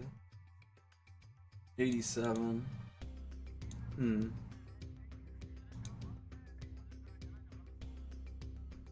Oh, you're in Washington. Okay, so you're complete opposite, because yeah, I'm on the east side. Path of Exile PC lately? Yeah, Path of Exile. That's just a titan of a game, though. It will definitely consume a lot of your time.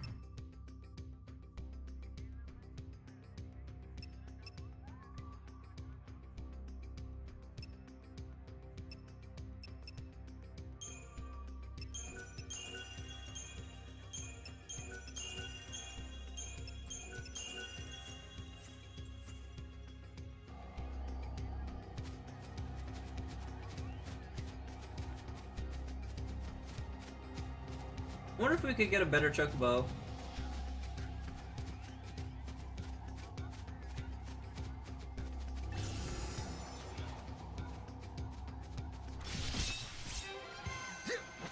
Because our tame rate on them is close to...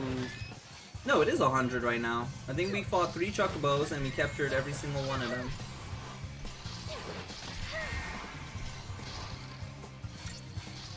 Smoothie the Game Cat. Hey, what's up, Smoothie? Oh, do you guys know each other?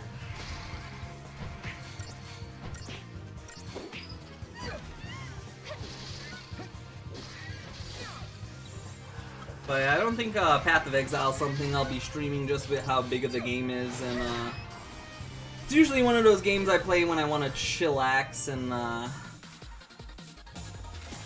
just quietly nerd out.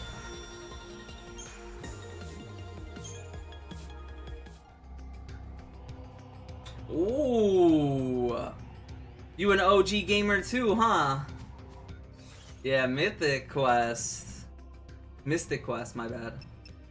Yeah, you're going way back.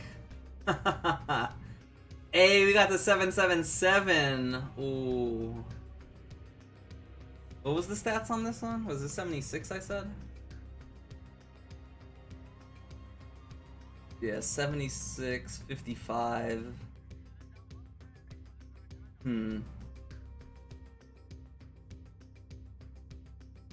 We could do better than that.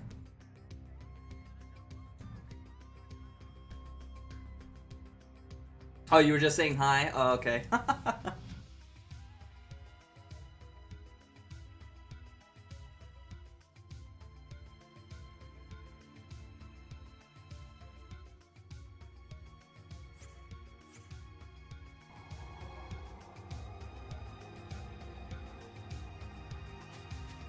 Yeah, I saw Clive is coming to Tekken 8. Cause yeah, when I was watching it live, so when I heard that battle music of 16, I was like, wait, what? 16's getting more content? And then I was like, the graphics for it look kind of mobile-esque. So I was like, what the hell is this? And then yeah, it was an announcement that Clive's coming there. I'm personally not a fighting game enjoyer just because I suck at them, and 2, I have soft hands, and every time I ever played a fighting game, I would walk away with blisters. So yeah, it's just not for me. But for everyone who enjoys fighting games and stuff, and you like Final Fantasy, I'm sure that'll be a fun time learning his whole skill set and everything, right? I remember when I used to play Tekken, my favorite character was, I don't know if I'm pronouncing it right, How Wrong? He was like the kicking guy. Yeah, I don't know if that's his exact name, but that's what I remember. I think it's like How Wrong or something. Is that it?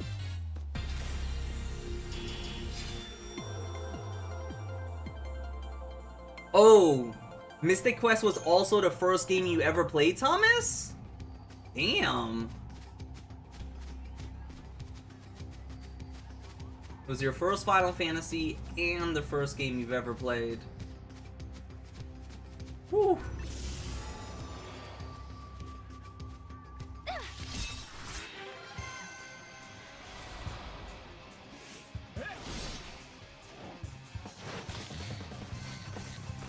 I mean, Tifa would have been a great addition. Come on, who doesn't like a good old Tifa?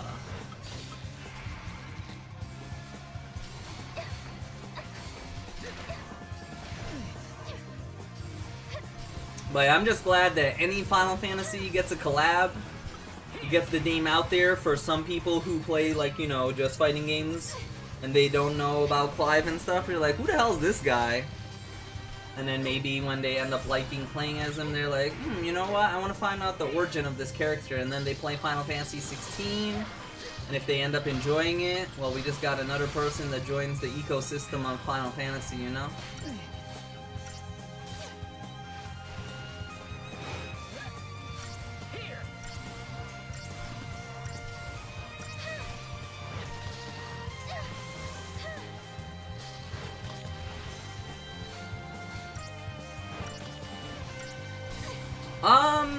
I'm like neutral to them, Neo. The last one I played was Parasite Eve. So it's not like I go out of my way to play survival horror games. But like, you know, if there was one to play, I wouldn't be opposed to it, but yeah. Parasite Eve, I feel like that needs a remake, man. That was ahead of its time. Mechanically, game-wise, oh god. But no, I haven't played any of the Parasite, any of the Resident Evil remakes. I haven't played any of those.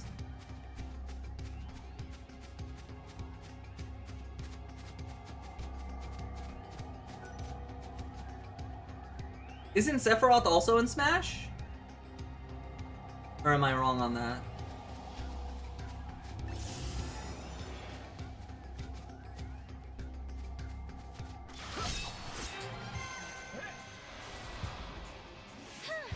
Selphie is definitely an underrated Final Fantasy character for sure, though. Sephi? Oh, that's what you mean by Sephi. I read that as Selphie from Final Fantasy IX. My bad.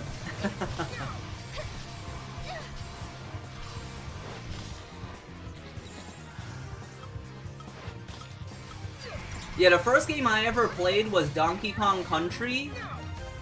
And then after that, my cousin made me play Xenogears on PlayStation 1. It was actually funny, I remember it too. Like, whenever he had to go to work, or he had to do chores, he would give me the controller and I would grind levels for him. So when he came back, it's like he technically didn't stop playing and making progress. That was our relationship back then. I was his grinder. And yeah, I guess that's why I love RPG games, because I don't mind the grind, because it was something to do and bond with my cousin at the time. I'm gonna go pee real quick, I'll be right back.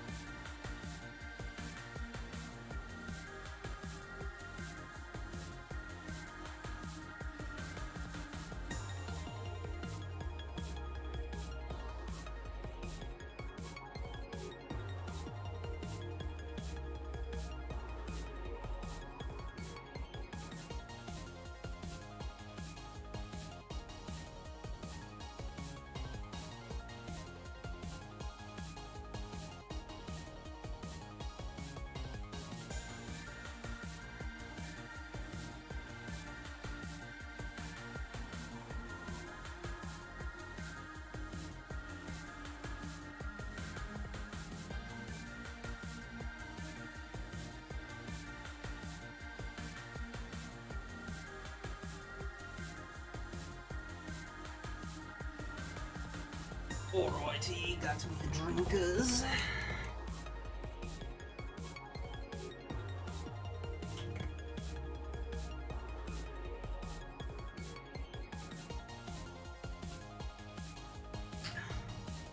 Yeah, dude, the Chrysler Tower. Oh man, that was fun climbing it and min-maxing the guns and armor. Oh, actually, Neo, since you played that and you know what I'm gonna talk about, have you ever played a game that has the fusion mechanic that Parasite Eve has with the weapons and armor system? Like where you could eat one piece and put it into the other one? Because I've yet to come across a game I've ever played with that mechanic. So, like, I am always looking for a game that has that mechanic because I think it's probably one of the best ones I've had. Yeah, Donkey Kong Country was good for its time. I think that game got remade like 2 or 3 times now. It's getting remade again. I think they're calling it Donkey Kong Country Returns or something. But they did that already, so it's like, I guess they just ran out of names or something? I don't know.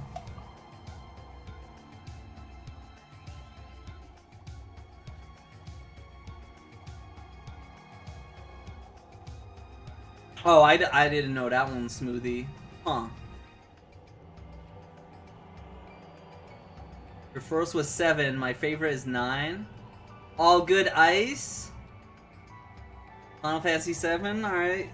Yeah, we got actually a lot of OG players. Almost all the answers were definitely old 90s, which I was surprised. I was expecting some of the more modern ones.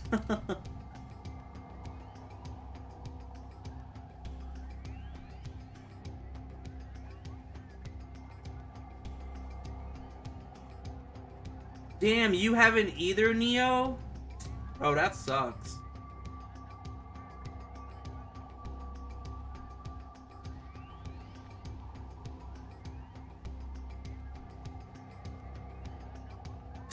Sorry, Shepard.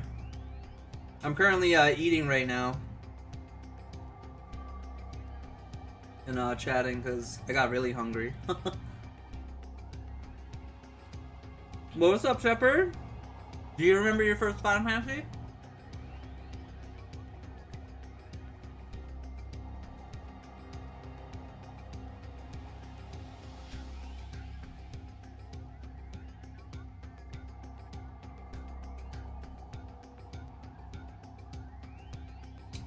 But yeah, believe it or not, this was my first Final Fantasy game. I started out late. But I tried my best to go back and enjoy the classics.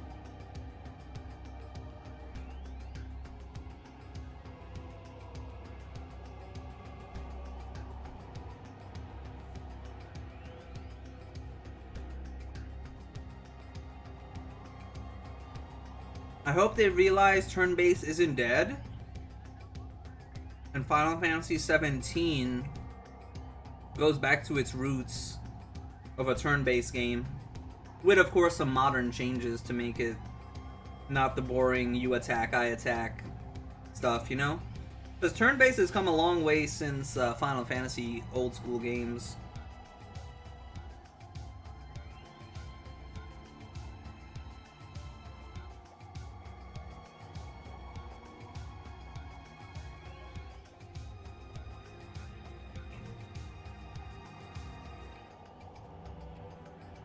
Your first one was the card game with a RPG on the side. That's what's up, Shepard.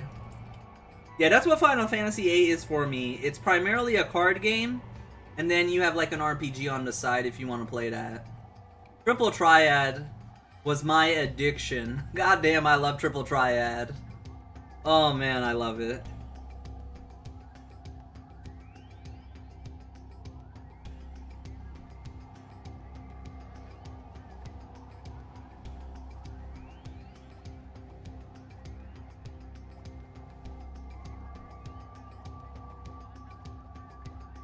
Oh, wow. Thomas, you remind me of that dude. He was recommended on my homepage. He played through every single Final Fantasy game. I don't know if you guys know who I'm talking about. I forgot his name.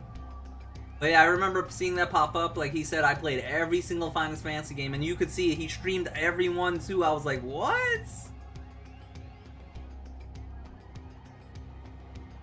I thought that was pretty badass. But now that he's finished that, it's kind of like the niche of his channel kind of lost its magic, because it's like, well, what do you do now since you played every single Final Fantasy? And I think he said he's branching out and now he's going to play other IPs from Square Enix. I think the Mad Lad is now doing every single Dragon Quest game. So, that's pretty cool though, to see someone do that.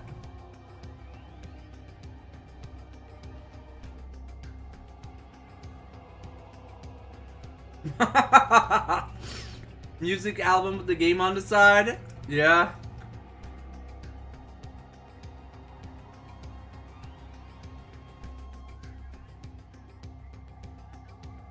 Yeah, I feel like the 1 through 6 Pixel remaster was a little lazy, especially after this year, to see what they did with Dragon Quest III.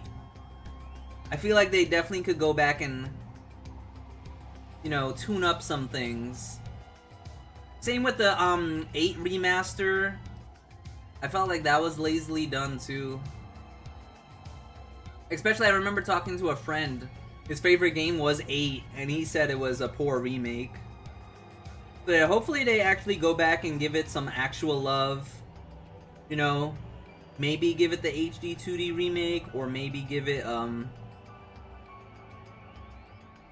gonna say the Unreal Engine treatment. But a one-to-one replica of what the game should be. Because when I say they give it the remake of 7 treatment, I know a lot of people are going to be upset because they're like, oh, I don't want it to be action. I'm like, no, it doesn't have to be action. It just has to be on modern graphics settings with like the Unreal. I think that would also be really cool.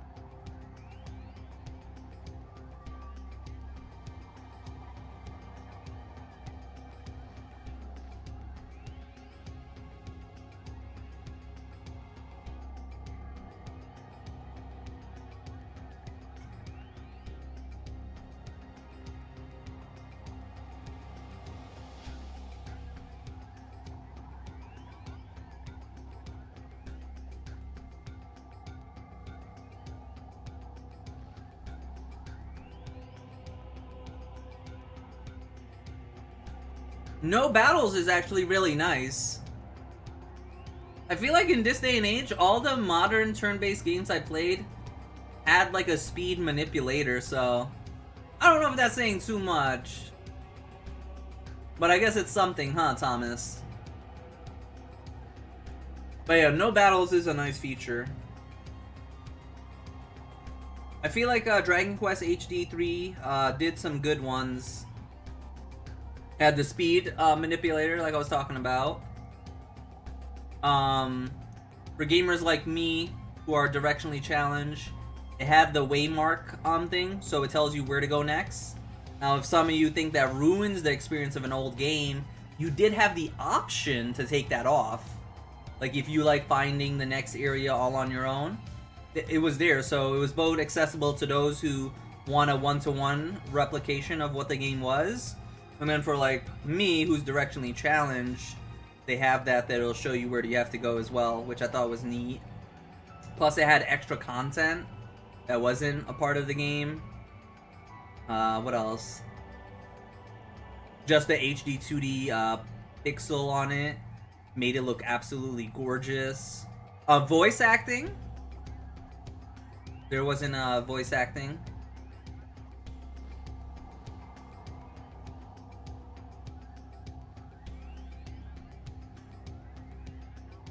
I guess at least that's all I could think of as a new player going in. Obviously the veterans might know more of the differences than I did.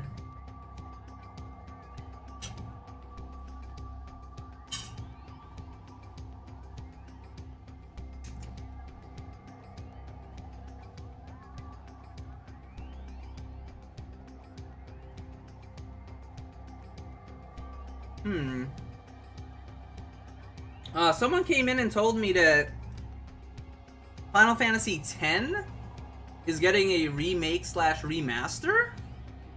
That's gonna be pretty dope if they do it right. Oh man, I know Final Fantasy X is a big fan favorite. A lot of my friends hold 10 as their best or their most cherished experience with that one, so they can nail it with that. That'll be great.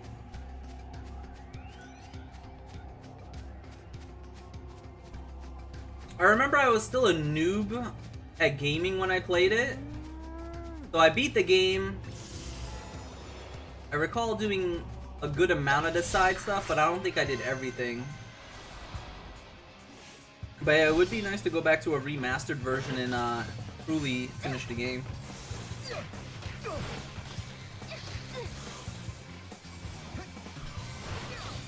Yeah, that was the thing though. They said they're remaking 10 and 9, so I was like, I mean, if it's true, that's awesome. If it's not, eh.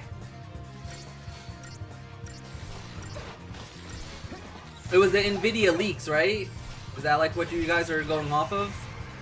Because on the Nvidia leaks, they had 9 and Final Fantasy Tactics. I can't wait until Tactics get a remake, man. My channel mostly focuses on like turn-based and strategic games. So when that gets the remaster, oh my god, we're gonna have so much fun on that.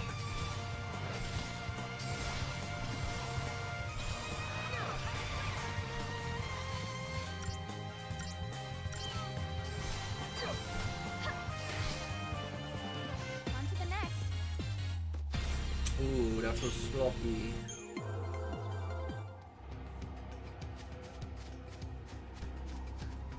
Did you guys play Tactics? Any strategy lovers in chat? Well, he told me to go away.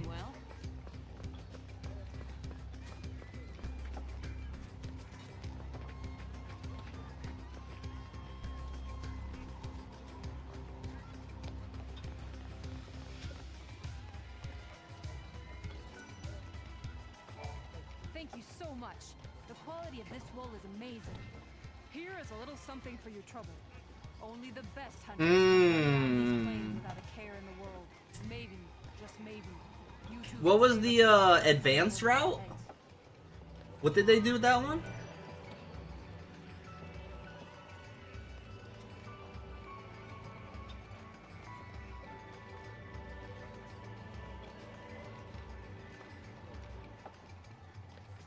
Oh. Yeah.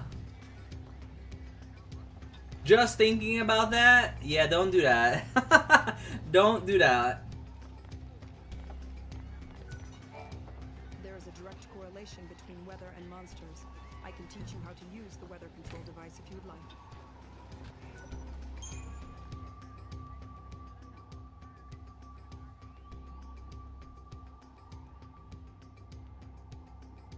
Come, I'll teach you how to operate the machine.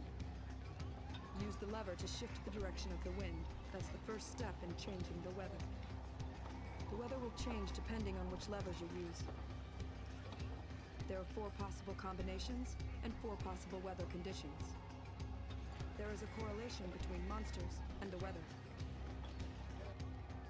For example, if you make it rain, the monsters near watering holes will become more vicious, and rare monsters with extraordinary strength may appear. By controlling the weather, you can control what kind of monsters you'll run into. That's about it. If you forget how to work it, come talk to me again. Thanks.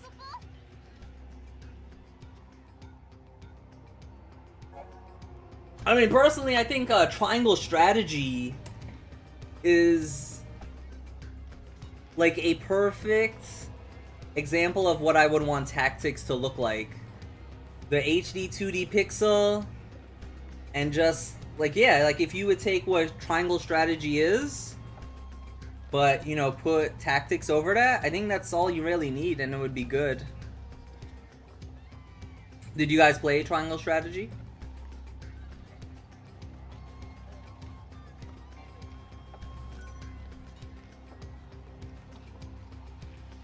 Yeah, that's the thing, man. I don't know why they have to change up the things too much. You know what they say, if it ain't broke, don't fix it, right? Final Fantasy VII Remake, it wasn't broken, but they tried to fix it for some reason.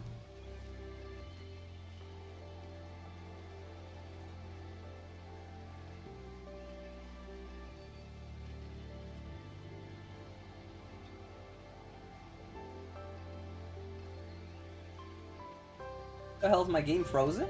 Oh.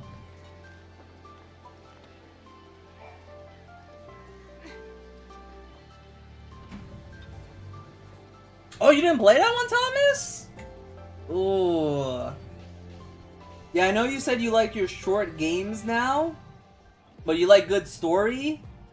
That has a good story, but yeah, I don't know if you'll have time to finish it. It'll probably be a 1 month game for you, depending on how long you get to play each day.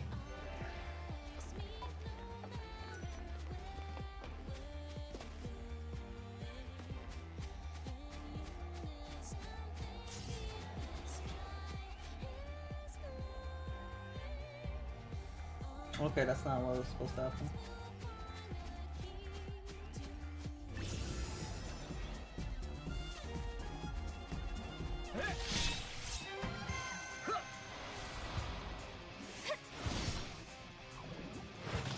Yeah, Triangle Strategy starts off heavy on the lore. It's overwhelming with how much new things they throw at you.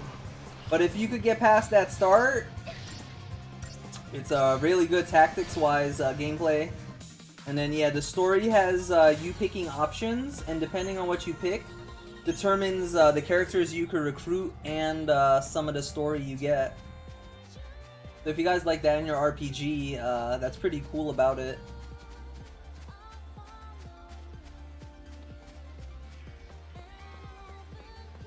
Need something? Oh no! Are you hungry? Man, I still remember the first time I played BioShock. I remember, like, I forgot where it was, but I remember it was the water splashing on my screen, and I thought it was like the most game-changing thing ever.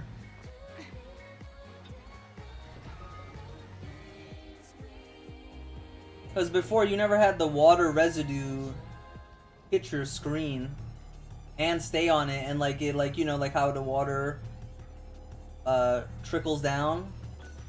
Yeah, that was like game changer back then. And the story was good.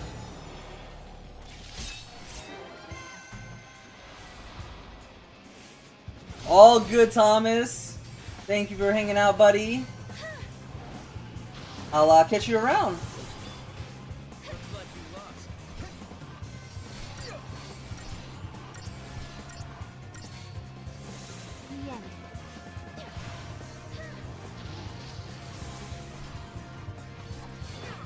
I'm not sure if my team is good enough for this part.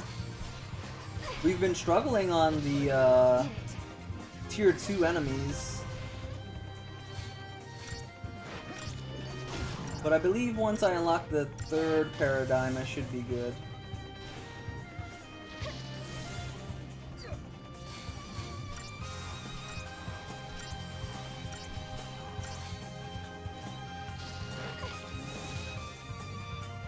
Done and done.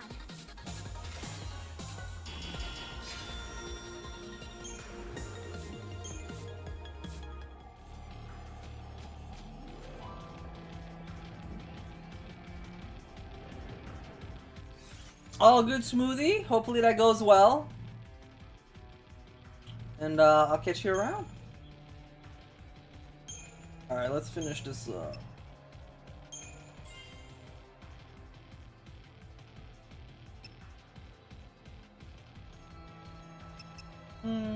Probably get this up a little.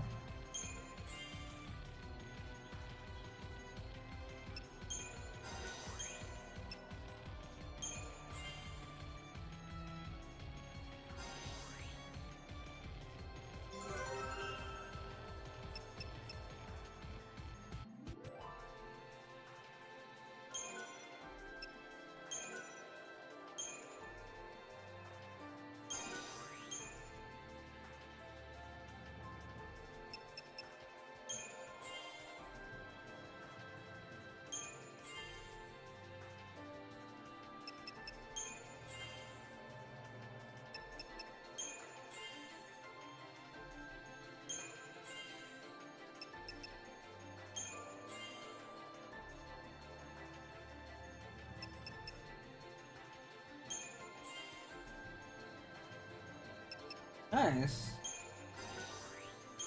Alrighty. And on an Aga. What is Noel at?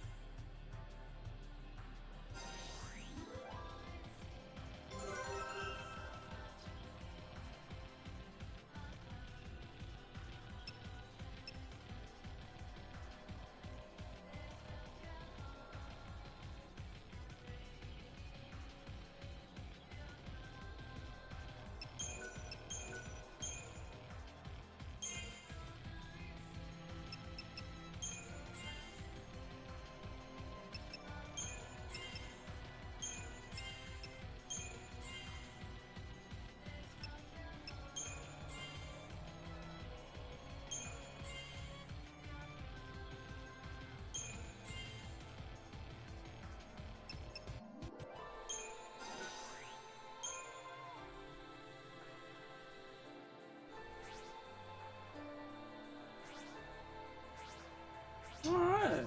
All similar.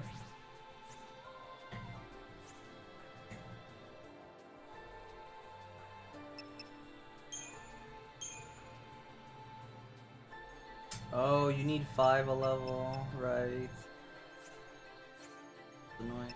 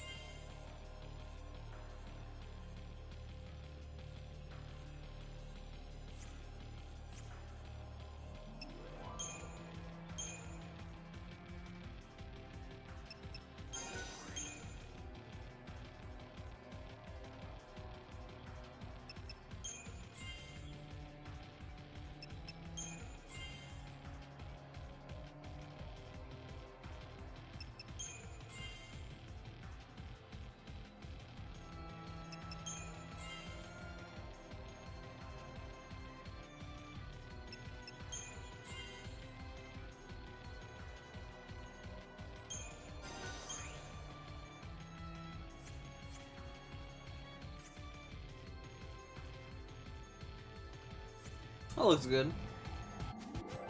Alright, let's see if we can beat.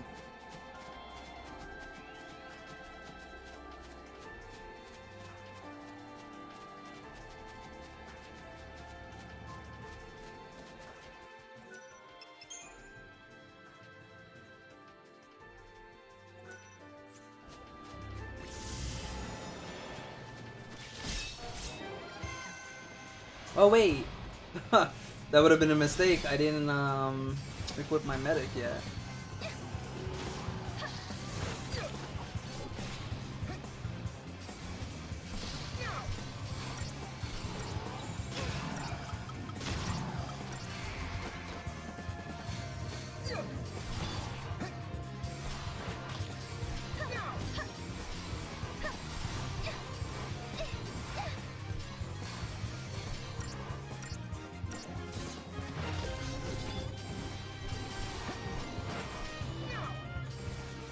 Wait, what the hell? He's still alive.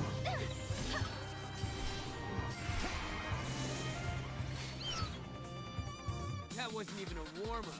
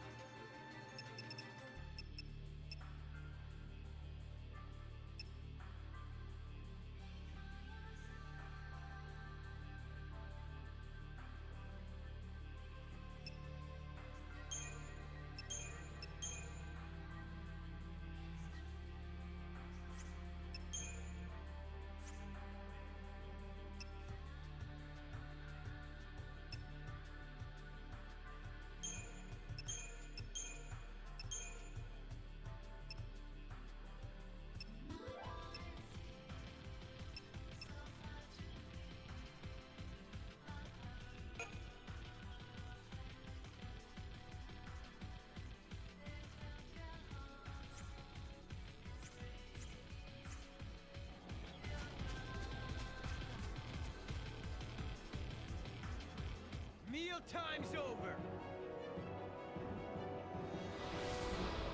Oh wow, that's it? Meal time's over. Time to get your butt whooped.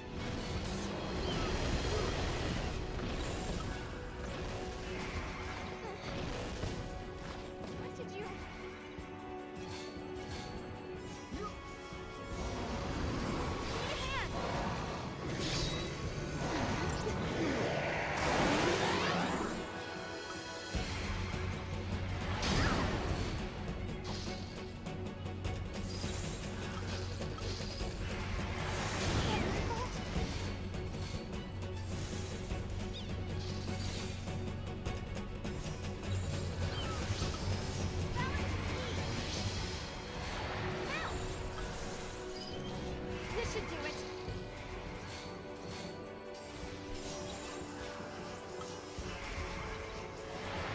Come on, get the protect on there.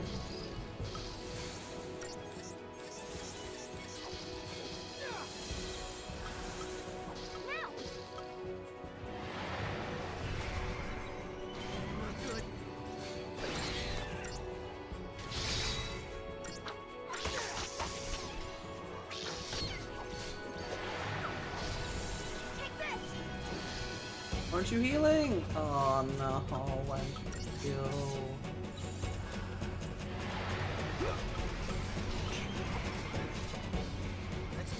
Christ, what's going on, man? I'll that ruin my set.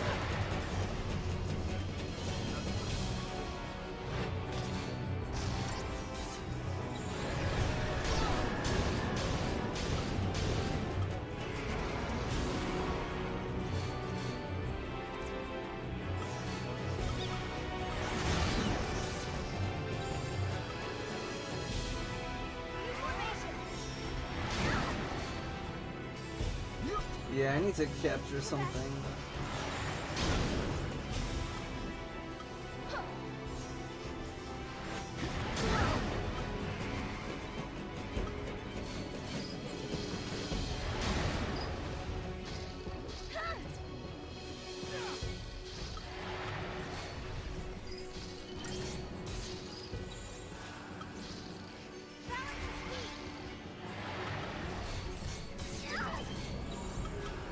This should do it.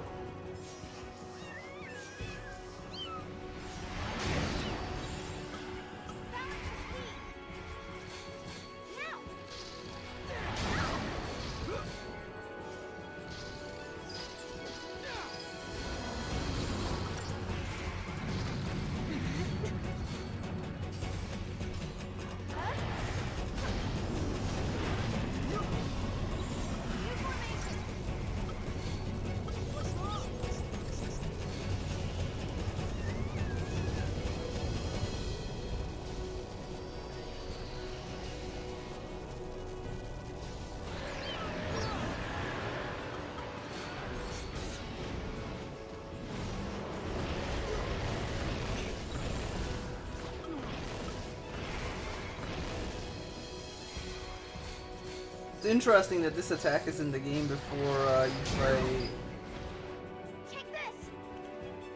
the desert in Lightning Returns.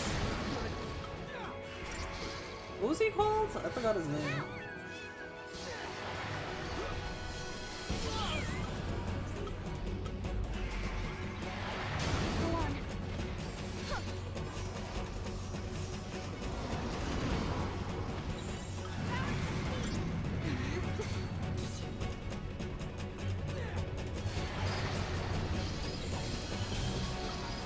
This should do it.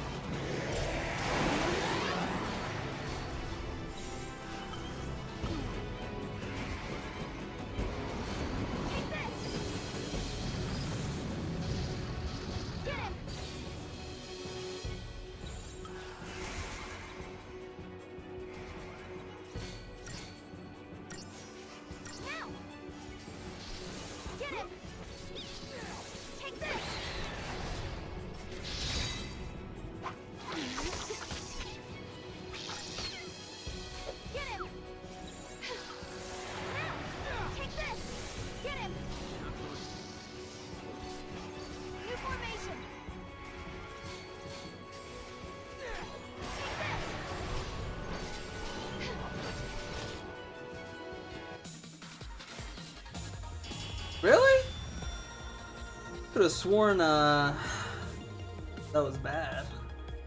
Okay, I guess the game thinks it was 5 stars. It's 5 stars.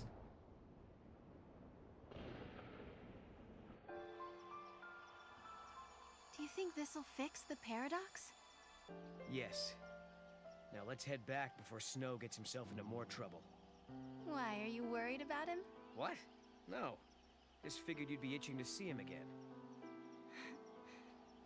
If there's one thing I know about Snow, it's that he's as tough as a behemoth. I don't worry too much when he's off on his own. You know, I couldn't do what you two do. Staying apart and doing your own thing even though you love each other. You never know when someone might disappear from your life. Take it from me, you have to make every moment count. No. But it's okay. I believe we can change our fate. If I didn't, I wouldn't be here.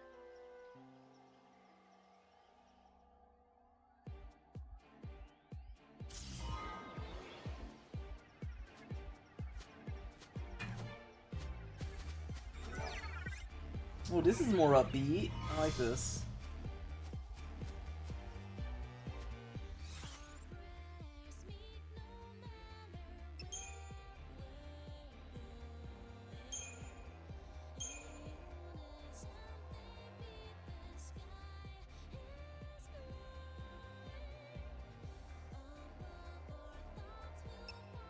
Nah, I want the Medica finished.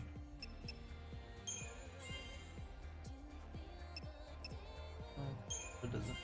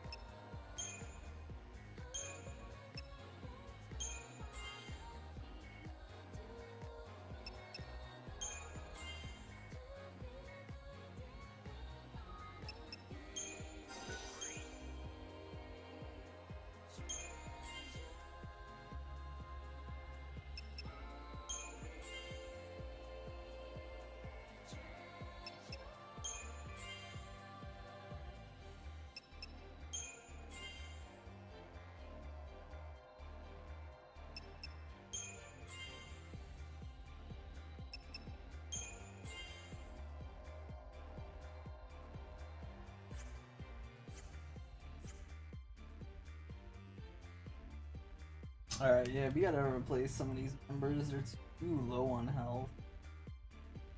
Especially our healer. Healer's clapped. I'd rather have the gladiator. Was causing the storm.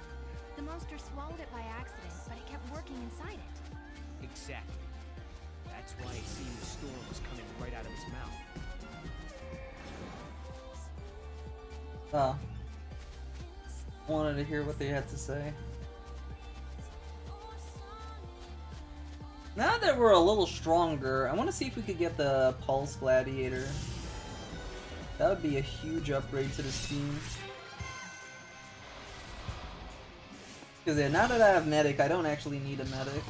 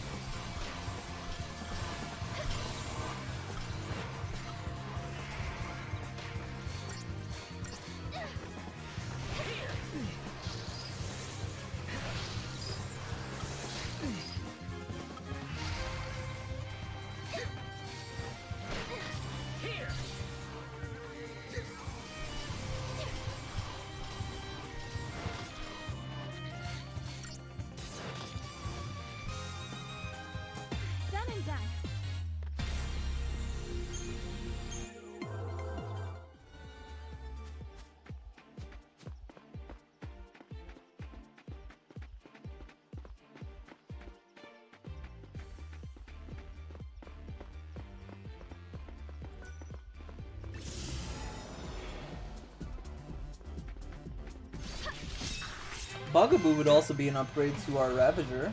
You get that.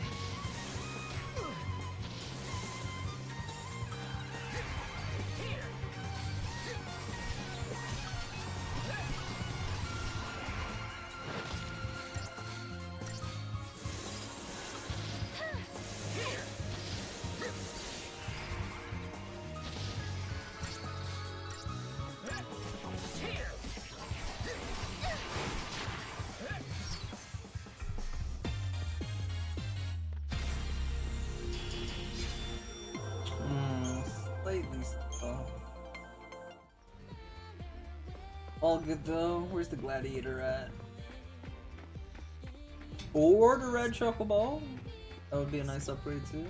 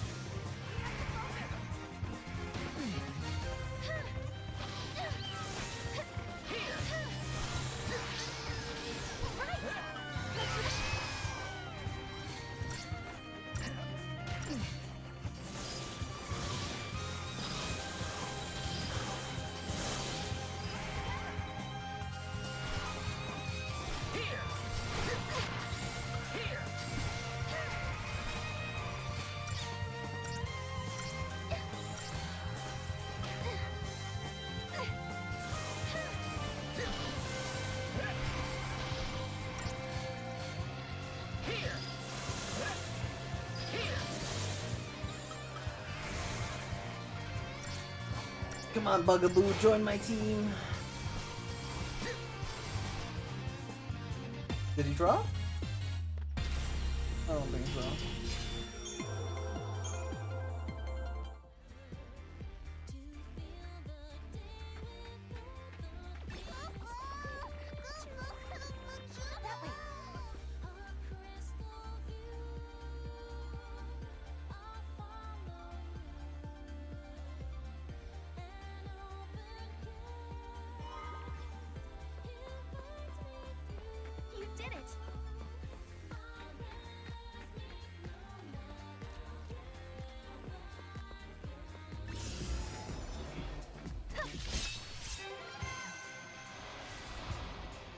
I believe the red chocobo pops up in this weather. It would be really nice to get one. Yeah.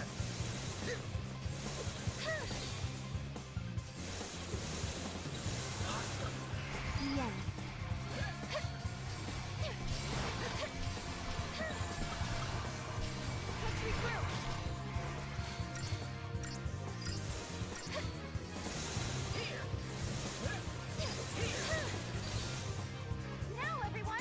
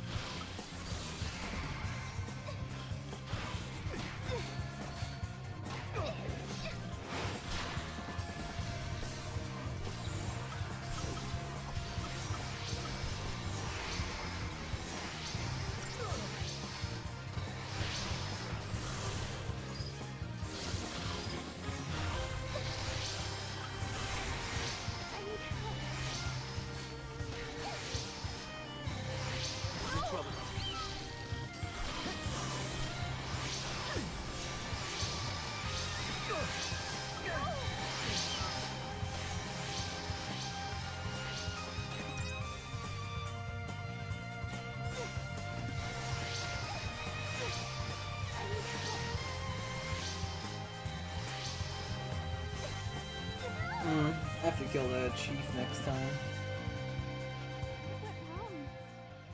We targeted the wrong enemy.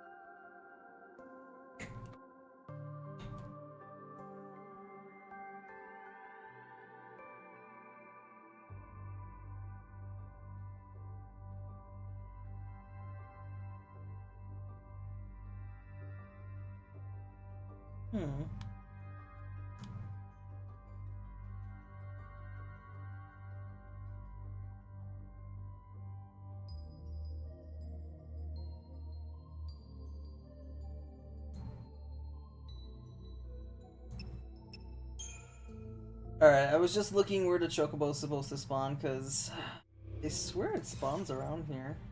Where am I at?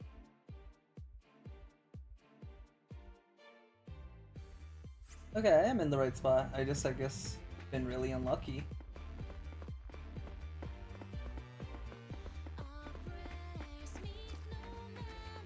Yeah, unfortunately, I don't have a PlayStation 3 or Xbox to stream this off of. We gotta do the sloppy PC port.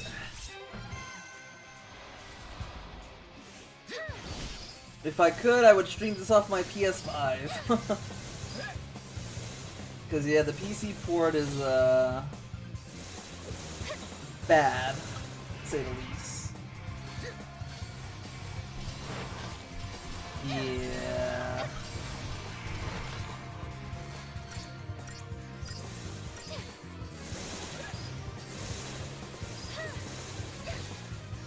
You played this though, right, Shepard? What was your favorite team that you end up using?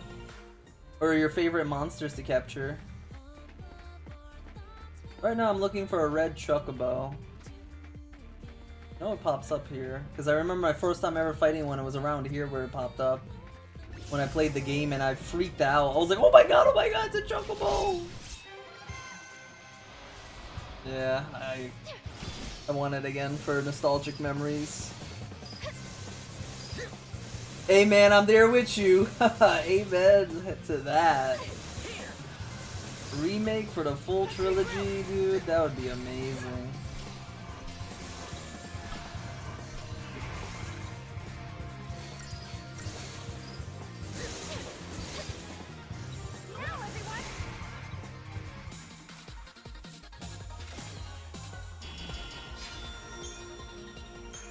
I wonder if it was a blessing or a curse that we got the behemoth.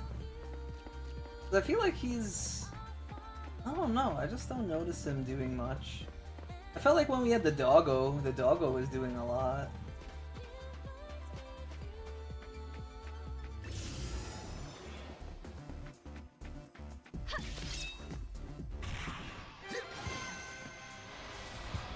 Oh wow, you're a big fan of the OG 13? Okay. That's what's up. Yeah, I did 13 2 years ago for its 13th anniversary on the channel. It's on just regular playthroughs because it wasn't blind, of course. I played this back in 2011. But yeah, 2 years from now, we'll be celebrating Lightning Returns 13th anniversary. Because yeah, yesterday was the 13-year anniversary for this game.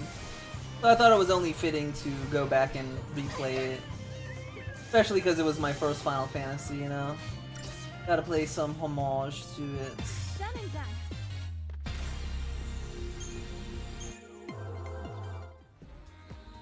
But yeah. Seeing this in all its glory on the PlayStation 5 with its load times and everything, oh my god. Chef's kiss.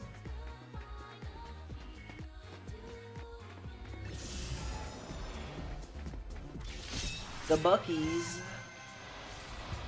Okay, so with these enemies, I think we have to kill the actual leader first. If you kill the leader, I think you then kill the trash much easier.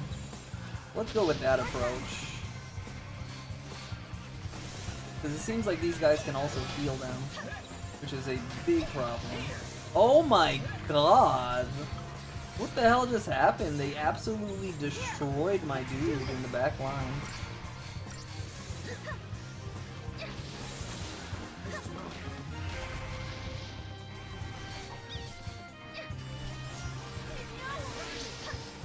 Okay, I can't use 2 Phoenix Downs. I'll take the L on this one.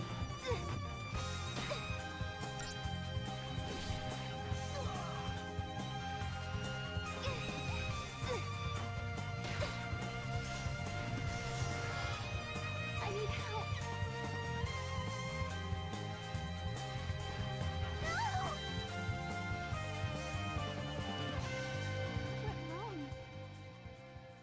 Nah, not in this one. Not in this one. You have to work for your stagger. Or it might be because I'm playing on normal mode. This one does have a difficulty option unlike 13, so I don't know, it might be that. But what was it called? Wait, so you at least played 13-2 in Lightning Returns one time, right? Or you're just a massive fan of 13-2 and that's it? Don't follow me. Alright.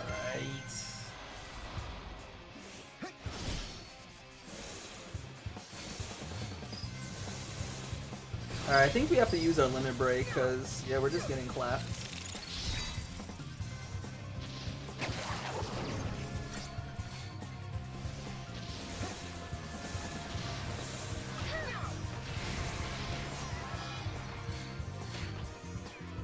Helped us fill it out a little more, but not by much.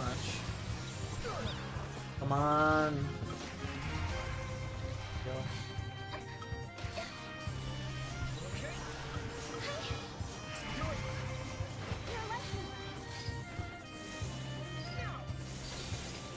Alright, there we go. No one's dead.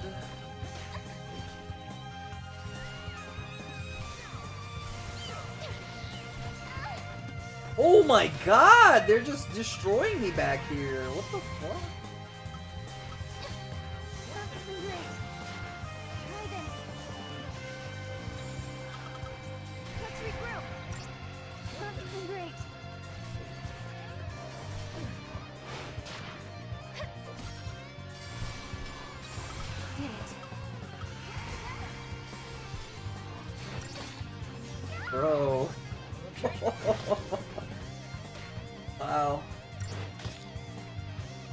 I'm in trouble.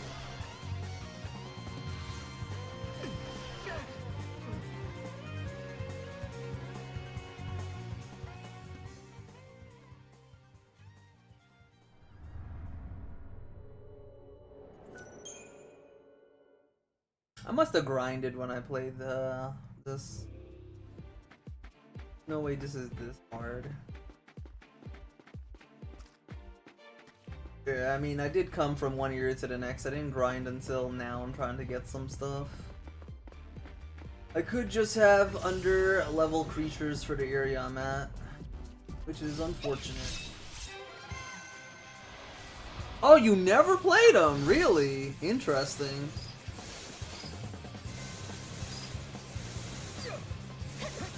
Huh. What changed your mind then? What made you be like, you know what, this game is more than okay. I actually really like this game. What was the turning point for you?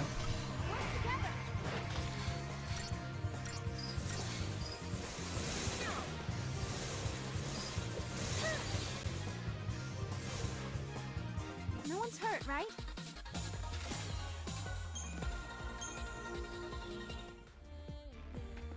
Please, for the love of God, spawn the chocobo.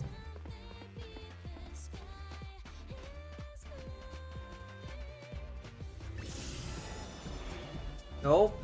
Oh god, I'm dead again. I can't escape them. Yeah, look, they're chasing me on the map. Run, run! Okay. Hey, I missed a chest.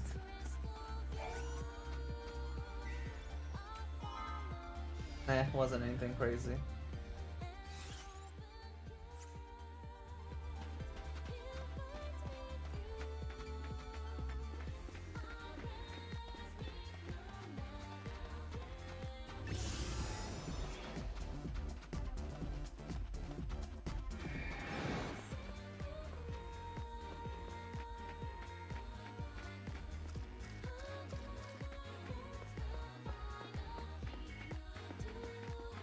Huh.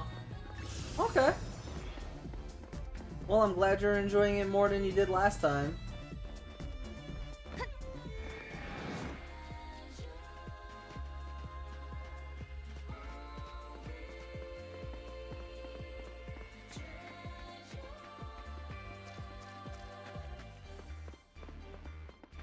I wanted to spawn in the same area I remember seeing it the first time. It was right here.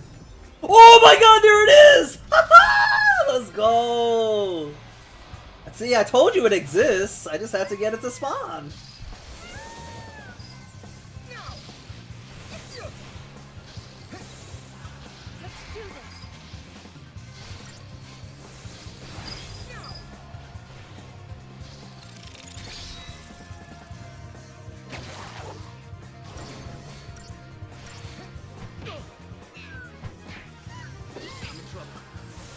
Oh my god! We gotta stagger it, we gotta stagger it. It's gonna kill me.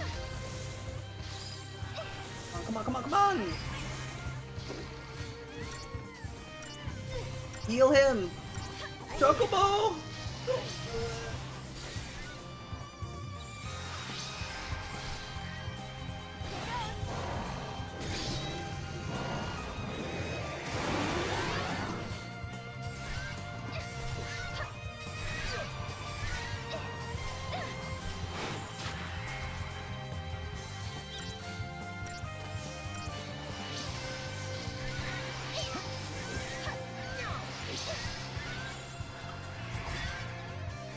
Come on, come on, attack!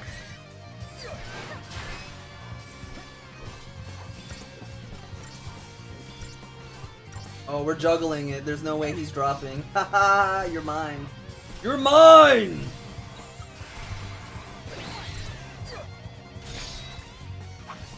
If you kill it with a limit break, there's a higher chance you could capture it. Did I get lucky? Oh, I didn't get lucky. But there it is. I knew I wasn't crazy. I'm like, it has to spawn here. That's where I remember it. Damn. The red chocobo. The legends are true. But yeah, the red chocobo is probably one of the best ones you could have at this point in the game. I still consider this early game. And it goes all the way to level 99. So it could basically be your forever mon.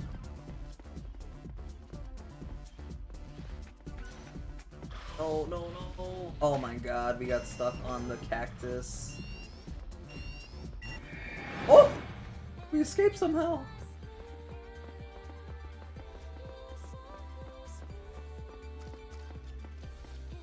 This is the good luck spot right here. Come on, spawn right there.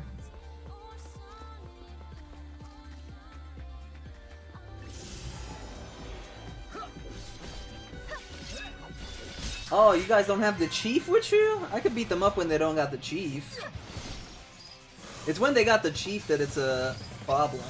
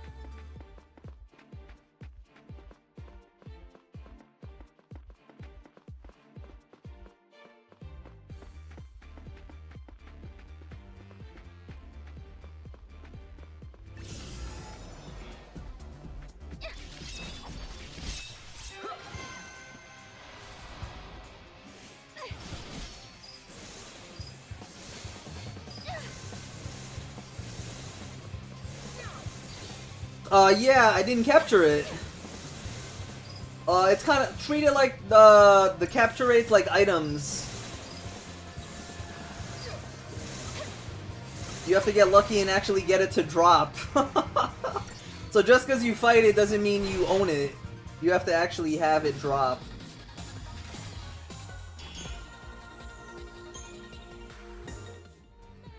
I wish it was as easy as you just fight one and you get it. Nah, you gotta capture it by getting lucky. I did not get lucky, unfortunately. And that is definitely not what we want to see.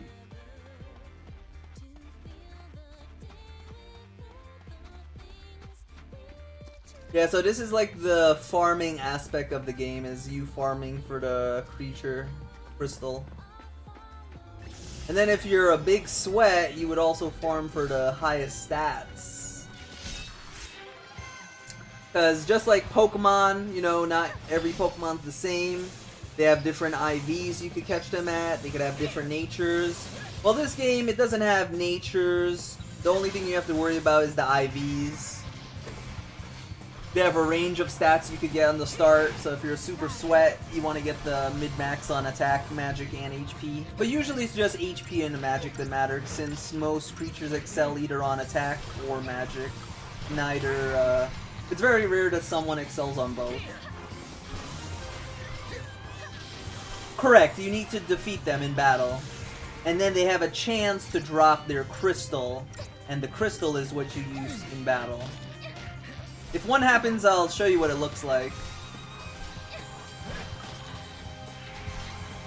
Because I haven't even gotten one of these, even though we fought how many of these already? I know I ran from a few and I got killed, but I feel like I killed at least maybe 7 or 8 of them already. But yeah.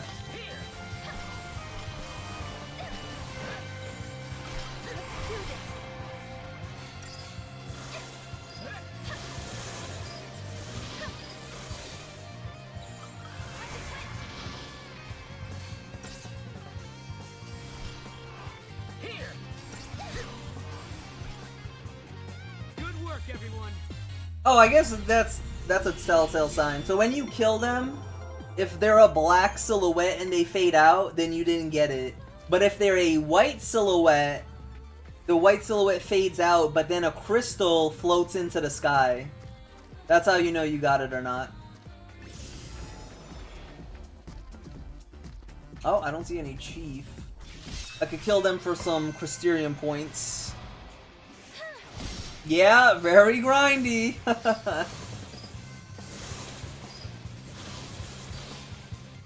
Yeah, so, oh, I guess that's another cool thing, I guess, since you are playing 13 and you haven't played the other two. Unlike 13, where you have to wait until you progress a certain point where you unlock the other roles. Now, I don't remember what the default roles were. I think Lightning was Commando, Ravager, Medic, and then you don't get the other ones until way later, right? This game, you can have the roles right away, like early game. Like right now, I have Sarah as Commando, Ravager, Medic, and Saboteur. I could get her into Synergist. Oh, and she already starts off on Sentinel. So yeah, you could have all 6 roles very early in the game. So that's how it differs from 13, where you have to wait for story progression points to get all 6 roles. You could have all of them in early game. As I could show right here. These are all Sarah's. See, we're only missing Synergist. And for Noel, he's only missing Saboteur. So yeah, it definitely allows you to have more fun, in my opinion, earlier. Because yeah, I feel like that was a weird way. They power progressed the characters. So you could only have X roles on X characters, and you had to build a team around the roles those characters got, right? But yeah, I feel like the fun was when you unlocked every single, what were they called again? Paradigm roles? I don't know what the hell the name they use, but yeah, like, when they allowed you to play with anything, that's when the game got really fun. So yeah, they allow you to do that right away in this game, which is a huge plus in my opinion. Okay, you just killed my thing, thanks.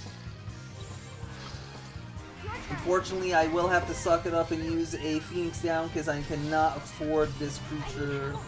Oh my god, how much damage does it do? I can't afford failing this fight.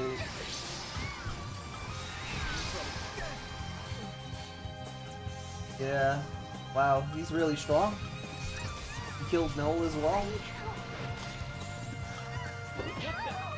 Damn, bro! Yo, we're about to run out of Phoenix Downs. He's just killing everybody. What the fuck? Oh my Jesus. I may not even get this one. Wow. I got bad RNG. Wait. Does retry start over the fight? Oh! It does! Oh! But do I keep my Phoenix Downs?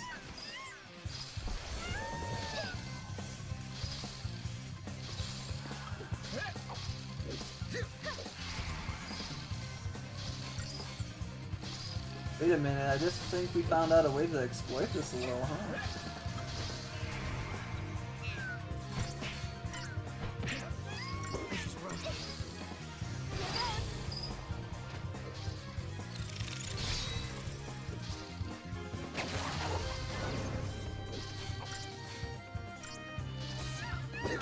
No, no, no, no, no, no, no, no, no, no, no, don't kill him! Please, you bastard. Do I keep the keys down? Oh, you do! Okay.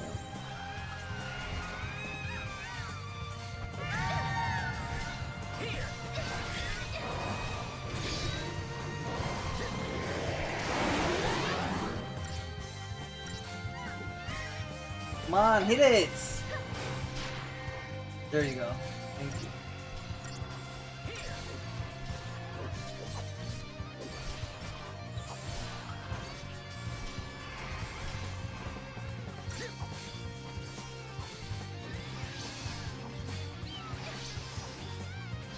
just time our attack so we could juggle in the sky. Alright, 286. Come on, come on! Yes! Look, look, look! You see that? Oh, we got it! Yes! Woo! Alright, let's go.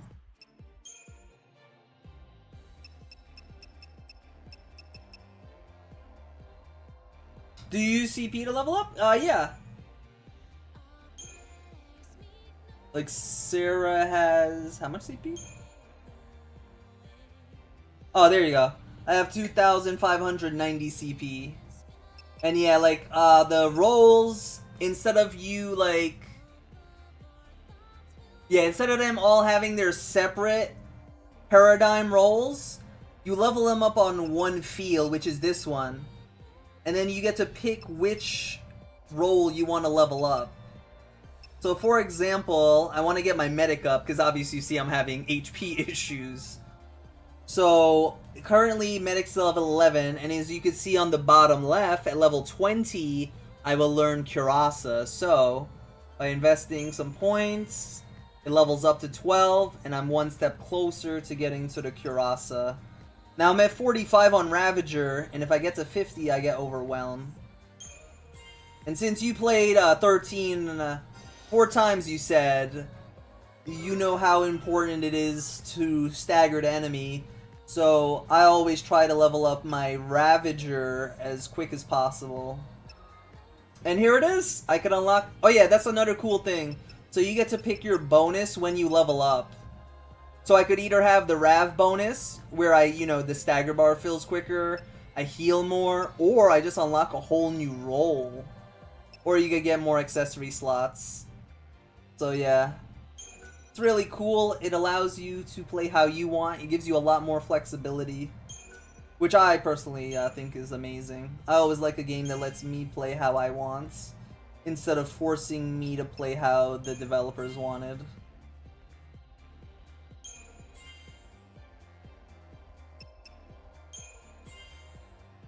And thank you.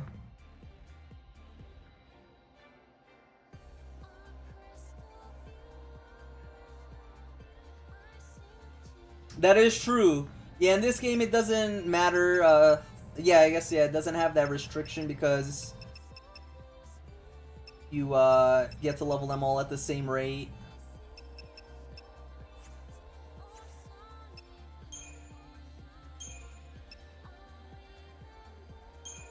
Interesting. Noel learns more actions than Sarah does for healer.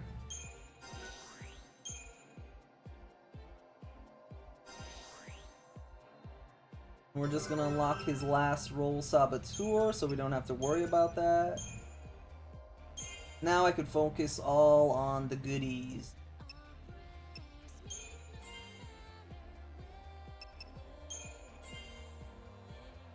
And the size of the node does matter, if you're wondering. Small nodes don't give you any stat bonuses, but if you level up on a big node, it gives you a bonus. So Commander, if I level Commando on a big node like this, I would get 2 more strength than you normally would. Ravager gets 2 more magic than you normally would. Sentinel, I believe, is 6 HP. Actually, that might be wrong, because I think Medic is 6 HP.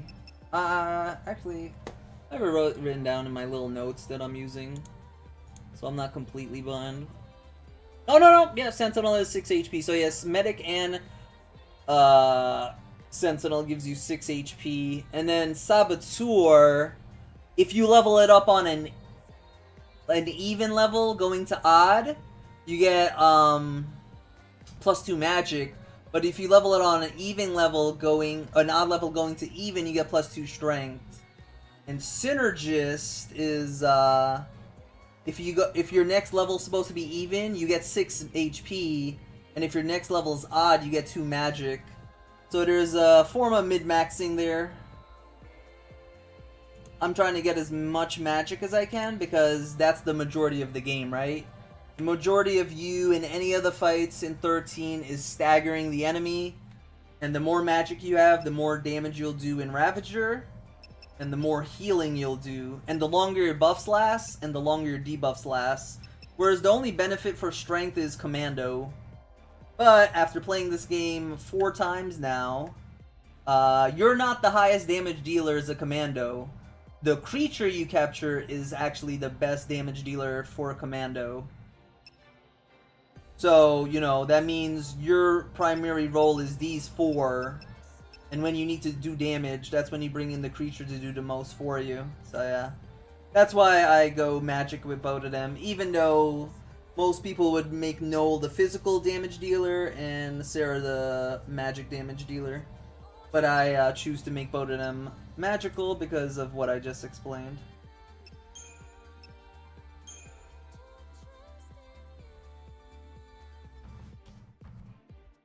Oh yeah, for sure. Because like I remember, I didn't have this much trouble on this area. One, it could have been that I spent a little more time grinding, because I am streaming, so I'm not really grinding anything here. But also, 2, it could have just been that I got lucky with monster drops.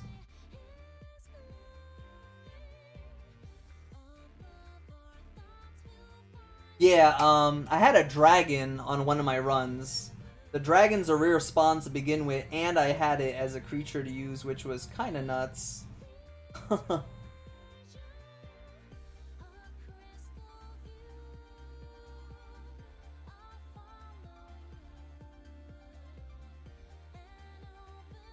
We actually rolled pretty well.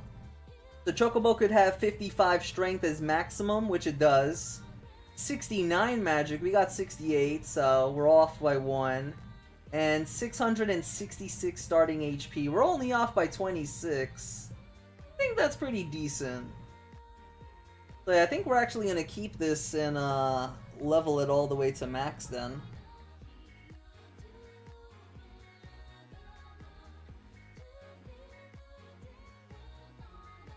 Yeah, I think this is going to be a good Chocos.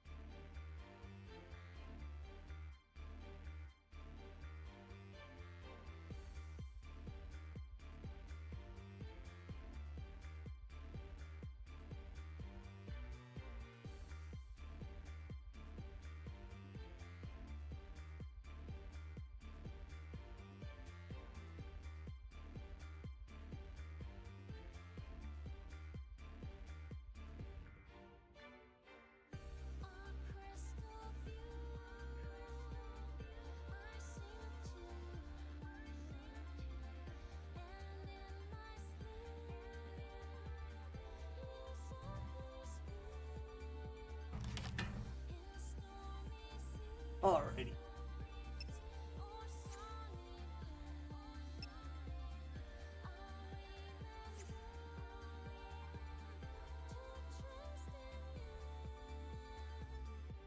Oh, adornments? Oh, they're just, Oh, right, you didn't play Lightning Returns. They're basically, things you could put on the monsters.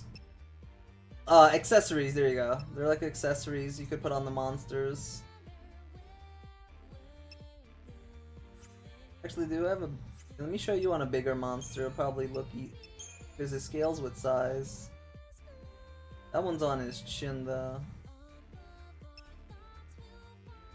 There you go. You get like a hat.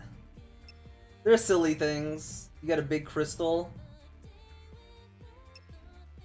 A lucky clover. Ooh, that's a big lucky clover, actually. Get a carbuncle toy. A blue flower. And a little sheep. There's a ton of them in the game, so... I think most creatures have at least one that looks natural on them. That you'd be like, oh, that's pretty cool, I like that. Oh, nah. They didn't go all out with that. This is in Pokemon Unite where they gave the creatures a full outfits change.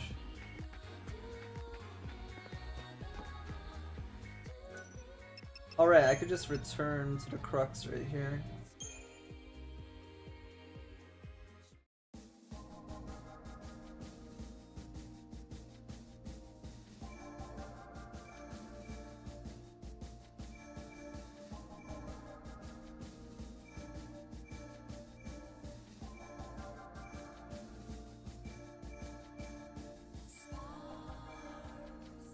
Wait, where was it? Oh, right here. Alright. We did pretty good prog today. What was it, 5 hours? 5 hours, yeah. Made some prog. Got our red chocobo finally, so we could start building on that. But yeah, I'm gonna call it a day here. I'm gonna go grab some dinner and stuff. Thank you for sticking around, Shepard. Anyone else who joined, thank you guys for joining. Any lurkers, thank you for lurking. And we'll pick up the stream tomorrow. Have an awesome rest of your day, and I'll see you on the next video.